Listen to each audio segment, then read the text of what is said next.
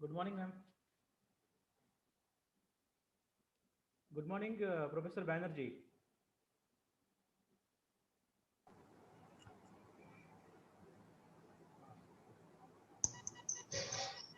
Good morning to all of you. Good morning. Good morning.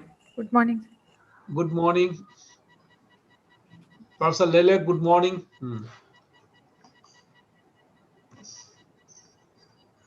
Madam, how are you? Okay. Ma'am, you are not audible.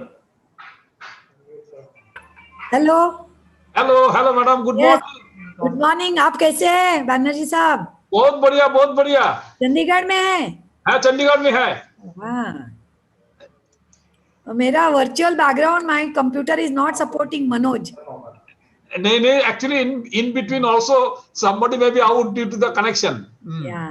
Yeah, that is all. Ganesh Barbilet, right? My computer is old like me, so it is not supporting all these modern 21st century things. No, you are not old at all. Conventional, traditional wisdom.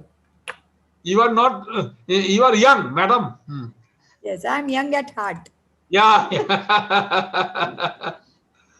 Okay. When Manoj told that I have to chair a session, I told that Didi has given that verdict, so I cannot say no. Yes. अरे आप दीदी बोलेगे तो किसी को ममता जी का ही नाम याद आएगा. ओ मैडम, उसका नाम मत लीजिए. अरे तो दिन खराब जाएगा.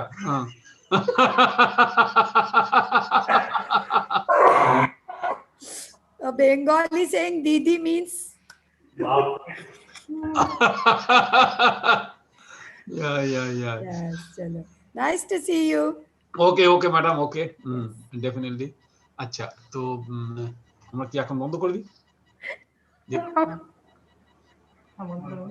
খাবারটা খেয়ে আসি নাকি? अनम्यूट कर दें. लाइव होने वाला है. मनोज, माझं प्रेझेंटेशन आहे ना तुमच्याकडे? Hello ma'am. प्रेझेंटेशन तुम्ही शेअर कराल माझं. It's about Jalna campus. Okay ma'am. Okay. तुम्ही जे पाठवलेलं तेच ना? येस. Yes ma'am. ओके. छोटसच आहे. ओके.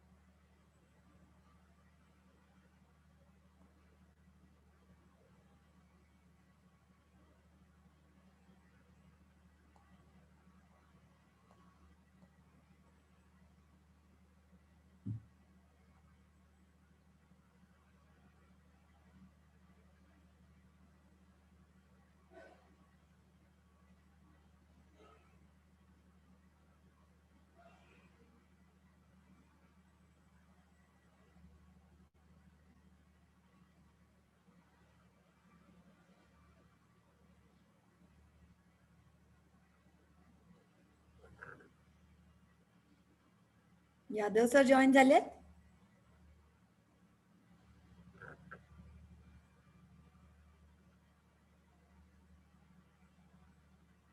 यादव सर जॉईन झाले?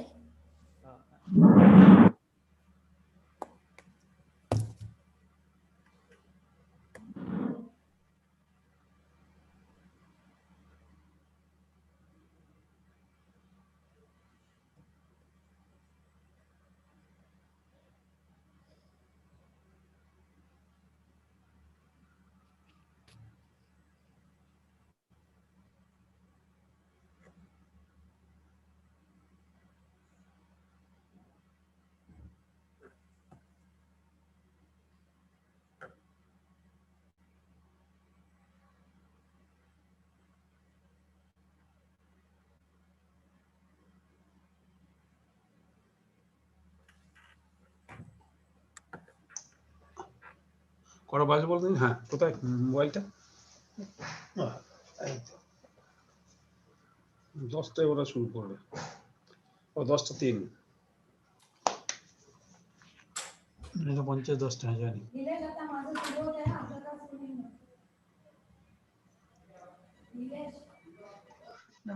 लाइटें चलेगी।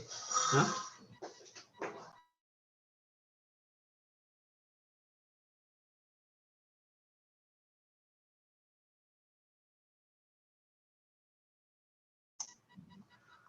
हाँ मैं तो उनको लाना है।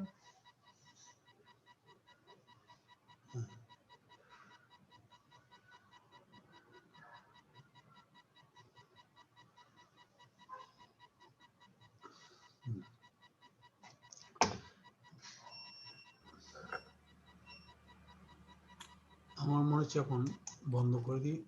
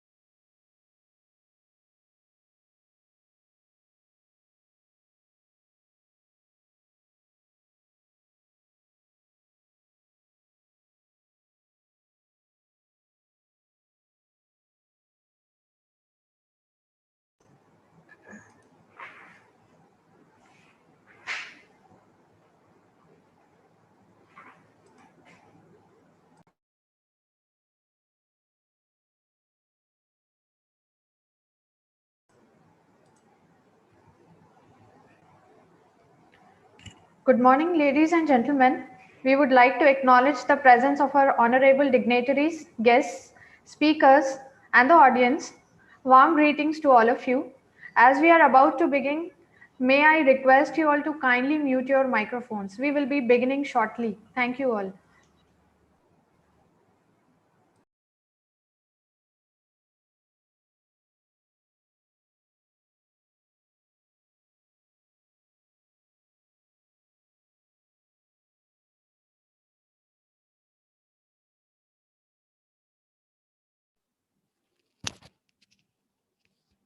Good morning, sir.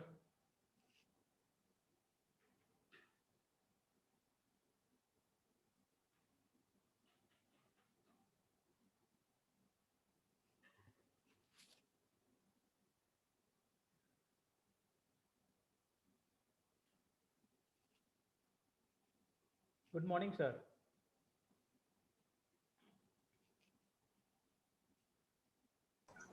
Good morning.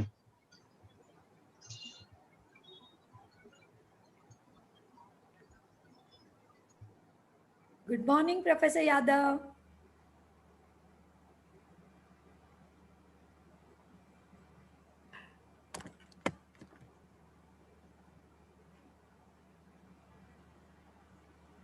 Good morning. Good morning. Yes, nice to see you. I'm happy to see all of you. Sir, our Sri Ganesha is being done by the Ganpati himself. Oh, that is nice to know. Just got it extempore, so I shared with Yes, you. I know. Many may not know sir's name is actually Ganpati. I think by now they should know it. No, because people call you Yogesh. Yeah, I know. That is true. They will always call you Yogesh. Good morning, sir. Good morning. Good morning. Sir is there. Sir. Sir, how are you? I'm very fine. Okay, sir. Your student is here, and we have very good collaborations with him, Sandeep Pawar. Oh, okay. So Yeah, he's your colleague. He's your colleague. actually, he's in Punjab University, EYPS. So he's just next door neighbor. Next neighbor. Okay. Next Yeah, door. yeah. Do you meet him sometimes? Yeah. We actually we are going to publish some chapters in the book, and then some of his students will be working in my lab, and my students will be going there. So lots very of good. Very good. lots of good collaborations are there. Yeah.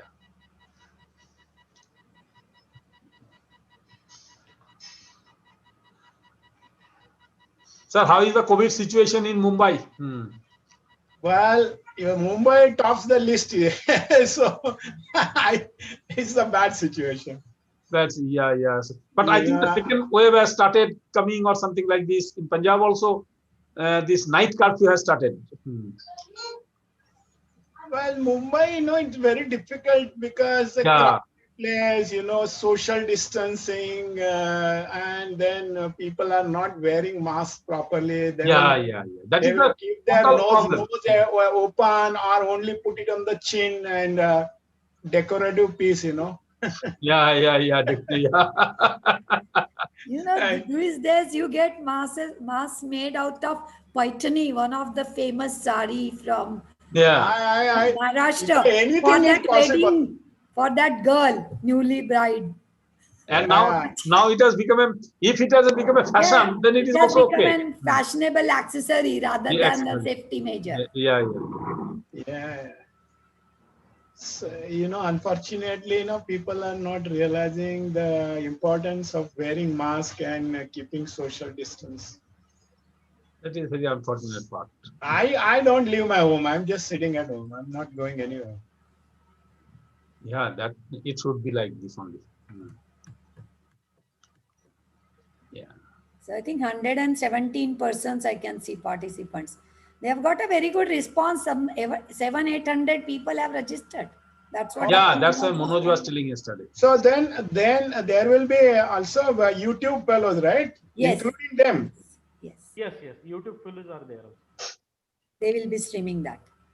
So Manoj, Ritika, should we start? Yes, ma'am. I think you should start now. We should start. Let the latecomers join. Because you have a packed session all the way up to 7:35. Yes, ma'am. Yes, ma'am. Once again, a very hearty good morning to all of you. On behalf of the organizing committee of ICT March, it gives me immense pleasure to welcome our Honorable Vice Chancellor ICT Mumbai, Professor Aniruddha Pandit, respected Director Professor Smita Lele, Padma Shri and former Vice Chancellor Professor G.D. Yadav, convener of today's virtual international conference, Professor Manoj Gawande, all the distinguished speakers, all respected faculty members, researchers, and my dear friends of science, technology, and innovation, to this two-day international conference on nanomaterials and sustainable applications 2020. I'm glad to inform you that it is the first of its kind here at ICT Marathwada campus. Thank you all for taking time out, being here today, and most importantly, keeping the scientific temperament high, especially during these adverse times. This two-day remarkable event will bring together national and international experts from R&D organizations, academic institutions, and industries to share ideas, experiences, make connections, and evaluate emerging opportunities, developments, and applications of nanomaterials in a myriad fields like energy conversion, storage, and environmental remediation methodologies. The aim is to create an environment that will foster innovations in areas of science and nanotechnology, leading to a more sustainable and greener future. It is occasions like this we get opportunities to test our knowledge and understanding. So let's gear up and look forward to get an exposure about what the best of brains bring forth to us. May I now invite the convener, Professor Manoj Gawande, to give insights to this two-day international conference. Good morning, everyone. On the behalf of ICT March, I welcome you all. Honorable Professor Pandit, Vice Chancellor, ICT Mumbai, respected Professor Lele, Director, ICT March, Padma Shri Professor Yadav, former Vice Chancellor ICT Mumbai, Professor Banerjee, and all my dear friends. It gives me great pleasure to welcome you all for the first international conference on nanomaterials and sustainable applications, organized by ICT March campus, which is commencing from today and tomorrow by virtual mode, and it will also live streaming on YouTube. During this COVID-19 pandemic situation, virtual conferences are the booster dose of energy and knowledge. It is well known that world energy demand ever increases day by day due to the fast growing population and consumption of fossil fuels. To overcome the energy crisis, the production and design and development of nanomaterials for energy is the need for the new world. Sustainability, environment, and profitability always take care of while designing any kind of applied nanomaterials in view of future perspectives. The use of nanotechnology to develop a nanomaterials for sustainable energy production schemes is one of the most important scientific challenges in 21st century. Advances in nanomaterials is an emerging platform to improve the meet the challenges in the field of energy, sustainable organic chemistry, environment, and healthcare. Nanomaterials ranging from polymers, semiconductors, crystals, and nanoparticles have gained importance as a third area of research and development due to their unique electrical, optical, and magnetic properties. Nanomaterial sciences comprise theoretical and experimental aspects of chemistry, engineering, engineering, physics, nanotechnology, and biology.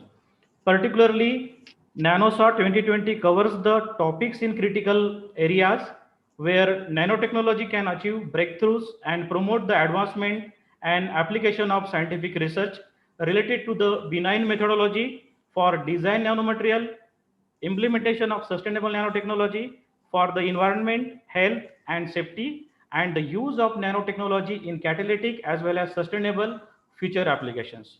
This conference of sustainable applications will be multidimensional forum for discussion and deliberation on bridging the gap between fundamental laboratory research and industrial applications. NANO-SA 2020 is an interdisciplinary platform for undergraduates, postgraduate, PhD students, and researchers to gain the knowledge about the current aspects, the field of advanced nanomaterials, and sustainable technology for greener future. This event allowed the participant, including young scientists, to familiarize with the current research and application problems in this area, thus to promote further implementation of nanotechnology into innovation according to the social needs. This virtual NANO-SA 2020 conference provides unique opportunity for the participant to know all ongoing strategies in nanomaterials arena by attending the lectures of prominent speakers in the field. These 2 days international conference contributes 12 incredible talks on newly designed advanced materials and sustainable applications. This conference includes an inaugural lecture by Padma Shri Professor G.D. Yadav, followed by invited talks of eminent personalities from around the world. Other lectures covers all the aspects of synthesis and characterizations of nanomaterials and nanotechnology and their application in energy conversion, nanocatalyzed organic transformation, industrial applications, carbon capture, CO2 conversion, environmental remediation, and sustainable applications. It will be great opportunity for the interaction and collaboration between academia and industry to extend the lab and pilot scale research in the nanomaterials to develop into the innovative and cutting edge technology for real deployment and solutions. It is great to have some world-based scientific minds here in the live session to share the knowledge in the field, consider the technology for the future. Also, I am pleased to share that we have received more than 900 plus registration from 23 different countries. Finally, I would like to thank Lele Madam for her support, motivation, and guidance. Thank you, ma'am, for everything. I am sure that you will have fruitful and rewarding exchanges in this 2 days conference. I wish you every success with this important conference, and I look forward learning about the outcome. Thank you so much. Thank you, sir. May I now invite your director, Madam, Professor Smita Lele, to give the welcome address on today's work. Namaste. Good morning, everyone. Am I audible? Because of COVID, now everything has changed. There is a new reference, new normal for our life. And maybe one of the reason why we are having this today's conference on such an important topic of nano as well as sustainability, we could have this virtual conference, and where we could have such a large number of audience. So that is the good part of COVID, that in actual physical conference, never so many of us could have come together at one geographical location. So it gives me an immense pleasure to welcome all of you for this first of its kind, the NANO-SA conference, which our Dr. Manoj Gawande has taken a lead and organized. Now, I'm not really going to talk about the nano part. My speech is going to be really nano, because I'm going to restrict myself to welcome all of you and give little information about this young, new off campus of ICT Mumbai, which is now in ICT Jalna, Marathwada, an interior part of Maharashtra state. So, first of all, let me formally welcome all the speakers. Professor Yadav has already joined. All the chairman, Dr. UC Banerjee, the chairman for first session, is already there. Then all other speakers who have joined, or some are likely to join in next 2 days, and our own beloved Vice Chancellor, Professor Pandit, who is here, and all the audience and my colleagues. Now, let me give you some glimpses of only Marathwada campus, because I am sure that our Vice Chancellor, Professor Aniruddha Pandit, is really going to talk more about ICT, earlier known as UDCT, which has a glorious history of 85 years, and almost all of us really feel that it's our mother institute, and we are nothing if we were not part of this institute. So let me just talk about ICT Mumbai's Marathwada campus at Jalna. We fondly make an abbreviation as MARJ, M-A-R-J, Marathwada and Jalna. And although we are only 2 years old, I think we have got a wonderful team of about more than a dozen teachers, more than 24 PhD fellows, and about 150 undergraduate students. And it's almost like an extended family, and we could do a lot of things just in a short span of 2 years. So a little bit about our alma mater, Institute of Chemical Technology, established in 1933 as a part of then Bombay University, later called Mumbai University. It was just a department, but you see the word CT, that is chemical technology. So just like a benzene ring, all our activities are always around chemistry. And if you think fundamentally, our life minus chemistry is nothing, because even biology will not come into picture unless there is the first chemistry, hydrogen, oxygen, water, ammonia, methane, and then all the food chain and bacteria and all. So our whole life is full of chemistry, and maybe this line my youngsters will like. That's why perhaps even in Bollywood, they always say that the chemistry of hero, heroine is matching. And so ICT, UDCT, UICT was always around CT, chemical technology, but we are not restricted only to chemistry, because everything in life is touched by chemistry. So we do have so many other chemical technologies. Anna Vastra Nivara, that is the fundamental needs. So we work in food, we work in textile, we work in pigments, we work in, of course, pharmaceutical drugs, very, very important. All this has a base of chemical engineering, and we are also in biotech, energy, materials, you name it, and we are trying to give our share in that. Next. Next slide, please. Yeah. So the Jalna campus was established 2 years back And we were really lucky to have a large piece of land, 203 acres, which was made available to us by the state government of Maharashtra. Because please note, we are a state university. Most of us think that we are national or even more than that, because of we are a very tiny, powerful group of people with fantastic students and support staff, that we could make some impression on the canvas of industry of India and on science and technology globally in this chemical technology field. So our main restriction in Mumbai was not having sufficient space. Yeah, you can go to next. Yeah, next. So we were lucky that we got 203 acres, and then CM Fadnavis ji really did this project in less than 2 years. So from the day we had our foundation stone laying, within 2 months, we could admit students for the first of its kind program, integrated masters in chemical technology.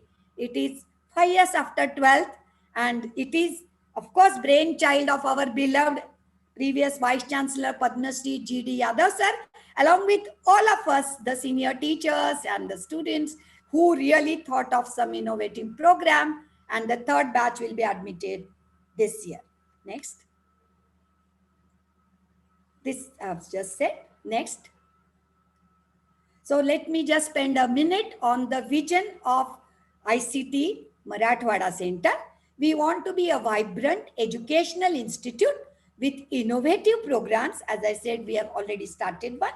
Research culture in the field of chemical and allied sciences. And how do we achieve our vision? So next is our mission statement. So mainly, can I have the mission statement? Yeah.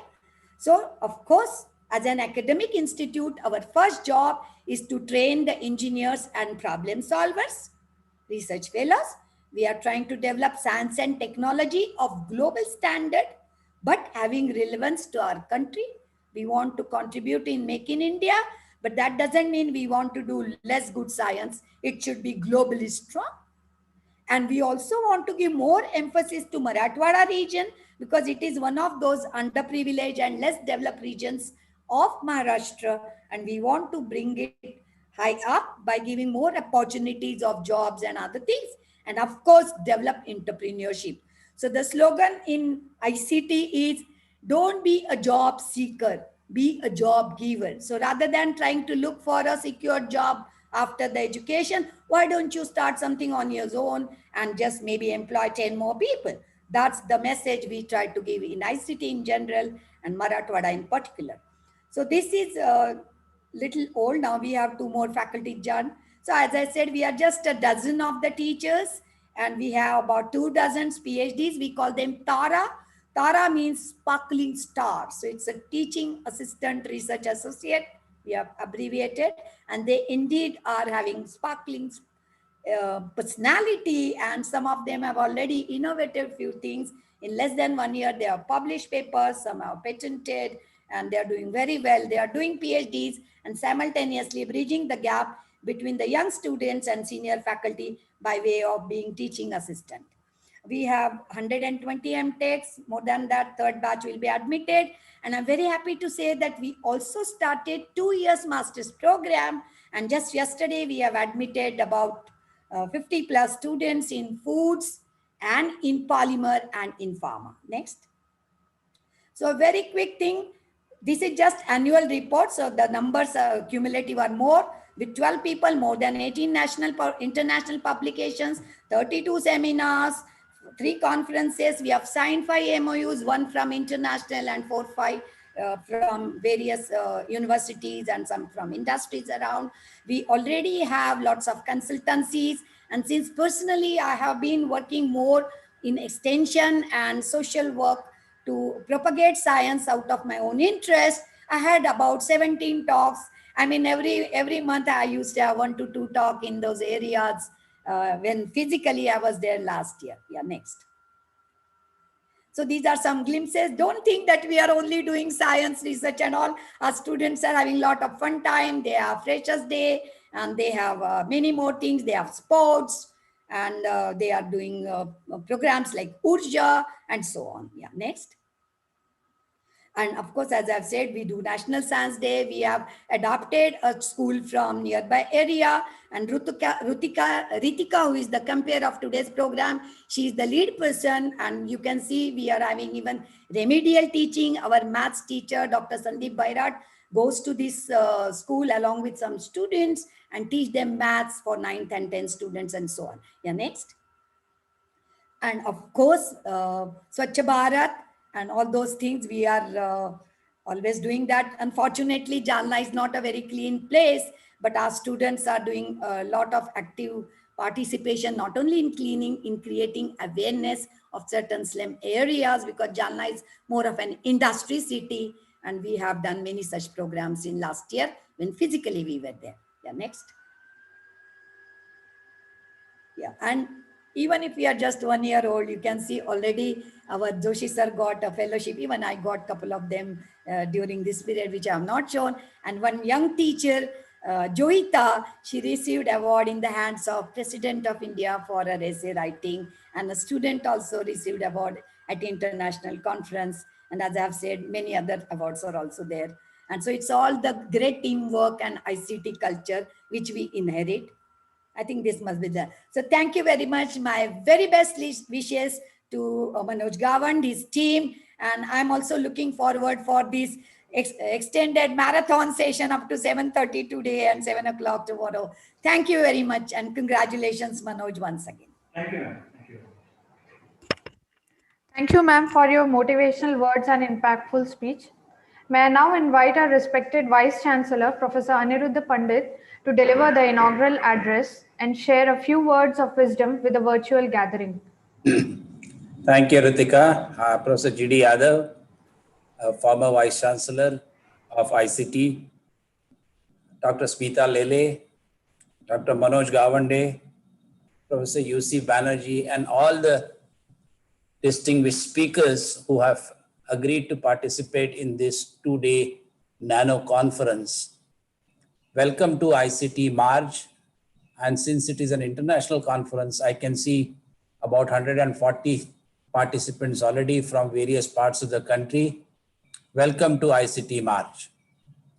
As requested by Professor Lele, that I should talk something about ICT to begin with, and then I'll probably talk about the orientation and the objective of this particular conference. You all know that ICT was formed in 1933 with the support and intention of the local industrialists at that point of time. Mumbai at that point of time was full of textile mills, and it was thought that to keep these textile industry sustained, it is necessary for us to have a creation of a good manpower to be able to bring in innovation and sustainability in the area of textile processing and textiles. As a result of which, ICT started with only 2 courses. First was chemical engineering, and second was textile technology, textile chemistry and technology. Subsequently, as was realized that nearby Mumbai, many industries have started coming up. So it was felt necessary that we should also add other chemical sciences, and that is how foods, pharma, polymers, paints, oleochemicals, dyes, and intermediates, these courses started in due course of time.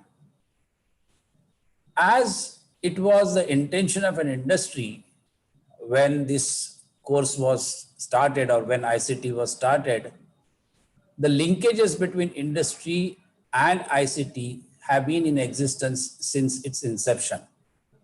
At the same time, the early people who were associated with the industry understood the importance of research at that point of time. It wasn't just a degree college producing engineers who were looking for employment, but they also addressed the issue of innovation and research as a part of the mission and vision of ICT in 1933. You'll be happy to know that the first 4 PhDs in engineering and technology in India came from ICT in the early 40s. Because initially it started in 1933. In 1943, the current building where ICT is housed was occupied. The point which I'm trying to make out here in terms of ICT's start as well as growth, ICT has always been considered as a model institute where academia, industry, and social relevance of research are perfectly matched. So the faculty which teaches also involves itself in consultancy, solving industrial problems. And these, in the process of solving industrial problems, the faculty also learn the practicality of the application of chemical sciences. And these practical applications are actually utilized as live examples during their teaching. So the teaching which happens in ICT, and the same thing has continued in ICT March, not only addresses the subject as given in the book, but in addition to that, the subject also addresses its possible application, its possible orientation in terms of extending its application based on the fundamental and basic sciences. ICT has been recognized in terms of national ranking in institutional framework, NIRF ranking. It has also been recognized by Times Higher Education. In fact, day for yesterday, it was ranked 155th in QS ranking of world from Singapore. So ICT has been recognized world over, and ICT students after graduation, at least 50% of them go out to do their masters and PhDs, and 50% are absorbed in industry before they actually get their degree in hand. There is very rarely a situation where people have to beg for jobs. People have job offers before they graduate. The innovative program, which is started in ICT March and simultaneously in Bhubaneswar, we have purposely chosen 2 areas which were not so well developed, as a result of which we thought of undertaking like adopting these areas and starting ICT's campuses where we will be able to share these expertise which exist in ICT nationally. So ICT March campus and ICT Bhubaneswar campus are actually extensional activity of ICT Mumbai, similar to what Professor Lele talked about extensional activity of in Jalna. She has been going to various schools, various colleges, giving lectures and making them aware of the applications of chemical sciences and the possibilities of chemical sciences. The innovative course, which is a trimester pattern, involves a significant quantum of industrial internship. Now, this clearly indicates that by the time the students who would graduate from ICT March as well as ICT Bhubaneswar, and this graduation is a dual degree, master's degree in chemical engineering and bachelor's degree in a specific branch of chemical sciences, be it pharma, be it polymers, be it foods, so on and so forth, are industry ready. At the same time, because of their industrial internship, they have identified possible opportunities for starting their own industries. And as correctly pointed out by Professor Smita Lele, rather than looking for a job, we are hoping that our graduates coming from these integrated master's course will be job creators and job givers rather than job seekers. So entrepreneurship activity is indeed in the DNA of ICT, as you would find that ICT has produced more than 500 first generation entrepreneurs contributing to a significant amount to the gross domestic product of India. In fact, the recent survey which was conducted by the Niti Aayog, it was estimated that ICT contributes almost ICT alumni has been contributing to the tune of 8% of the GDP. A single institute contributing to this level to the GDP is indeed astounding, and we all must be extremely proud of our achievements. At the same time, we cannot be sitting on our laurels and expect things to come our way. The world is becoming extremely competitive. There are always, if you sit on your laurels and don't do anything, there are always going to be people who will grab whatever is due to you. So it is necessary for us to be innovative all the time, progressive all the time, introducing new courses, introducing new areas for research as well as in teaching, so that our graduates are on par with the best of the people or best of the graduates coming from not only our country, but internationally. Coming back to this area of nano science or nanotechnology for sustainable applications, NANO-SA, as coined by Dr. Gawande, I see the list covers typically the areas which any nanotechnology conference starts. But the area of sustainable application is the twist to this. The area of nanoscience, nanotechnology, and biotechnology has pervaded our world tremendously. Everywhere you see that there are some biotechnological applications and some applications involving nanoscience and nanotechnology. Now, similar to biotechnology, which involves studies with life sciences and converting these life sciences related activity in the form of engineering approach, or doing quantitative biological chemistry or biotechnology, nanoscience or nanotechnology also has huge applications in biotechnology as well.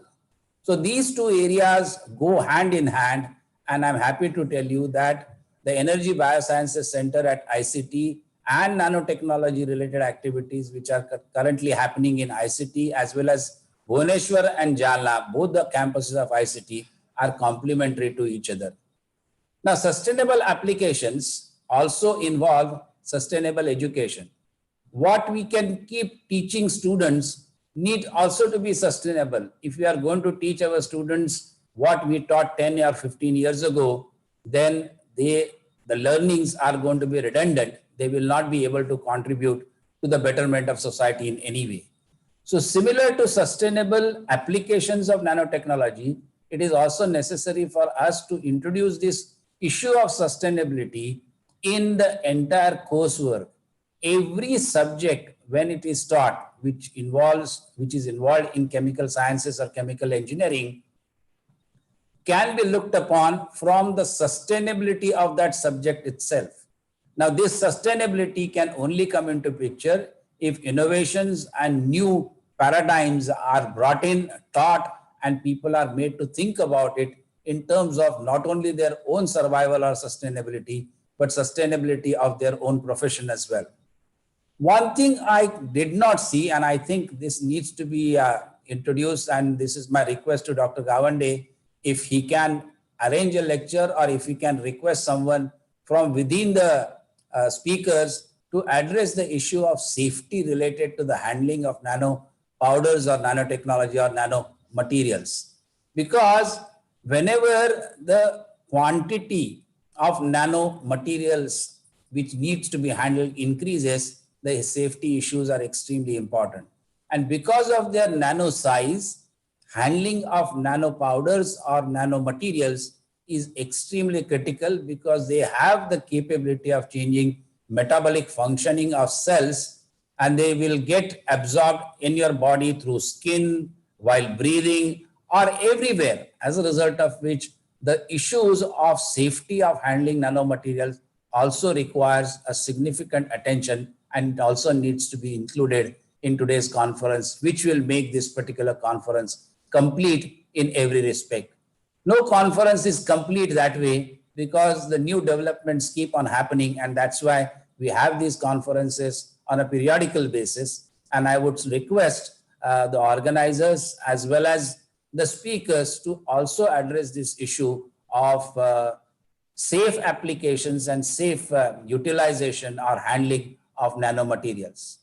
I would like to compliment the speakers as well as the organizers of this particular conference, and I'm very happy to see more than 150 participants already participating in this particular conference, two-day conference of NANO-SA, and my compliments and best wishes. And I'm sure the opening batsman, Professor Yadav, will open up the entire area of nanoscience, nanotechnology for you to have a huge range of applications which you can think of and work or use in your own research area. Thank you very much for giving me the opportunity to address you, and all the very best, and enjoy as well as learn over the next 2 days. Thank you very much. Thank you, sir. Thank you, sir, for enlightening us with your inspirational and insightful speech. So before we dive into the technical sessions, this information is for the audience that we will be running the question and answer session at the end of every lecture. For this, we will enable the chat box throughout every talk. So if you have any questions, you have to post them directly or privately to the respective session chair only and not to anybody else. Please keep that in mind. Also, we will be sending around the link of the conference recording when it is available with us. So before we finally kickstart, there is an update for all the chairpersons and speakers. Every talk is of 55 minutes duration, 45 minutes for the talk and 10 minutes for the question answer session. So it is kindly requested to all the speakers to keep the track of time. Also, the audience have to pose the questions directly to the chair of the respective sessions using the chat option.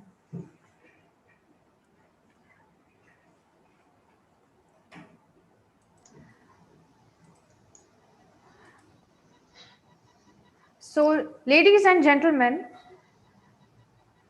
it is our privilege to have with us Professor UC Banerjee from Naipur, Mohali to formally begin and chair the session 1. Professor UC Banerjee is affiliated to Department of Pharmaceutical Education, National Institute of Pharmaceutical Education and Research, where he is currently working as professor and head. He has authored and co-authored several national and international publications and is also working as a reviewer for reputed professional journals. Professor UC Banerjee is having an active association with different societies and academies around the globe. Professor Banerjee has made his mark in the scientific community with the contributions and wide recognition from honorable subjects, experts around the world. He has received several awards for the contributions to the scientific community. Professor Banerjee's major research interests involve biochemical engineering, fermentation technology, scale-up of biochemical processes, environmental biotechnology, and downstream processing and biocatalysis. May I now invite Professor Banerjee to carry forward the session 1. So ladies and gentlemen, please lend your ears to and put your hands together for Professor Banerjee. Over to you, sir. Thank you. Okay. Good morning to all of you. Hello. Yeah. Good morning to all of you. Good morning, sir. Yes. Now we have the two honorable speakers, Professor Jadhav and Professor Abhishek De, in this session.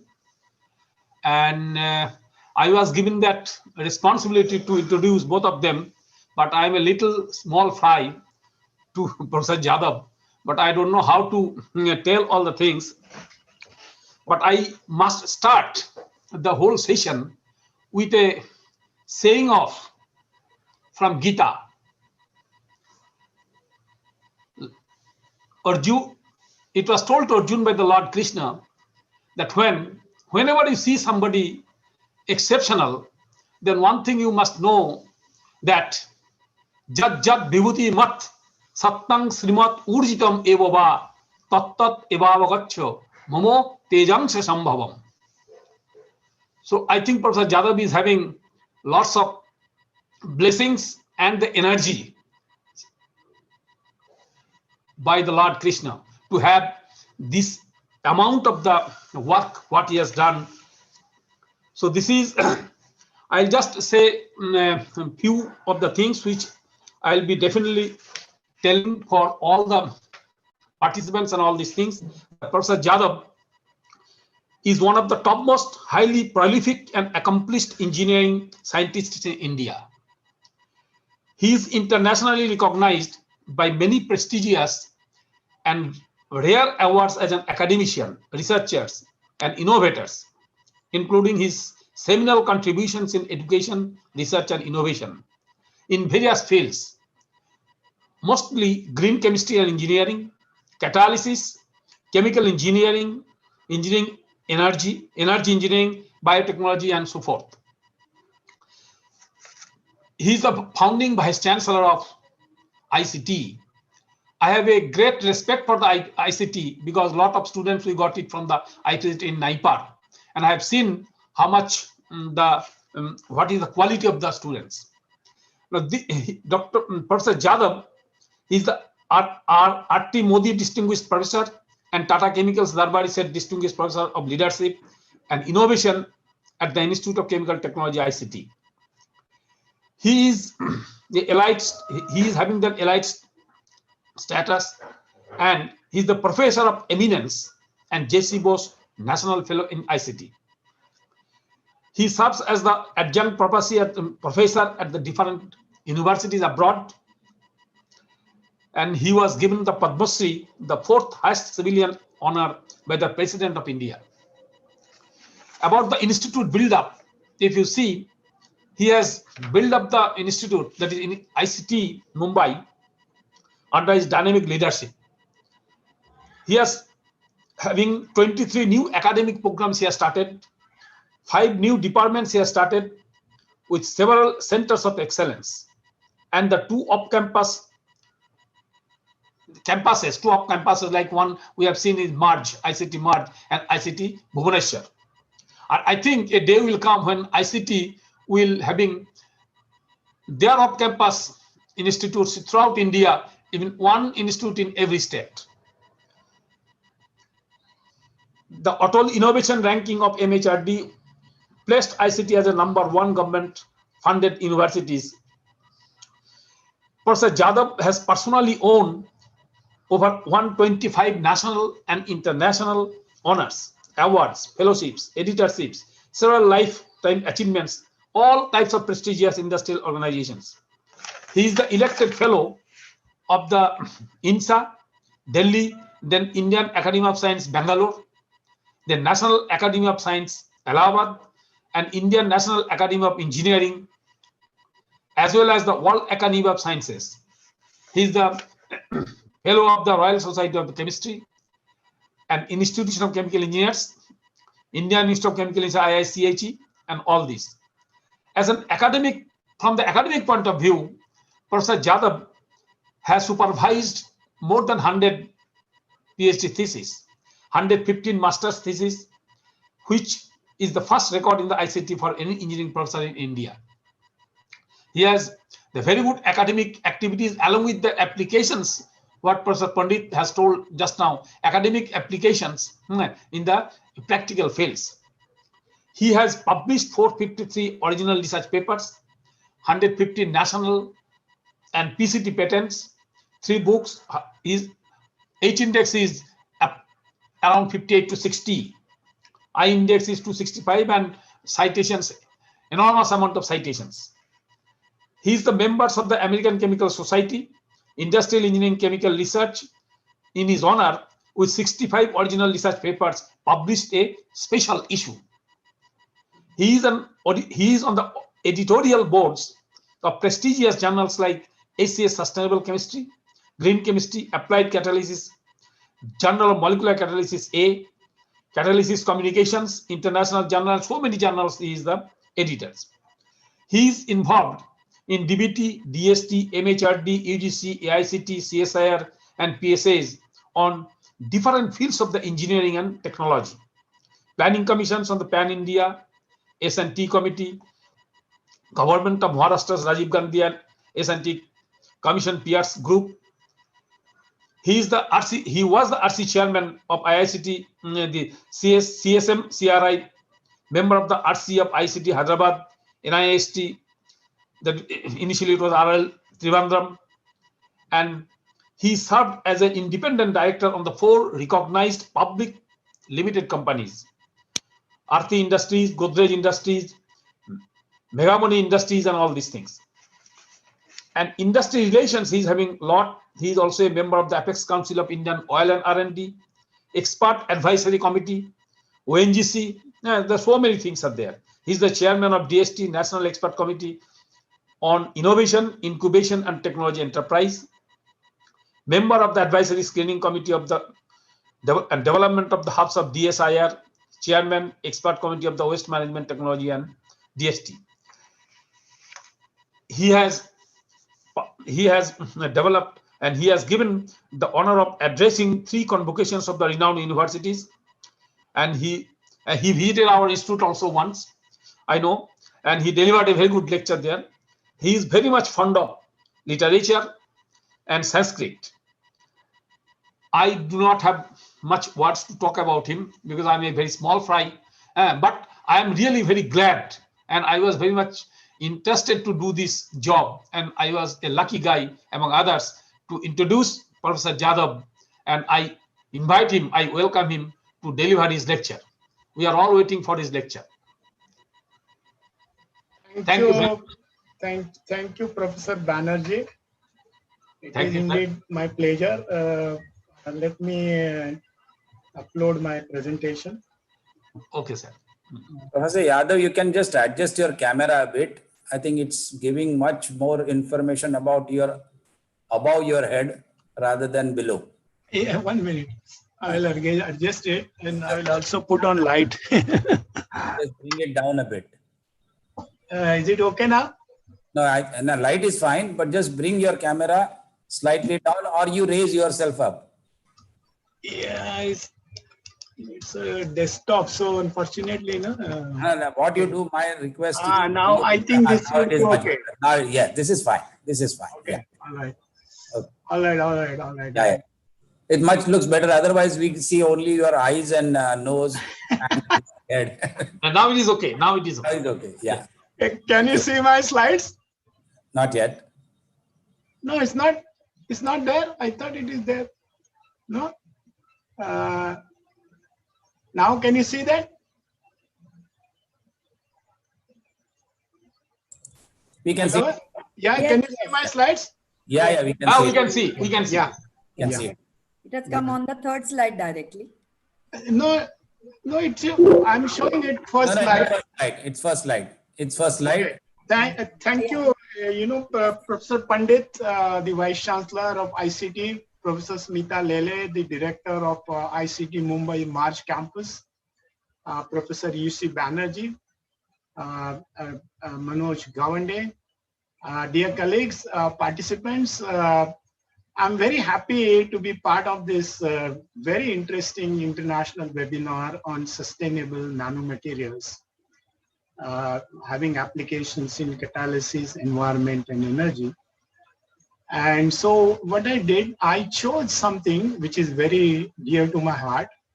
And I thought I should talk on the production of energy and materials, including nanomaterials, in the new world from the viewpoints of sustainability, environment, and profitability. At the very beginning, I must compliment Professor Smita Lele for organizing this particular webinar along with Manoj Gawande. As usual, she was very forceful, and I'm very happy that Marge has done exceedingly well, and we are proud of it. And I'm particularly proud of it because I know the birth of that particular off-campus and what happened. So, ladies and gentlemen, in today's world, we have this new trinity, like our Brahma, Vishnu, Mahesh: change, challenge, and opportunity. And in the word challenge, that word change is also there. That means challenge and change are come together, and they provide opportunity. And this is what has been taught to us by this COVID. And it is said that, the way in which we are doing business these days is totally changed. Last year, these days, we never imagined that we could be having this kind of conversation. And so like the butterfly change, and in fact, why I've chosen butterfly, because butterfly there is no pigment in that wing of this butterfly. It is all structures, nanostructures, and the diffraction creates these different colors. It's so beautiful, and that is why butterfly changes its color. And so, you know, for example, you are constrained in a place like this fish in this tank, overcrowded, you have to go to another place. But at the same time, there is a risk associated with this. And you jump from one place to another, there is a likelihood of you falling between these two pots. The fish has to know that and take a calculated risk. And that risk we take every time. We know that in our life, we take risk. So obviously, so we are living in a VUCA world, that is volatile, uncertain, complex, and ambiguous world. And of course, we need material and energy in every form to survive and progress. And never have so many compelling technological problems have occupied positions of prominence in our system of values. And everything happens, you know, something happens every moment and poses a new challenge. And the coronavirus has changed everything, the way we think, live, meet, behave, congregate, or rejoice. None of this was imagined a year ago. Constantly on our minds is the fear of the unknown and the uncertain future in every human activity. An invisible virus has held the world to the ransom with devastating effect. The mightiest of the rulers have been humbled, no matter what weapons and facilities they possess. And we know that we don't have to go beyond, you know, we know what is happening. Obviously, you know, the applications of nanoparticles and materials, and I'm going to talk a little bit about our work related to hydrogen, okay, and how hydrogen economy, why government of India should adopt hydrogen economy. I've been propagating this. In fact, I have written to the powers. And so renewable energy and all those things. I'm going to talk something. So what was the COVID fallout? So energy scenario across the globe has become topsy-turvy. Negative price of the crude oil, to be precise, on 10th of April was unimagined. And so it has a different connotation. What it means that the production of oil was so much that there was no place to store it, and therefore you have to pay for it. That is what it means. So bafflingly it happened, and slowly it recovered to another low. And the so-called Brent crude oil spot prices averaged about $18 per barrel that time. And unless they rise to 45 barrels, some pundits say that it should rise to about $60 per barrel, then only the industry will be viable.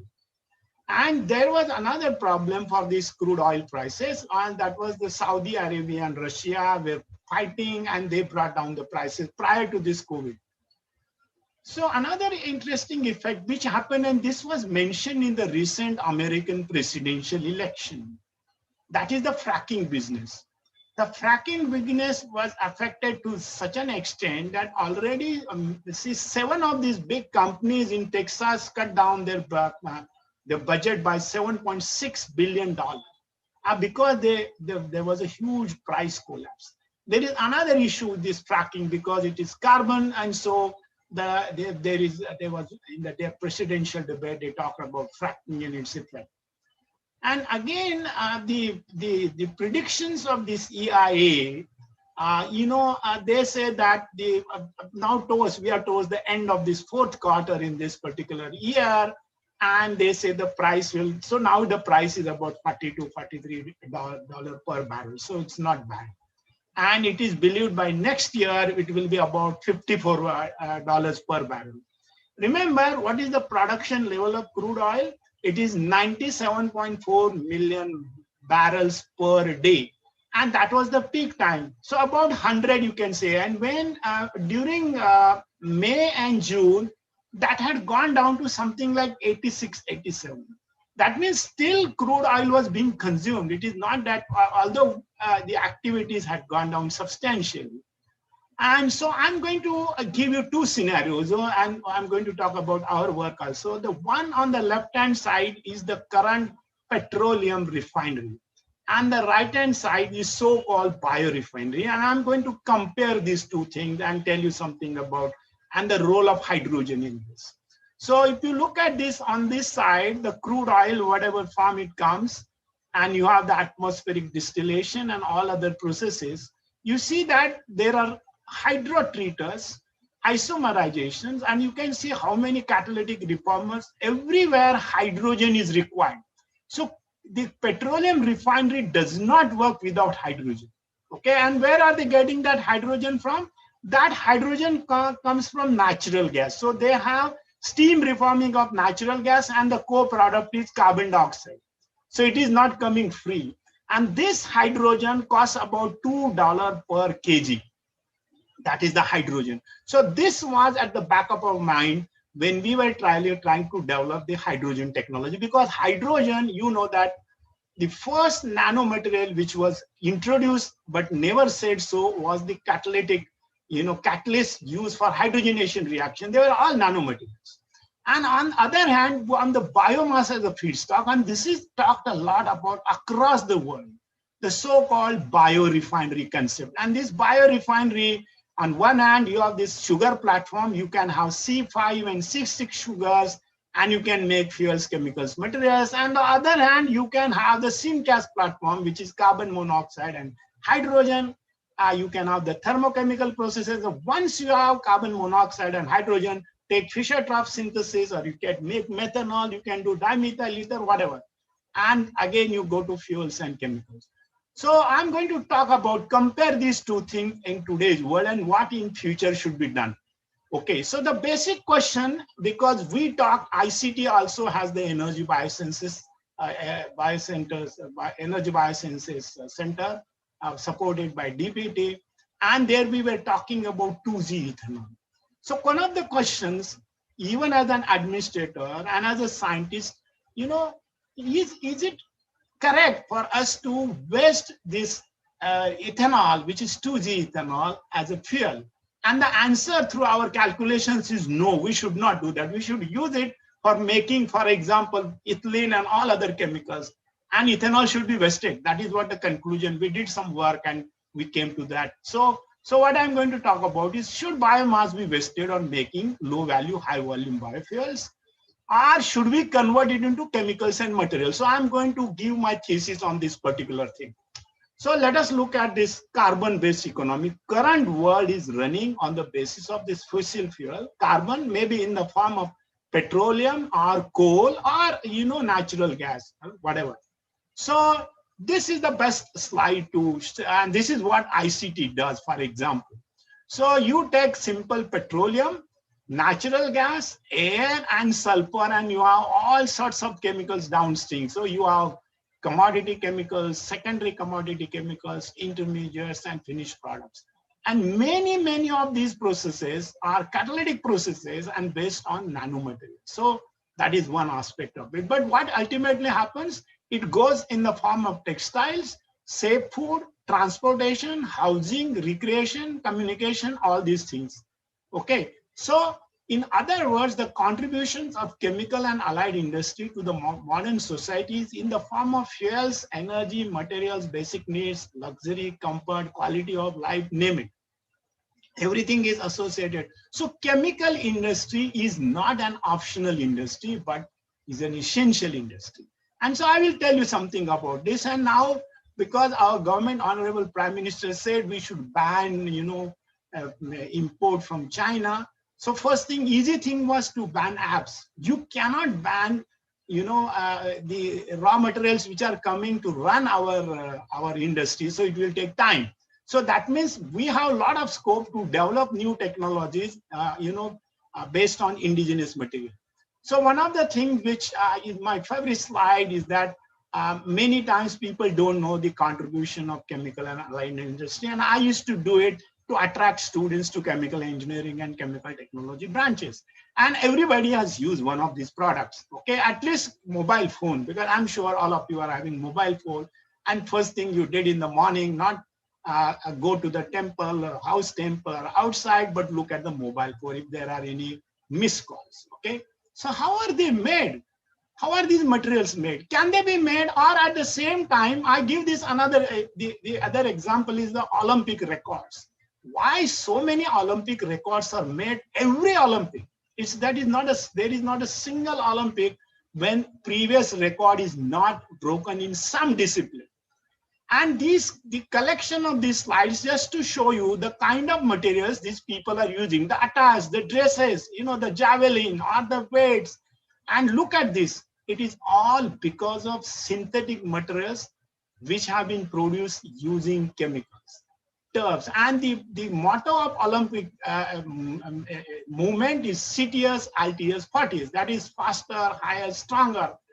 All of these things are based on that. They have got the best of the carbon fiber, CNTs and whatnot. Okay, so look at those things, and some of the things you just question this: how are they made? What are the materials? Polymers, synthetic textiles, which are they are using, which they do not. You don't perspire. Okay, you feel comfortable even in scorching heat. Or sometimes, you need the drugs and colors and pigments. The drug has two different kind of connotations. Somebody might be using that drug to increase personal strength, but that is not correct. But even otherwise, perfumes, rubbers, elastomers, name it, including the rackets and ball, the water and beverages. Is it possible without the contribution of chemical industry? And some of you might be wearing now the mask, okay? What is that mask, or the so-called PPE? Or you are sitting in the office using nice, furniture, the mobile phone, or a computer, and the chair and whatnot. So, can you show any 3 man-made materials or products without the use of chemicals? Answer is simply no. But the general public doesn't know this, so we have to propagate this idea. And if you can suggest this, I have a prize for you. There is a prize of 100 million pounds waiting for since 2008. Nobody has come and said that there is a single material, any material which can be made without using chemicals. So that means chemicals are so important. So chemicals, materials, and energy. So why, I'm just going to give you some interesting facts that the attributes that perhaps most distinguishes chemistry from the rest of the sciences is the ability of chemists to control the structure of matter at the molecule level, from complex natural products like vancomycin to nanoparticles and whole genomes. And chemists do that, and the chemical engineers will scale up these processes to make them profitable and eco-friendly. So that is the beauty of this chemistry and chemical engineering. But chemistry has changed, and how it has changed. So earlier chemistry will always look at structure, but now it has shifted from structure to function. And therefore, chemists will have to develop better strategies to efficiently generate molecules and system of molecules with desired physical, chemical, biological, and electrical properties in order to meet the chemical, material, biomedical, energy, and environmental needs of the future. So since I am talking on the theme of energy, let me give you some statistics to place you in the proper perspective.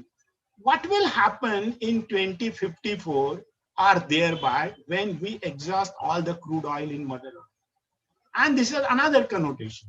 And that is the Paris Accord or Paris Agreement of 2015, where the nations of the world, excluding United States, decided that they should sign an agreement to contain the climate change, and the temperature should not be more than 2 degrees, preferably less than 1.5 degrees.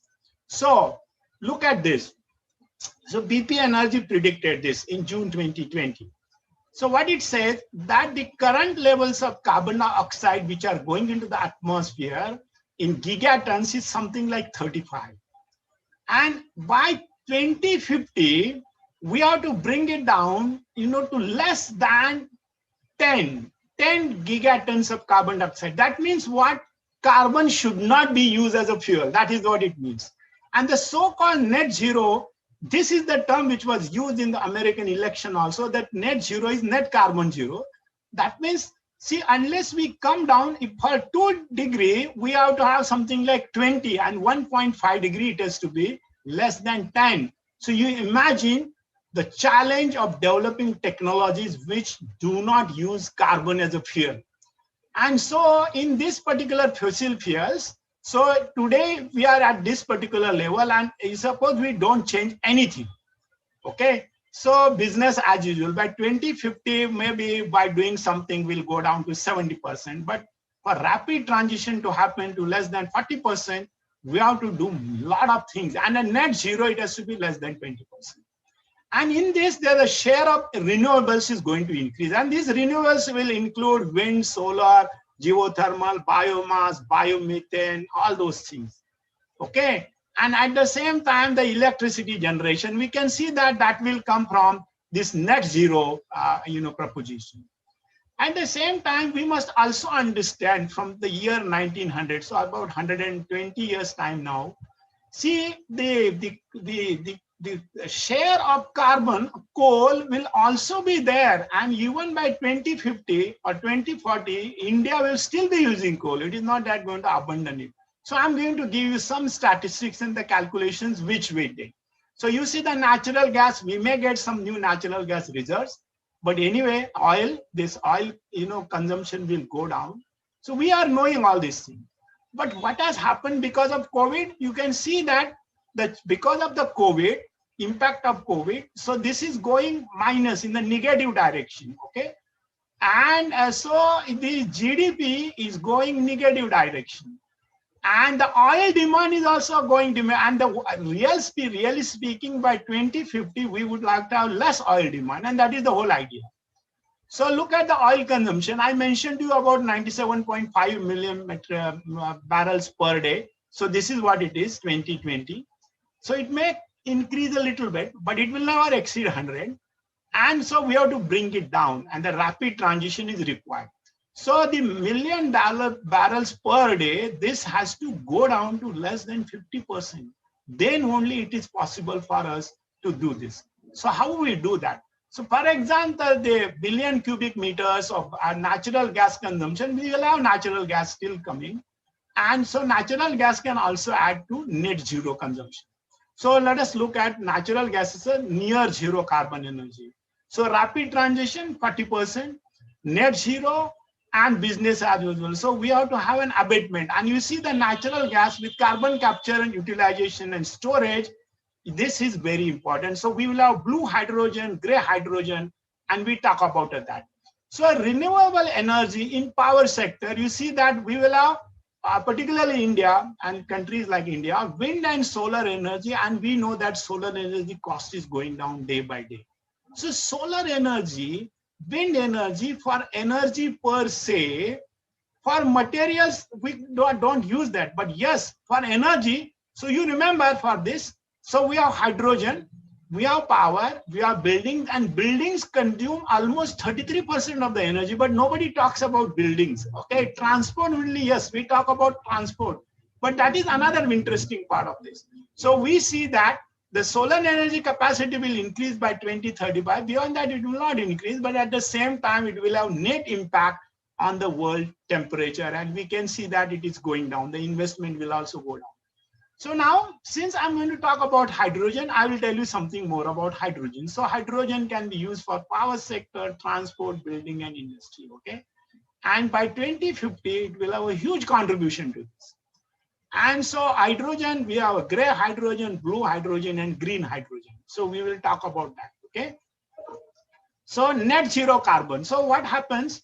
Suppose we need more energy and it is based on carbon, more carbon dioxide will come out. So the primary energy source. On the contrary, suppose we have less carbon dioxide, we substitute by other renewable non-carbon based energy sources, this carbon dioxide will go down, and that should be the target. So dual challenge. So the world energy scenario, you look at the solar, wind, hydrothermal, nuclear, hydroelectric rather, nuclear, gas, and coal. So coal will still be part of our energy by 2050. And so what it means, whether the carbon is coming from fossil fuels or biofuels, there is a need to carbon dioxide into fuel. So tomorrow's refinery will be literally carbon dioxide refineries and not the crude refinery. So we have to be prepared. And in the carbon dioxide refinery, hydrogen is going to play a very, very important role because we can make all sorts of chemicals and materials.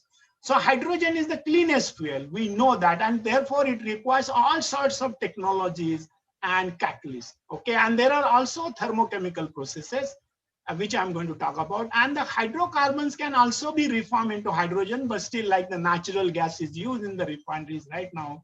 But the co-product carbon monoxide and carbon dioxide need to be utilized. So now let us come to the temperature of the globe and how it is related to energy and materials. Today, the carbon dioxide ppm in the atmosphere is about 410. This is the January value. It might have gone down a bit, but not more. And suppose we don't do anything, continue doing this thing, the temperature, the ppm of the carbon dioxide in atmosphere by the year 2050 will be about, it will be 2000, and that will be disastrous. In fact, it will sink many of the coastal cities underwater. So this is not desirable. That means we need technological interventions. So what happens? And the temperature by that time, it will rise about 8 degrees C. So we cannot afford, and our target is less than 1.5 degrees C. And as I told you already that we have to bring down the carbon in the atmosphere. That means carbon-based fuels to less than 10 gigatons. Okay. So what are these carbon sources? We have non-renewable and fossil fuel and the renewable biomass. And you see that we have natural oil and natural gas and the coal. So what are the new technologies which are being used? In the new finds of oil and natural gas, we talk about gas to liquid. And nowadays we are talking about crude to chemicals. In fact, companies like Reliance have even announced these plans. And you see coal, because coal should be used and still it will be used. For example, coal to olefins, or coal to methane, or coal to chemicals is another interesting idea. So coal to gas and coal to liquid. And on the other side, biomass. So you have chemical conversion, biochemical conversion, and thermochemical conversion. So there is a direct chemical conversion of biomass. Once again, hydrogen plays a very important role in this. Or you have fermentation and enzymatic conversion, or you go from biomass to gas or biomass to liquid. So no matter what you do, carbon will end up as carbon dioxide, and it will add to the global warming. You have to reduce it. So this we have discussed in one of our papers, which we published on 21st of September this year. There are 1,300 downloads for this paper till yesterday. So you can imagine, and it is talking about the policy of the governments of the world. It is not just India. We are talking about the policy of the government of the world. So what it means, you are in a petroleum-based industry, you have carbon dioxide, and we know all these cycle over. And the bio-based industry, so-called carbon zero or net zero industry, again, what it means, the carbon dioxide has to be valorized. And how do you valorize carbon dioxide? Okay, because energy and environment are intimately connected, and I already talked about the 410 ppm carbon dioxide. In the year 1750, it was about 260. That means we have almost, taken it by 1.8 times. So how do we do that? So I will tell you something which people, nowadays we talk about biomass and 2G and 3G and whatnot. Actually, the real thing started where biomass was used this is called the whale. This is called oil rigs. We have given the historical perspective of this in our article. So what early society did, that they used to capture whale and they use the whale oil from the blubber to make oil lamps and soap. So this is one of the places in North America, Texas. You can see that how they are cutting and this is how they were doing it. And it was done to a degree where there was extinction of these whales. Sons of people were worried, but thanks are due to the great friend Edwin Drake, and I will enlarge this slide. So you can see by 1859, the birth of oil industry, Edwin Drake, he drilled the first oil well in Titusville in Pennsylvania. And that changed the history of mankind. And this is how our carbon-based economy took a shot in the arm. And see, this is about 1860. And you see during what time, what they were doing, they did not know what to do with the so-called gasoline or petrol. It was literally poured down the drain. Only part they used to make use of was kerosene. So now it may be a laughable thing, but they literally did it. And thanks are due to Henry Ford. When he introduced this Ford vehicle, that time only they found use for petrol or gasoline. And as they say, the rest is history. Literally things happen. And during 1910s and 1920s, there was a great process evolution. And the crude was cracked. Initially, it was thermally cracked, and it was catalytic cracking, where they use the catalyst silica and alumina, and that changed the history of this oil industry and the history of the globe.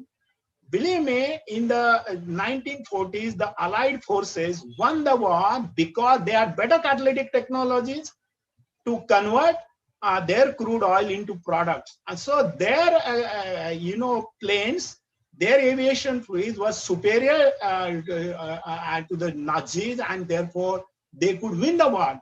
So we have traced this history in our article. So we can see that how the oil industry had changed over the years. And so there was a surge in production, and even in India, this may amuse you, in the 1950s, we had cars based on ethanol because ethanol was a good fuel. But in 1960s, with Union Carbide and all others, and the NOSIL in particular, the chemical engineering also became top discipline in India. And that time only we shifted to all this, crude oil base, and all the refineries are, after this, except few, we know that after independence only we have done all those things. So you can see the kind of things which has happened. And now the catalysis plays, particularly nanomaterials, plays a very important role, whether it is polymerization, and all other things, and new technologies, extractions, and asphalt cracking, cat cracking changed the whole world. Now, the complexity and composition of this oil refinery has changed in the United States. So what we did, so you compare this now with the feedstock from biomass. So I already told you that biomass should not be used as a fuel, but should be used to make chemicals and materials. So currently across the world, a lot of things are being done. So from biomass, you have 1,3-propanediol, butane oil, 3-hydroxypropanic acid, acetic acid. And one of the very important things is HMF. So HMF is a feedstock, and from here we can make many other things, levulinic acid and whatnots. And HMF can be produced from glucose or fructose and all those things. Hydrogen, isobutanol, and you can see xylitol and vanillin and all those things. These are the current, product processes and productions going on across the world. So one of the things what we did, that we try to analyze, is biomass compatible with the current transportation pipelines, which are, and luckily we had data from North America, like Canada, USA, and Mexico for that matter. But we use this data to find out, and this is actually taken from literature. And so we can see that the oil refineries, where they are based, and also we talked of bioethanol plants and biorefineries and the oil pipeline. So this we did, and we looked at the crack spread. What is meant by crack spread? Crack spread is the profit you make on a barrel of oil. So that means, suppose a barrel of oil is available at $45. Can I have the crack spread of another, say, is it $10 or $15 per barrel? That is what is crack spread. So what we found, that if we take 1 kg of crude oil, it gives us 32 megajoules of fuel and only 0.2 kg of chemicals.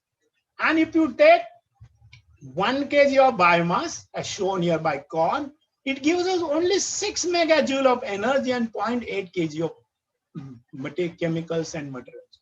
So our thesis was convert and do not refine, because if you refine the biomass, it is not going to help you. That is what we said. So again, we did some more calculations, and we said, can we compare something, a typical refinery? For example, supposing this is the production of current production using, it is, suppose we do it, it is 215 barrels per second use, okay? If we convert biomass 100%, we get only 10 barrels per second of fuel. But if you convert to chemicals, it is 320 barrels per second, and this costs much more. So the crack spread will increase tremendously. So we did more calculations, and we looked at the data from Department of Atomic Energy, United States, and these data were luckily available. So we looked at vegetable waste, we looked at sugarcane, algae, and energy crops and whatnot. And we said, when we found that there were more failures, because the US Department of Energy have published this information, than successes. And there are many of the other things are still at pilot scale. So what it means that the size of investment and success rate is very low for biofuels. Okay. Then we said, can we compare, the petroleum derived products? So like transportation fuel, vinyl acetate, butadiene, styrene, propylene, ethylene, bagasse.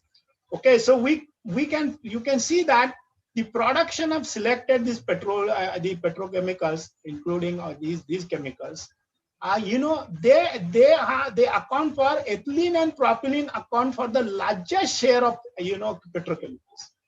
Okay, so supposing you have bioethanol, 2G ethanol, don't use it as a fuel, but convert to ethylene and you have lots of things. Then what we did, we looked at the thermal efficiency against carbon efficiency. So methane conversion processes were taken. Methane to olefins or oxidative coupling of methane, OCM, and we compared it with steam cracking of ethane. So you see that the thermal efficiency for hydrogen steam cracking, and the invest is about $500 million. You see for methanol, the carbon efficiency and the thermal efficiency, and you see methanol, oil, gasoline, and olefins. So we found that the thermal efficiency goes down when the carbon efficiency increases. But so this is for methanol to olefin, and this is oxidative coupling of methanol. So then we said, because government of India is talking about methanol-based economy, Niti Aayog's a pet theme. So we said, we can make methanol from many sources, including carbon dioxide, and which we have done research and we have got patents also. So we said that we can make many of these chemicals, valuable chemicals, from methanol, based on methanol economy. And so then we compared natural gas and conventional combustion turbine and advanced combustion and biomass. You can see that, and the vertical line is the break-even point. Okay. So we also gave this in terms of the so-called levelized cost of energy, okay, electricity. So in other words, biomass should be converted to chemicals and materials, including plastic, but not fuels. Okay, that is what we come to conclusion. So then we looked at catalysis of all these things. I won't go into the details of this, but you see in the earlier slide, I talked about C5 and C6 sugars. So you can go to functionalized materials, cyclic ethers and sugar alcohols, acids, and lignin. Normally what they do in the 2G ethanol also, they take it out either by alkali or acid treatment, and that lignin is burned. And so that is why it is not becoming economical. Even now also, wherever the bio 2G ethanol refineries are given, they are more as an environmental pollution abatement process and not to make money. They can't make money. Okay, so we have metal oxide catalyzed oxidation, metal catalyzed oxidation, bifunctional catalyst. So this is all catalytic. And many of these are all nanocatalytic materials. So you can see that. So once you have a biomass treatment, semicellulose, cellulose, and lignin, we can produce many things: xylitol, furfural, sorbitol, libulinic acid. Some of this work we have done in our lab as well. Lactic acid, succinic acid, 3-hydroxypropanic acid, ferulic acid, and you can see what you can do. So in other words, when you have a carbon dioxide in atmosphere, how do you utilize it? So you have to capture it first. So there has to be a process of capturing and then utilizing and storing. So I'm going to talk a little bit about it. So how do we use carbon dioxide refinery? So either you have photosynthesis, like nature does it, and then you have oxygenates, and then you create chemicals. Again, these are catalytic processes. Or you take hydrogen, take carbon dioxide, and you make methanol, dimethyl, and formic acid. So that is what we did. This work we have done. This is hydrocarbon, and you do chemicals and materials. So hydrogen is the key. So in other words, what it means, we require better catalytic materials for conversion of carbon-based feedstock. We use waste minimization and process intensification strategies, and also hydrogen as a source of energy on its own, and conversion of biomass, including waste biomass, into fuels and chemicals. So you see, India's oil import, this statistics will tell you how grave situation it is. Last year, we had imported 8.81 lakh crore, that is 228.6 trillion tons of crude oil.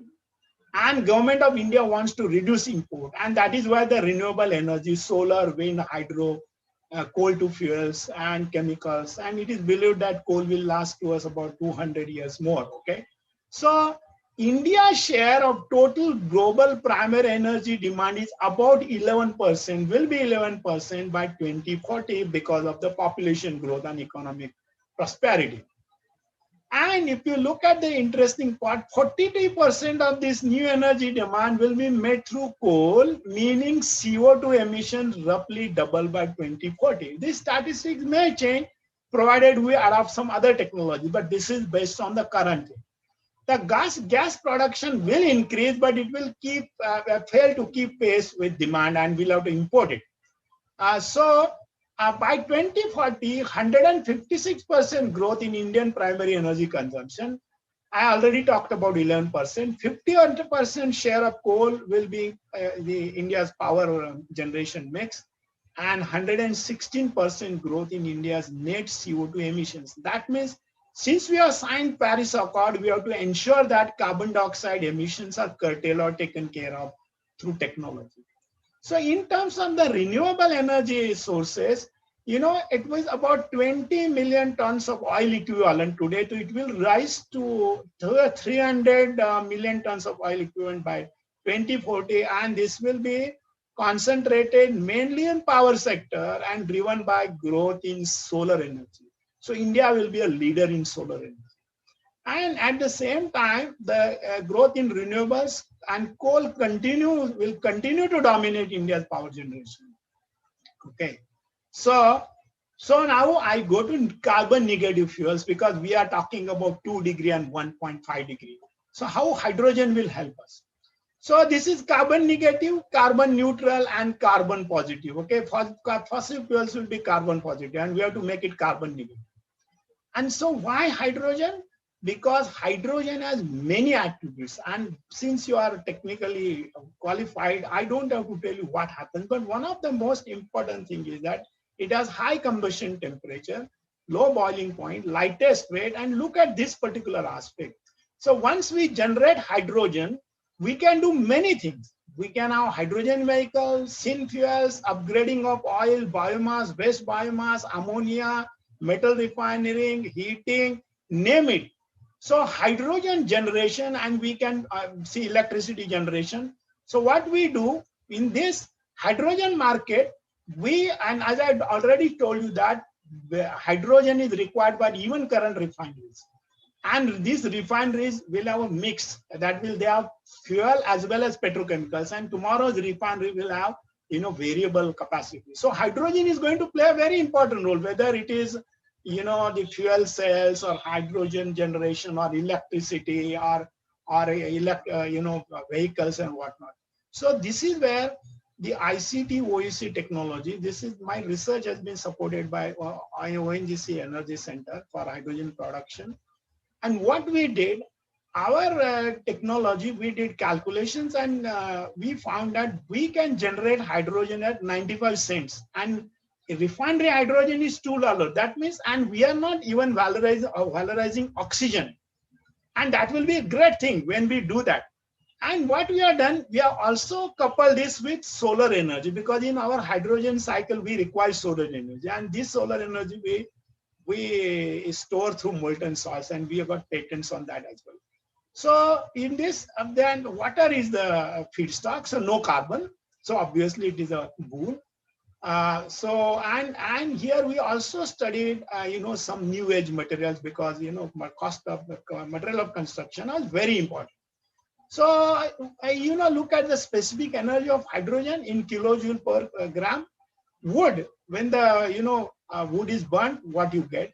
Ethanol, coal, go down the line. Hydrogen has the highest specific energy in comparison with others. Okay, suppose you have LPG and you have propane, methane, etc. You see that hydrogen is the best. So hydrogen can be produced from renewable energy. You can produce by using nuclear or the fossil fuels. And so then you store it and utilize it.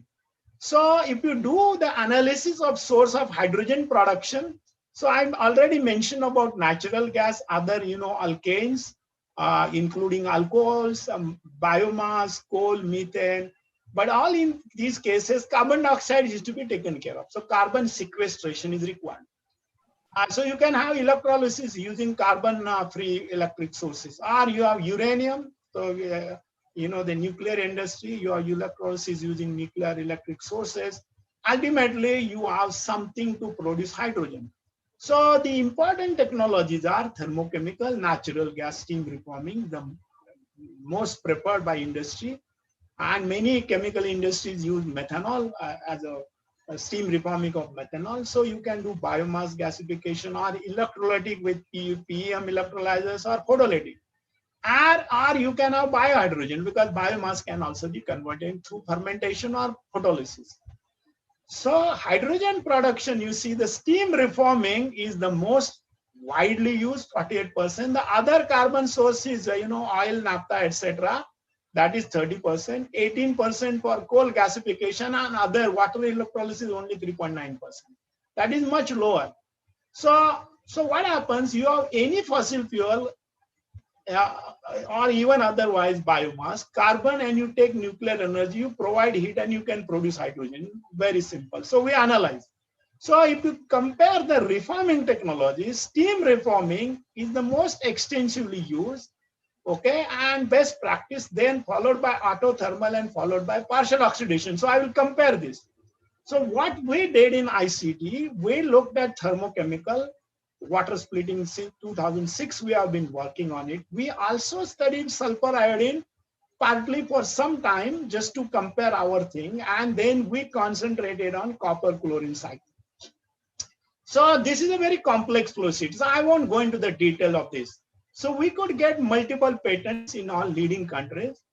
And so this particular thing, so we said, we can have solar hydrogen also, where carbon dioxide pool, you can see, I already told you, when you have carbon dioxide and you have hydrogen, you can make many things. So the technology maturity, we compared from published literature, the steam reforming and partial oxidation, you see, these are commercial. Then the biomass gasification is also commercial, but the efficiency is poor. And alkaline hydrolyzer, okay, electrolyzer rather. There it is also commercial. So these are mature technologies, reforming, electrolysis, byproduct hydrogen coming from, say, chloralkali industry or the sodium, the iron industry. And these are future technologies. So we are working in this particular area. So what we did, we took published literature, like steam methane reforming with carbon capture and storage, and we found out the cost of each of these capital cost and the cost of hydrogen. See, many of these things look very attractive, like 2.27, 2.08, 1.48. So you can see, but the initial cost of is very high. But yes, so we compared almost 19 of these technologies, and you see that, see, all these things, water as a feedstock, and this is our process. So our process gives 95 cents. So ONGC is also very excited about this thing. And so we said, yes, we should go ahead with this. And then we compare this with the published literature. That is, this is from US Department of Energy. You see that initially the small plant is about $4.5 per kg. And if you have a large plant, it will go down to 3+, okay? And they say you should bring down to 2. So right now we are saying ours is 0.95. So anyway, and the refinery is 2. That means if we use this technology, we have a great future. And this is again from the source, which says that by 2030, hydrogen economy will be reality across the world. And so, one of my suggestions to the central government is that they should go for hydrogen economy. So this is our work, what we did in ICT. So we have combined solar power with molten salt, with copper, chlorine, water is the feedstock. We get hydrogen and oxygen, and we are dealt with carbon dioxide. We are generated methane and other alkenes also. We have got patents on this. And then oxygen can be used for biomass oxidation or hydrogenation as well.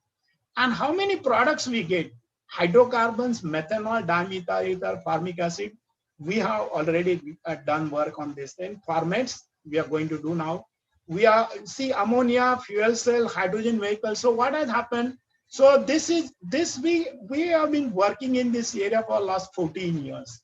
We have also worked in this area, and we are also going to work in this area currently. Okay, the hydrocarbons, we have got very good results, and methanol and dimethyl ether.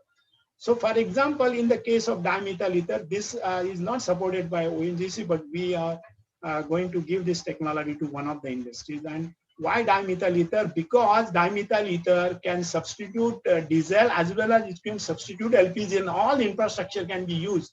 So the novel catalytic technologies must be developed in near future to arrest climate change.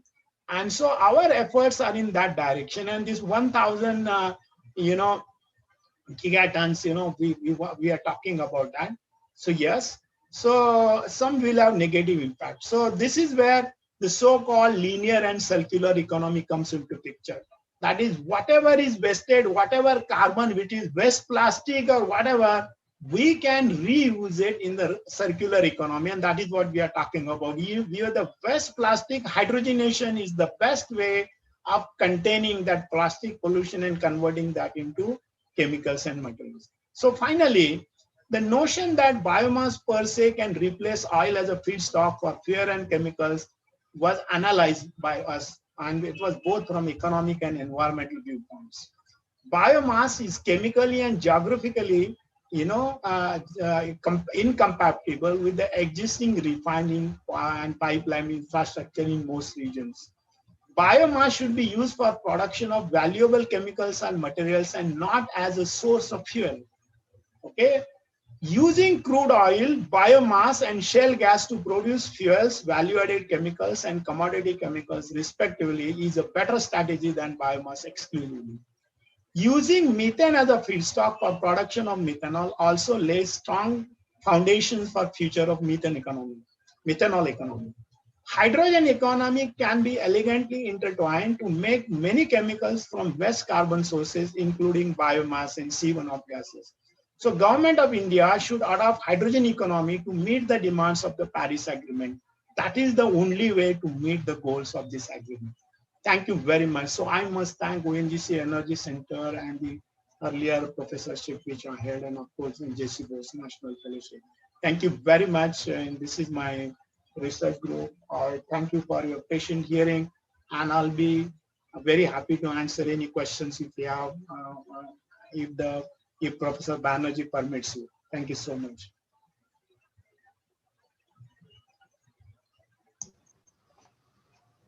Thank you, Professor Jadhav. Thank you for a wonderful, actually it is so much educative that each and everybody has get the knowledge out of it. I personally took it so much seriously. I have attended that, but so many things went ahead because so many things are there. It is your unfathomable knowledge has educated the whole participants. I definitely ask the participants if they can ask some questions and all these things. If you have some questions, then I'll be happy to answer.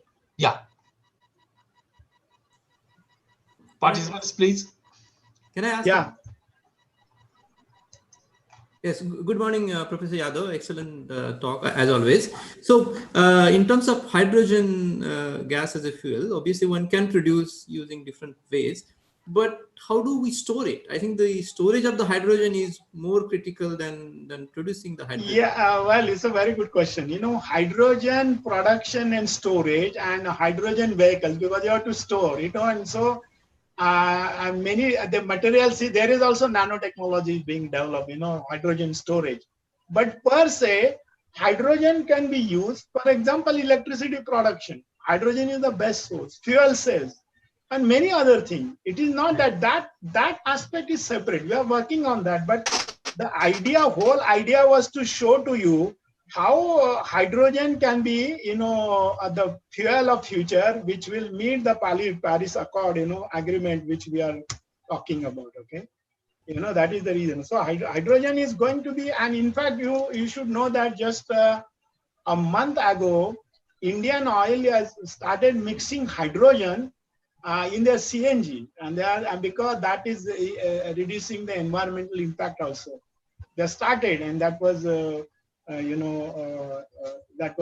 inaugurated by Honorable Minister Dharmendra Pradhan. Okay, thank you.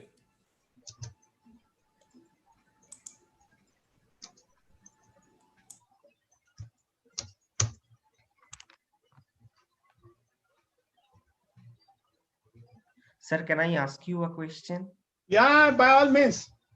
Sir, actually, due to fossil fuel burning, lots of CO2 is inside the atmosphere right now, and the global warming is accelerated so fast. Let's accept that we have developed an alternate energy pathway, but how will we restore the excess CO2 inside which we have already released into the atmosphere? Yeah, very good question. You know what it means, where is the CO2 coming from? For burning of fossil fuels, right?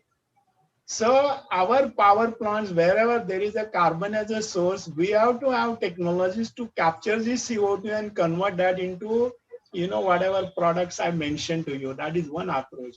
Already whatever is there, so you are doing forestation and seeing that carbon dioxide will be, converted. Or even right now, there are technologies where atmospheric carbon dioxide is taken and which can be converted to, for example, hydrocarbons, okay? And that hydrocarbon can be used as a fuel. In fact, one of the companies in Canada is already demonstrating that. They are demonstrating, they're literally picking up carbon dioxide from atmosphere. So there is a lot of research yet to be done, but its time has come now. And if we are talking about the global warming, and we should have net zero by 2050, our strategy has to be like that, because we can't depend on crude oil. And I already told you, whether we use biomass for chemicals or fuels, that carbon dioxide has to be taken care of at the source itself. Okay, that is the whole idea. Thank you, sir. Yeah. Is there anyone? Yeah, can I ask one question? Yeah, yes, sure. Yeah. So, sir, if we depend on the natural gases or the biomasses to produce hydrogen, so how does it help in developing sustainable energy economy? Because listen, I'm not talking about using hydrogen from any carbon source. I'm talking about hydrogen, the carbon negative. That is from water. Water, exactly. Water is the only way. The other ways you can use it, because it can be made use of for making chemicals and materials. Because see, we require chemicals and materials where carbon will always be there, right? Carbon will always be there, but we should not use it as a fuel, because that is what is responsible for global warming. Okay. Any other, please? Any questions, please?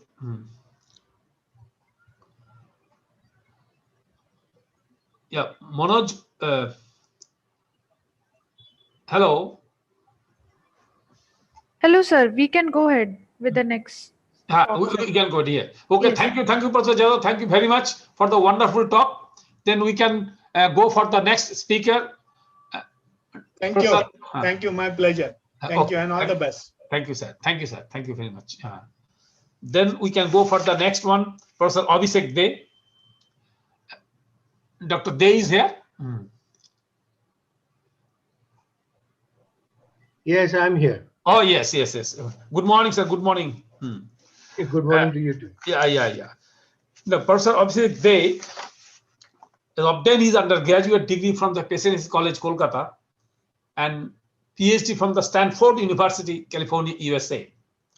He joined the Cultivation of Science in June 2009 as an assistant professor and is currently serving as a professor at the same department. He is the recipient of the American Chemical Society Division of Inorganic Chemistry, Young Investigator Award, Society of the Porphyrin and the Tyrosine Young Investigator Awardee, and Society of Biological Inorganic Chemistry Emerging Investigator Awardee. He has been a young associate of the Indian Academy of Science, a CRSI, Chemical Research Society of India, Bronze Medal Awardee, and Sharp Star Fellow. ACRB. His current areas of research involves development of the homogeneous and the heterogeneous catalysis for the sustainable energy and clean environment.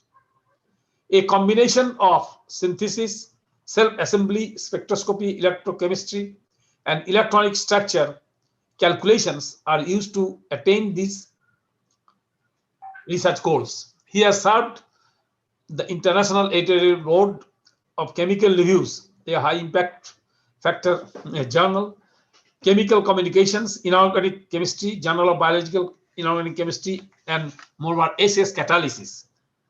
So currently he is an associate editor of the SS Catalysis. With this, I invite Professor Abhishek Dey to give his wonderful talk, a ligand field theory and all this. Okay. Thank you, Chairman. That's very kind of you. I thank Professor Lele and Manoj for the kind invitation extended. So my lecture is, I'm happy to go after Professor Yadav because he has set up quite well the expectations from the lectures of this session. I see Vivek is after this, so it sort of makes logical sense. Can you all see my screen? We can see the screen. Yeah. Thank you, Chairman. Yeah. I after Professor Yadav's lecture, I thought I'll sort of briefly, before I start my lecture, show you something that you might actually enjoy. Now, this is a video from 2015 in our lab. We used to do a lot of hydrogen back then. Now we have moved on to chemically more challenging issues, and I'm sure you're going to like it. So this is sort of a simple video where you can see a simple graphite electrode containing a catalyst that we have, generating copious amounts of hydrogen. The over potential is like 300 millivolt. And the idea was to generate enough hydrogen with the flow rate that you can actually light a fire using this. I believe now this has been taken up by another company, and they're generating a hydrogen stove, electrolyzing water to generate enough hydrogen so you can actually light it and get thermal energy out of it. Now, this is something we did a long time back in the lab, and you can see the meniscus in the inverted burette where the hydrogen is being generated. My student Biswajit Mondal is now joined a CSR lab. And the point is, this is the video I included is to address a concern that Vivek raised in the last lecture, which is how to store hydrogen. My answer to that is make it fast enough. You don't have to store it. You can use it in situ. That's the explosion of hydrogen, in case you're wondering what that was. Don't try that at home. Now, that brings me to the lecture today. You see, we all know that sustainability of modern life as we are used to is at peril simply because our activities over the last 100 years or so has released a lot of toxic gases into the atmosphere, which contains NOx, SOx, and of course, carbon dioxide, making greenhouse gas emission a major issue and resulting in Paris Accord and the politics of pulling in and out of it. At the end of the day, this is a problem that we have to deal with now so that our future generations can have clean air to breathe. The problem with India, as properly addressed by Professor Yadav in the last lecture, is our energy relies on carbon sources, either in the form of coal or in the form of petrol, LPG, natural gas, whatever it is. When we use electricity from the grid, we cause carbon emission. And that is why every time when I hear this big advertisement of the Indian Premier League, that 20 million viewers for a match, I keep on thinking how much carbon dioxide we just added to the atmosphere. And I always say, human beings are probably going to be the first species who are going to entertain themselves to extinction. I don't think any other species in the world has done that. Now, this is a normal day in Calcutta. If you step outside in the street, you will be forced and compelled to inhale a lot of carbon dioxide, carbon monoxide, sulfur oxides, none of which is warranted. But we really don't have a choice because the entire atmosphere is something we all share. It doesn't matter where we live. It doesn't matter if the pollution happens in the US or in China or in India. Eventually, it gets to everyone, even if that person is not the beneficiary of the economic activity that led to the pollution. So this is a global problem from all possible ways you can think about it, and it needs a global solution, and that's why I hail Paris Accord and attempts like that to do so. Now the question is, how did we get here? Let me tell you chemist's view of life. At the end of the day, life is about storing energy and releasing energy. I show you two common examples: photosynthesis and respiration. Photosynthesis, as you know, is oxidizing water to give oxygen and then reducing carbon dioxide to glucose. In the process, it's a high energy process, so you need light energy to drive it. But what you really do is you pluck out electrons and protons from water and use the cellular mechanism to put those electrons and protons to carbon dioxide and make glucose. And then what respiration helps you do is take these electrons out of glucose, put it back in oxygen, and gain most of that energy back. Now, essentially, what I'm trying to tell you is glucose is nothing but a chemical form of stored energy, energy that's derived from sunlight. Now, this process is more general. It's not limited to human beings and plants. It's been going on this planet for billions of years. We have had this single cellular microorganisms, algae, archaea, bacteria, that has been taking oxidized forms of nitrogen, carbon, and sulfur from the atmosphere and reducing them, thereby storing energy obtained from sunlight to hydrocarbons, ammonia, sulfides, which are also known as oil and food. Oil to us and food to these microorganisms that they use later to survive. So this process of taking electrons out of water is also generalized to H2S, ammonia, acetate, all of that. And let me see if I can turn on the pointer. Yeah. So the process of taking protons and electron out from hydrogen, water, sulfide, ammonia, acetate is very old.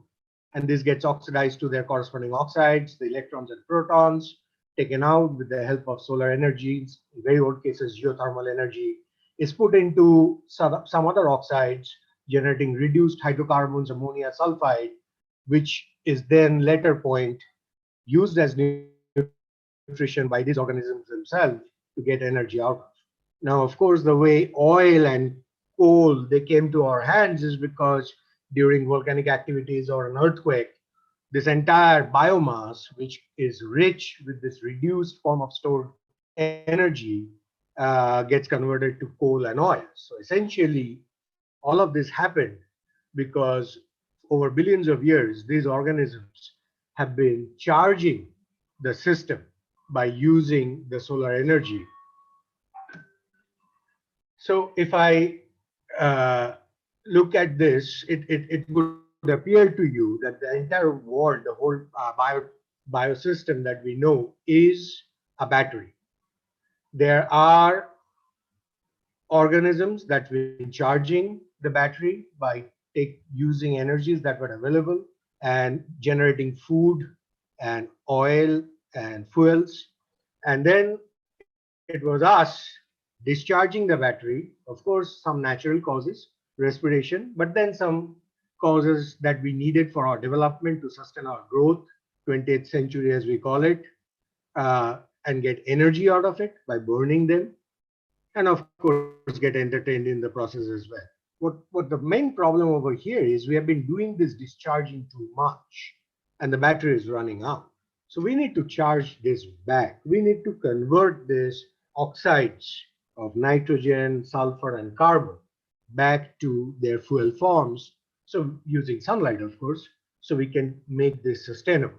And I believe that catalysis is the bridge of converting these oxides into their reduced forms that can be used as fuels. Now, how do you design a catalyst? How do you go about doing it? I'll express how we do it. Let's say the case of CO2. You have carbon dioxide, a linear molecule, inert and all that. It can be reduced to different forms of carbon. You can get carbon monoxide, formic acid, methane, methanol. These are all fuels of their own accord because you can always burn them back in oxygen and get CO2. When you look at the thermodynamic potentials, this carbon dioxide, when it's reduced to different products, they have different formal potentials where this can happen, of which reduction of carbon dioxide to CO is most energy demanding.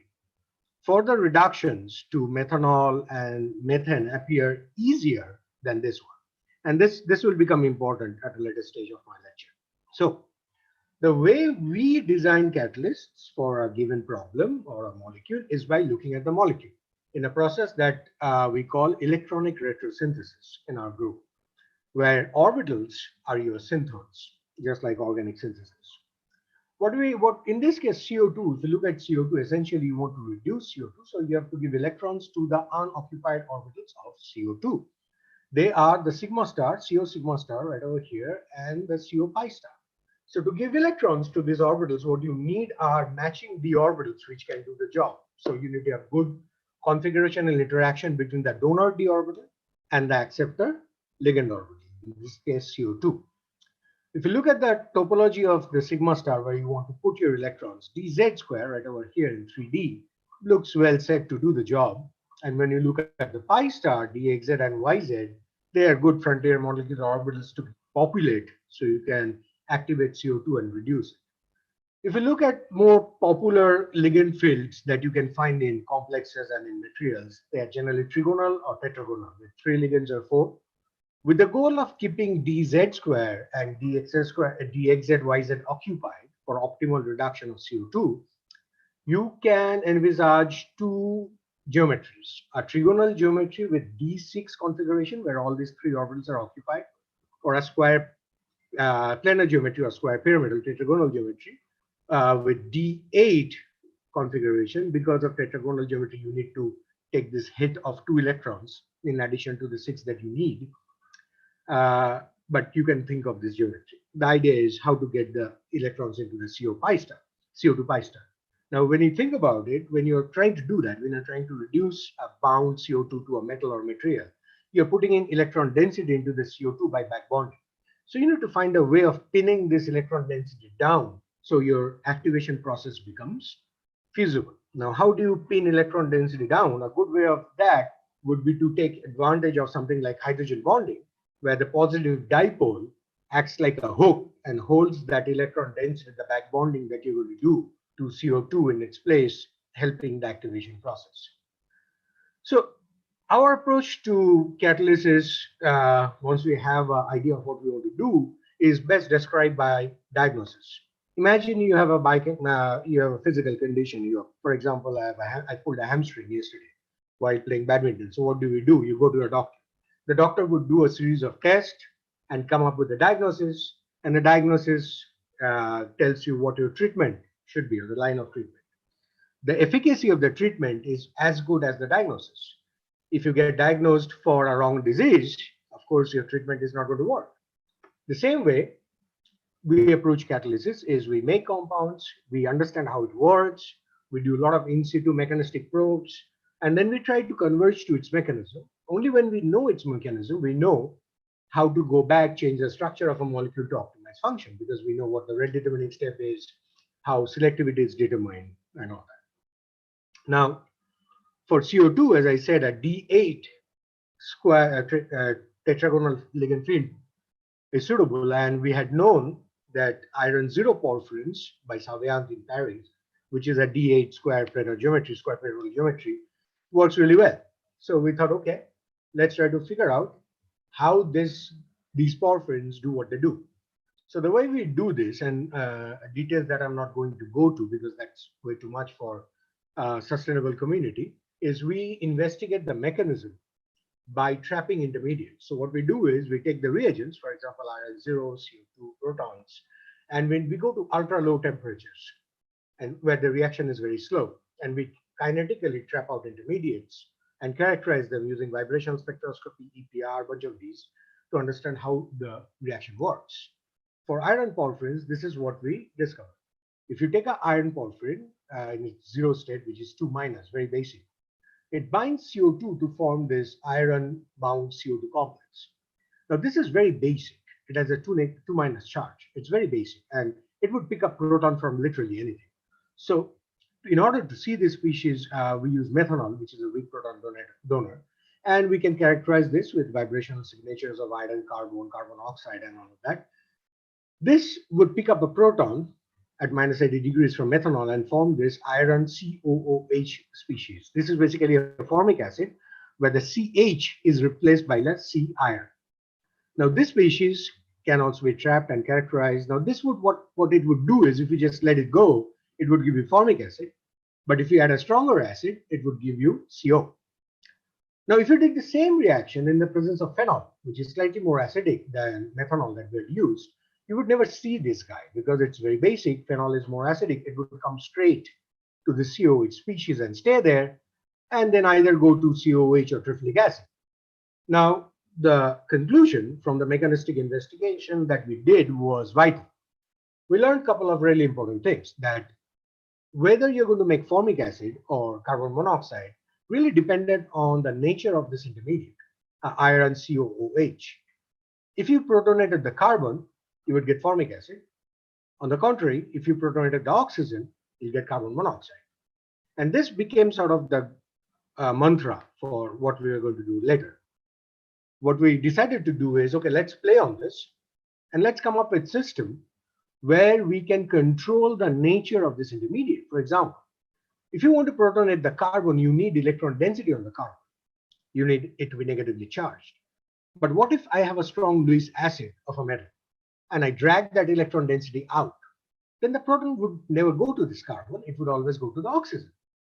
So we played with that idea and we thought, okay, let's use cobalt-1 square pyramidal complex. That's also D8, should have the right geometric and electronic configuration to reduce CO2, and it does.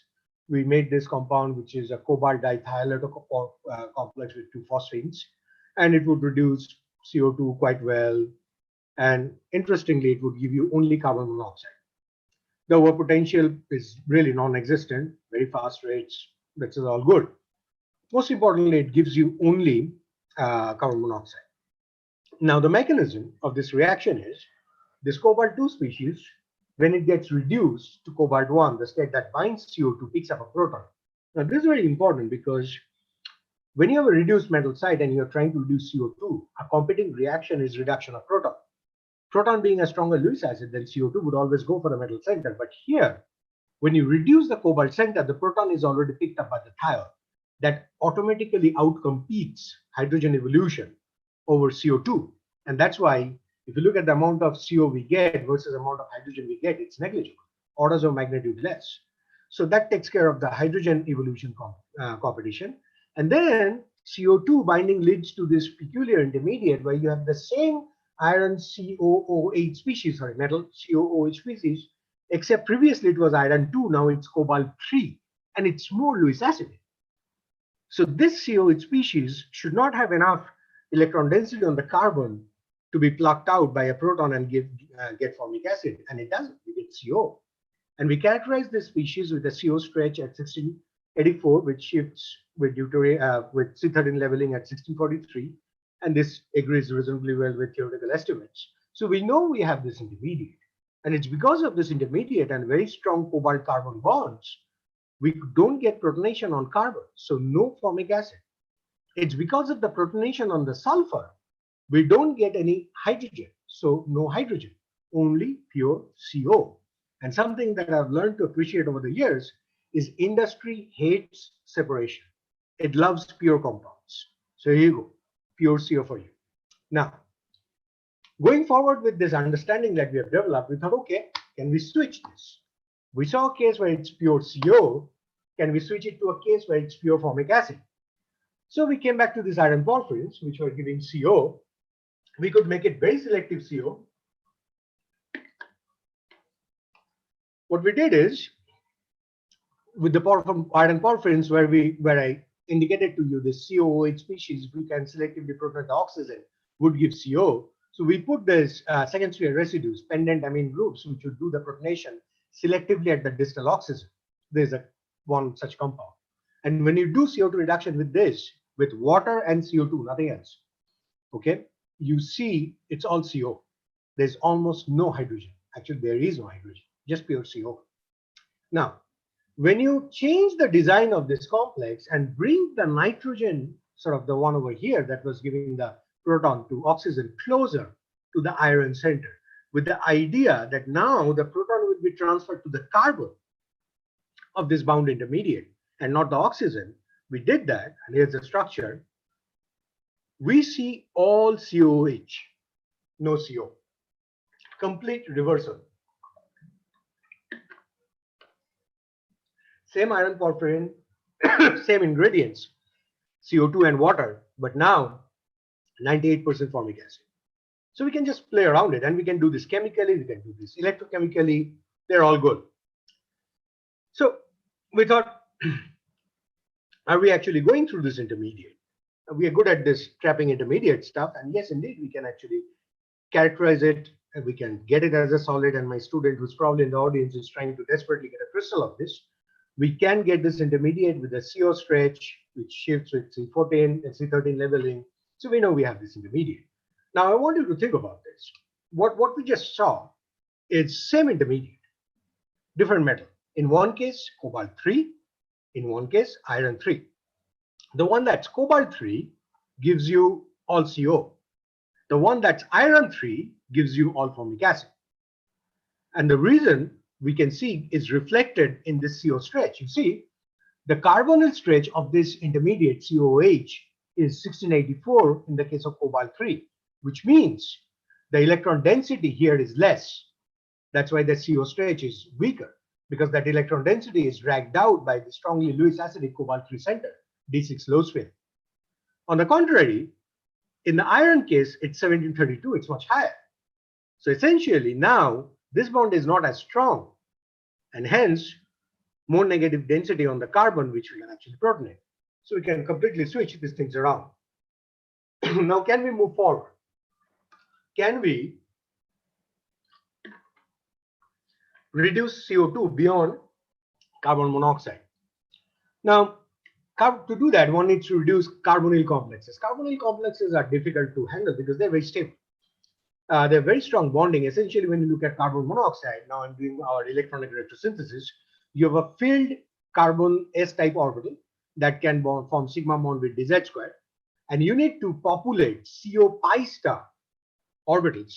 And for that, most best suited are these XZ, YZ orbitals on metal.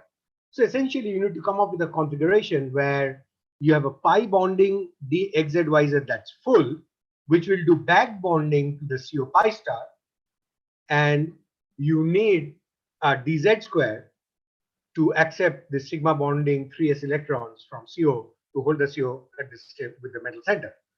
Now, this all sounds good. There's just a problem. When you try to reduce carbonyls, for example, iron carbonyl we're dealing with here, the iron 1 CO has a very weak CO bond, and that's because you add an electron to a CO pi star. So the carbon monoxide flies away, which is okay if carbon monoxide is what you desire, but it's a problem if you want to hold that carbon monoxide in its position and reduce it further. You need to really hold on to it. So the way to do this is we could think of one way of doing that. We are good at putting hydrogen bonding and stuff. So we could stabilize this electron density that we are going to add while reducing iron 2 to iron 1 by putting in hydrogen bonding. Use that electrostatic to really hold that reduced CO over there. Okay, and we can do that. So same system. We were using water as the proton source, right? Water and CO2. Now we replace the water with phenols. They're more acidic. The idea is we wanted to protonate the reduced carbonyl the moment it's formed. And when we do that, when you look at the Faraday fields, for example, for dichlorophenol, what happens to CO2 is 49% methane, 51% hydrogen. Okay, And that's the acidity of the phenol doing it. What's really interesting is you make the phenol very sterically hindered. Then the proton cannot approach the active side and you get all 100% CO because the proton has to go from further. So just by playing with the phenols, we can switch the selectivity with the same catalyst. That aside, what I wanted to show you is we can get 49% methane from CO2 by playing with the acidity of this incoming proton. And we can get CO2 reduction, direct CO2 reduction to methane with very appreciably good conversions. And I told you before, the fact that reduction of CO being thermodynamically most uphill is important, because you see this compound was giving me CO before, so it got the hard thing done. Everything else, although with the methane, was easier. All you have to do is keep a proton acidic enough available for it to give it to the CO the moment that it's reduced, and it works. This is what happens. When you give it an electron and proton, it's a proton-coupled electron transfer step. We believe it goes to a formyl. We're trying to characterize this, and it gives you eventually methane. CO is reduced to methane. It's a 6-proton process, which is challenging, but we're happy it works.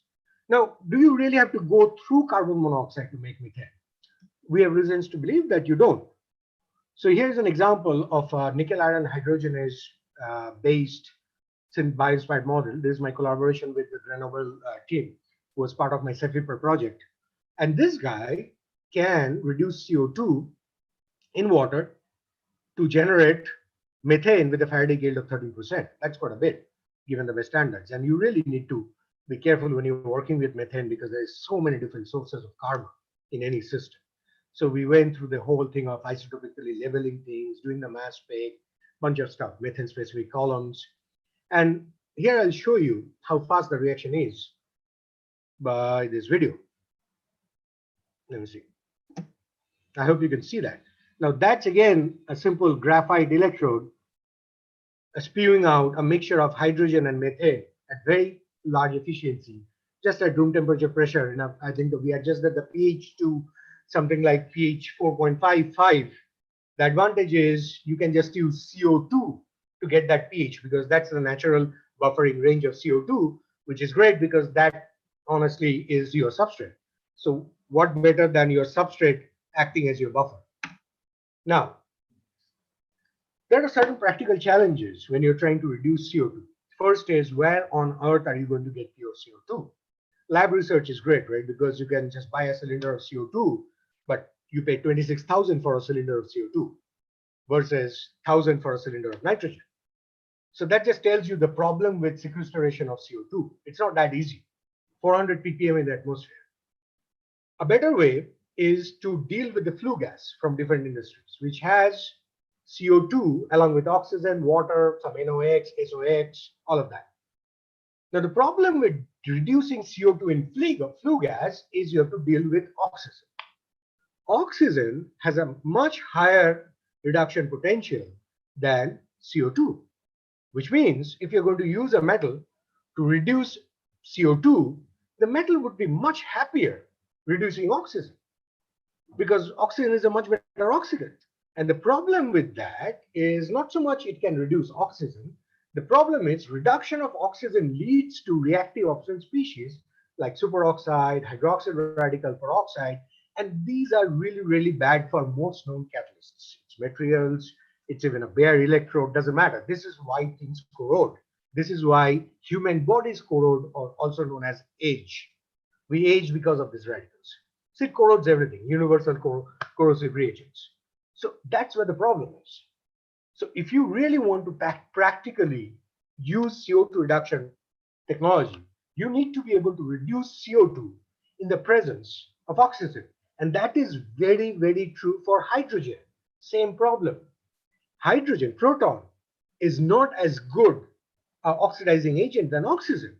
So anytime you see any paper in the literature trying to reduce proton to hydrogen, more often than not, I would say mostly, they will use degassed solutions, simply because the oxygen would be reduced in preference and would lead to killing of catalysts. So can we solve that issue? The answer is yes, you can. So your problem was you have a complex that can reduce CO2, what you want it to do, but in the presence of oxygen, it would actually generate reactive oxygen species, led to degradation of the complex. But what if it can do both very efficiently? So here's an iron porphyrin with 4 ferrocene groups. Now this can reduce CO2 just fine in the absence of oxygen. In the presence of oxygen, right over here, you can see the oxygen reduction. But that doesn't stop this guy from continuing to do CO2 reduction at its potential, where it does. So much so, if you can use a mixture of CO2 and oxygen, this is increasing oxygen concentration. You see, even with 75% oxygen, you still get 43% Faraday yield for CO production. And the reason for that is this compound, once reduced to its iron 2 state, which happens right over here, can reduce oxygen to water very fast. Water is not bad. Water is good. We like water. It's a source of proton, right? So it reduces oxygen all the way to water very efficiently. So no oxygen is left to interfere, number one, when you start reducing CO2. And number two, you don't generate H2O2, you don't generate superoxide, you're good. Let the iron 0 do its reduction of CO2 and let the iron 2 get rid of all the oxygen. More importantly, even with iron 0, the reaction with CO2, which is a bronzite acid, is 500 times faster than that of oxygen. And that is why even with 75% oxygen atmosphere, this shows 43% selectivity for CO2 reduction. Now, once we know what is that we are looking for in terms of catalyst design from electronic retrosynthesis, we can go into the reduction mechanism. We can find out the steps that decide selectivity, that can decide the rates, and then we can design complexes with desired output, whether it be selectivity for CO, formic acid, make methane, or try to be practical and reduce CO2 even in the presence of oxygen. Okay. Now, let me switch gear to nitrogen. Nitrogen is also important. Nitrogen activation is sort of like a holy grail. A lot of people publish a lot of papers with it. And the problem really is you want to make ammonia for food. Well, it sounds interesting, but can you really replace Haber-Bosch process? You need to think about it. The concentration or the price of catalyst in Haber-Bosch is barely 10 to the power minus 7%. If you have been to one of those BASF plants, you know it's a big city. So no catalyst would ever replace Haber-Bosch because of the investment, which I believe your institute particularly understands very well.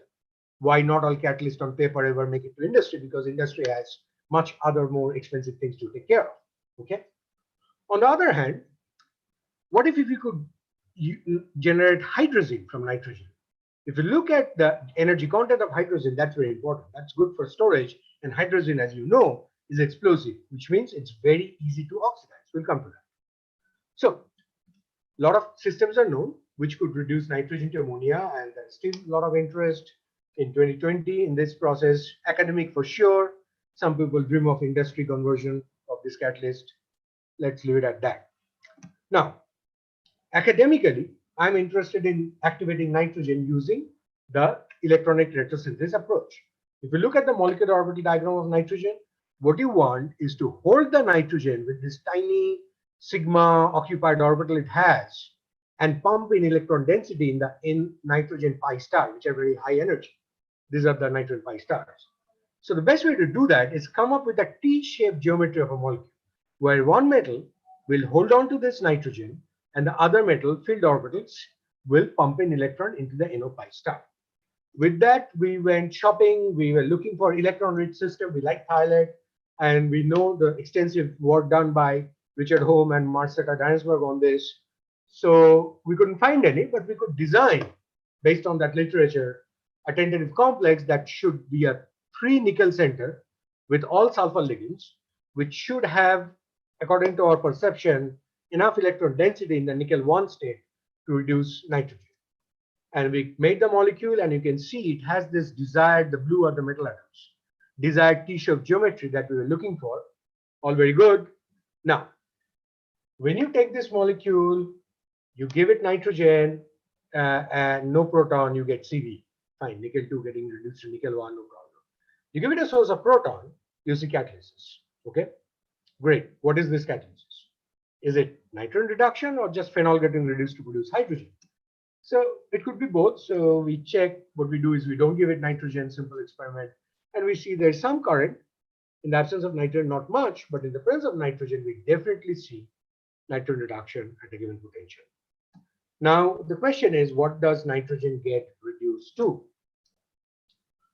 Analysis tells us it gets reduced to only hydrogen. It does not form ammonia, it does not form hydroxylamine, it does not form anything. It forms selectively hydrogen. Now, this was really great for us because we could now, this is probably the first system which could generate hydrogen from nitrogen selectively at room temperature pressure. And the best part is what I was telling you, when we do this experiment, for example, you have a 8 cell, where let's say here you have the compound and the electrode generating hydrogen. The hydrogen diffuses into the anode chamber, and you actually see that get oxidized to form nitrogen gas because it is so easy to oxidize hydrogen. And this liquid layer will literally push itself down, and this liquid layer will go up simply because you are generating so much nitrogen gas resulting from the oxidation of the hydrogen that you have produced. But we are still able to get enough hydrogen to characterize it that we are making it. And you can do it in situ, you can do it ex situ. So we have done all of that. Now,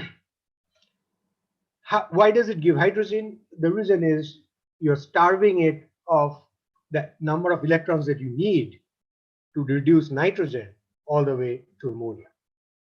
Okay. It requires 6 electrons. In your complex, you have 3. You have 3 nickel centers, all reduced to nickel 1. This binds nitrogen, but they can only give you 3 electrons. And you get 1 from electrode, and hence all you can do is nitrogen to hydrogen. You just do not have enough electrons to make ammonia from nitrogen. So that's really great. We like hydrogen because hydrogen is worth making. Hydrogen can store up to 634 kilojoule per mole of energy. Compare that with water splitting. There's so much focus on hydrogen. Sure, you can do water splitting. We have done tons of that. And the energy storage in the form of hydrogen and oxygen is less in water. In hydrogen, it's more. And more importantly, you cannot just burn hydrogen or use the energy from hydrogen without a catalyst. It's inert. If you're using a fuel cell, you're going to need an electrode. If you're going to burn it in oxygen in flame like we do, it's still fine. But fuel cell with hydrogen requires catalysts. Fuel cells with hydrogen, it would just require a carbon graphite electrode. That's all you need because there's no barrier to it. Okay? So we actually do think both in terms of the energy content as well as the ease of deriving energy from hydrogen. Hydrogen is worth making, but of course, this is very difficult to do because catalysts that can make hydrogen selectively are extremely rare.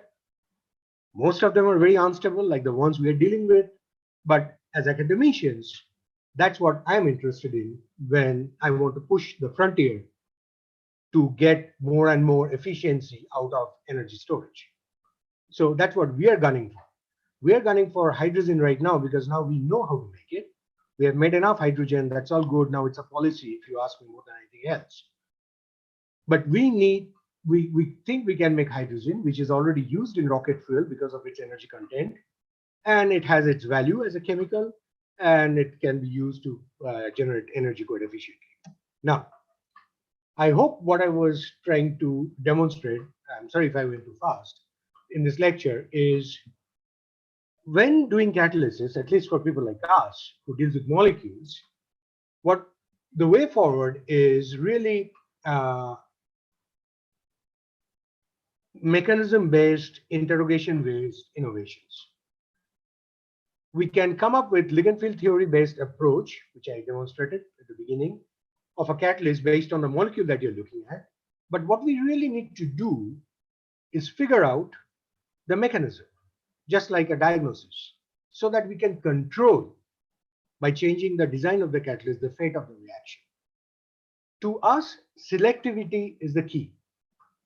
The catalyst can be fast. The catalyst can have lower potential. But if it is not a pure product, it's probably not very good. You would see there are so many really excellent papers reducing CO2 to methane. But there you would see there's like 0.5% methane, 2% ethane, ethylene, hydrogen, CO. If you ask me, yeah, sure, you can burn all of that together, but that's probably not very good. So selectivity is very important to us, more so than rate and overpotential. And then what's very important is troubleshooting the practical aspects. Oxygen tolerance. Can you do it in seawater? Right? I mean, those are the things we always deal with. For example, water splitting, we have systems that work very well in seawater. We tested in dead seawater. How more dead can you get? So all of this work is summarized in some of these publications that you can look into. I'm very thankful to DST and DST-HFC and DST Technology Development Board and STAR for the money and all this group of people who help us do what we do. Me and my wife, we have a combined group. My group, you would say, my logo is Mad Lab, Mr. Abhishek Lab.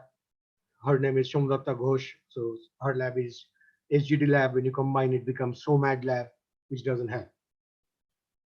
Okay, so, and finally, just in continuation, it brought me back some memory after Professor Yadav's lecture. I share with you a newspaper clipping from back in 2011 when I was in Bangalore. And I was young then, I was just started. And we had made a system that got highlighted in Green Car Congress, probably till then the fastest known hydrogen generating system from acidic water. I made this prediction. It's only a matter of time someone will make a breakthrough. The question is, will we buy it from someone or will we sell it from someone? And Professor Yadav's lecture today just reminded me of that. Yet we are exactly there. I don't think we have decided yet if we want to sell it to or if we want to buy it. But I hope policymakers can make this decision soon enough. With that, thank you very much for your attention. And I'd be more than happy to answer any question that you may have. Thank you. Thank you, Professor De. Thank you for the wonderful lecture. And it is the energy generations through the chemical means, and it is really very interesting. And so if the participants, if you have any question to Professor De, you can always have the questions. I have a question. Yes. Yes. Excellent talk, Abhishek. I think it's exciting to see when you move from cobalt to iron, you move from CO to formic acid by simply playing with this polarity of metal carbon bond. I have two questions. I think one query and one comment. So how stable are these complexes? Can one keep using them? These are stable, Vivek. These are stable. We do stuff in water on graphite electrodes. Okay. The iron porphyrin that gives formic acid is very difficult to make. That's an issue. My student Amanullah, he did this with paramita. This is difficult synthesis. But once made, these are reasonably stable. The cobalt is rock stable. You can. And so these are made in a flow. So the catalysis is in a flow condition or in a batch reactor? No, not flow condition. We don't do flow. I have a flow reactor to separate hydrogen and oxygen. I developed with one of my juniors. He did it mostly, Snehanshu Patra, so that you don't need membrane for electrolyzers. But we don't do this in flow. But the mechanism that we do in many cases are under flow conditions. Okay. Okay. One more comment or query. So, so the CC coupling in the CO2 reduction is one of the very challenging tasks. And it looks like if you have two cobalt nearby in your complex, some sort of a bimetallic complex, you may able to couple these precarbonyl species and get a C2 or well. We have, I mean, my students are in the audience, I believe. They'll tell you that we can form CC bonds if we want to with this activated carbonyl centers with alkyl halides and all that. I think they did it electrochemically. They could reduce this iron CO, activate it like the way we showed you in the process of making methane. And if you insert, I think, alkyl bromide or something, it forms CC bond. No, Abhishek, my CC bond in the sense the two CO2 molecule couple. Okay. That's a dimeric mechanism. I don't think we have that opportunity here. Because if you look at these compounds, they're pretty sterically congested. You see these phenyl groups in the cobalt. So it's difficult for the two centers with the CO2 bound to come close and form CC bond. We have never seen that. Yeah, not in this case, but if you have two cobalt, the complex which has a two cobalt centers, or some sort of a bi-ligand, bimetallic complex, then. Oh, no, you mean this one. The one that makes methane. Yeah, I know which one. Hold on a second. You mean this one. This is nickel iron. So Vivek, what happens over here is we believe the iron center, this nickel center holds on to the CO, carbon dioxide, and the iron constantly generates hydride and keeps on pumping hydride into the carbon center. That's how I think this works. Okay. So because what happens is if you add CO, the system gets inhibited because the hydrogen generation mechanism where a reduced metal binds a proton also binds another CO and gets inhibited. Okay. So this iron makes hydride, the nickel holds on to the CO. That's what we think tentatively. And the hydride is put into the CO sequentially to take it all the way to methane. I don't think it goes through CO because if we add CO, it gets inhibited. Whereas on the other case, you would see this purple thing over here. In 1 atmosphere of CO, you will see methane. So this actually goes through CO. Okay. Okay. Thank you, Abhishek. Manoj, you have any question?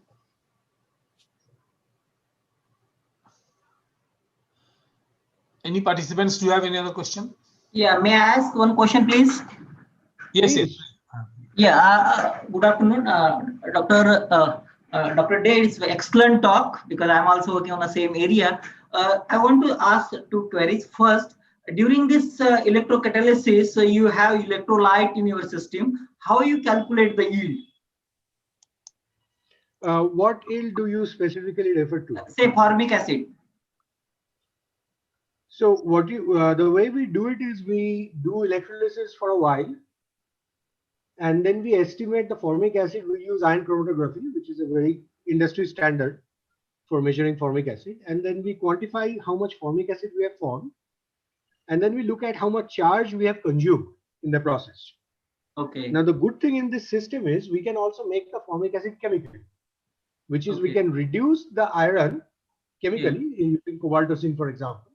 And when we add CO2 and we can see how much formic acid we form in that organic solution, and they give you around 95 to 98%.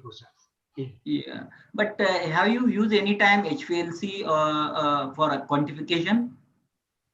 Why would you use HPLC for formic acid? That's not clear to me. Because if you wanted to actually find out the yield, as you said, you can confirmatory we can say, but someone want to use continuously production of this CO2, use of CO2 for production of formic acid, so we cannot use this confirmatory test, right? You mean a flow system where you can see how much formic acid is coming out? Yes.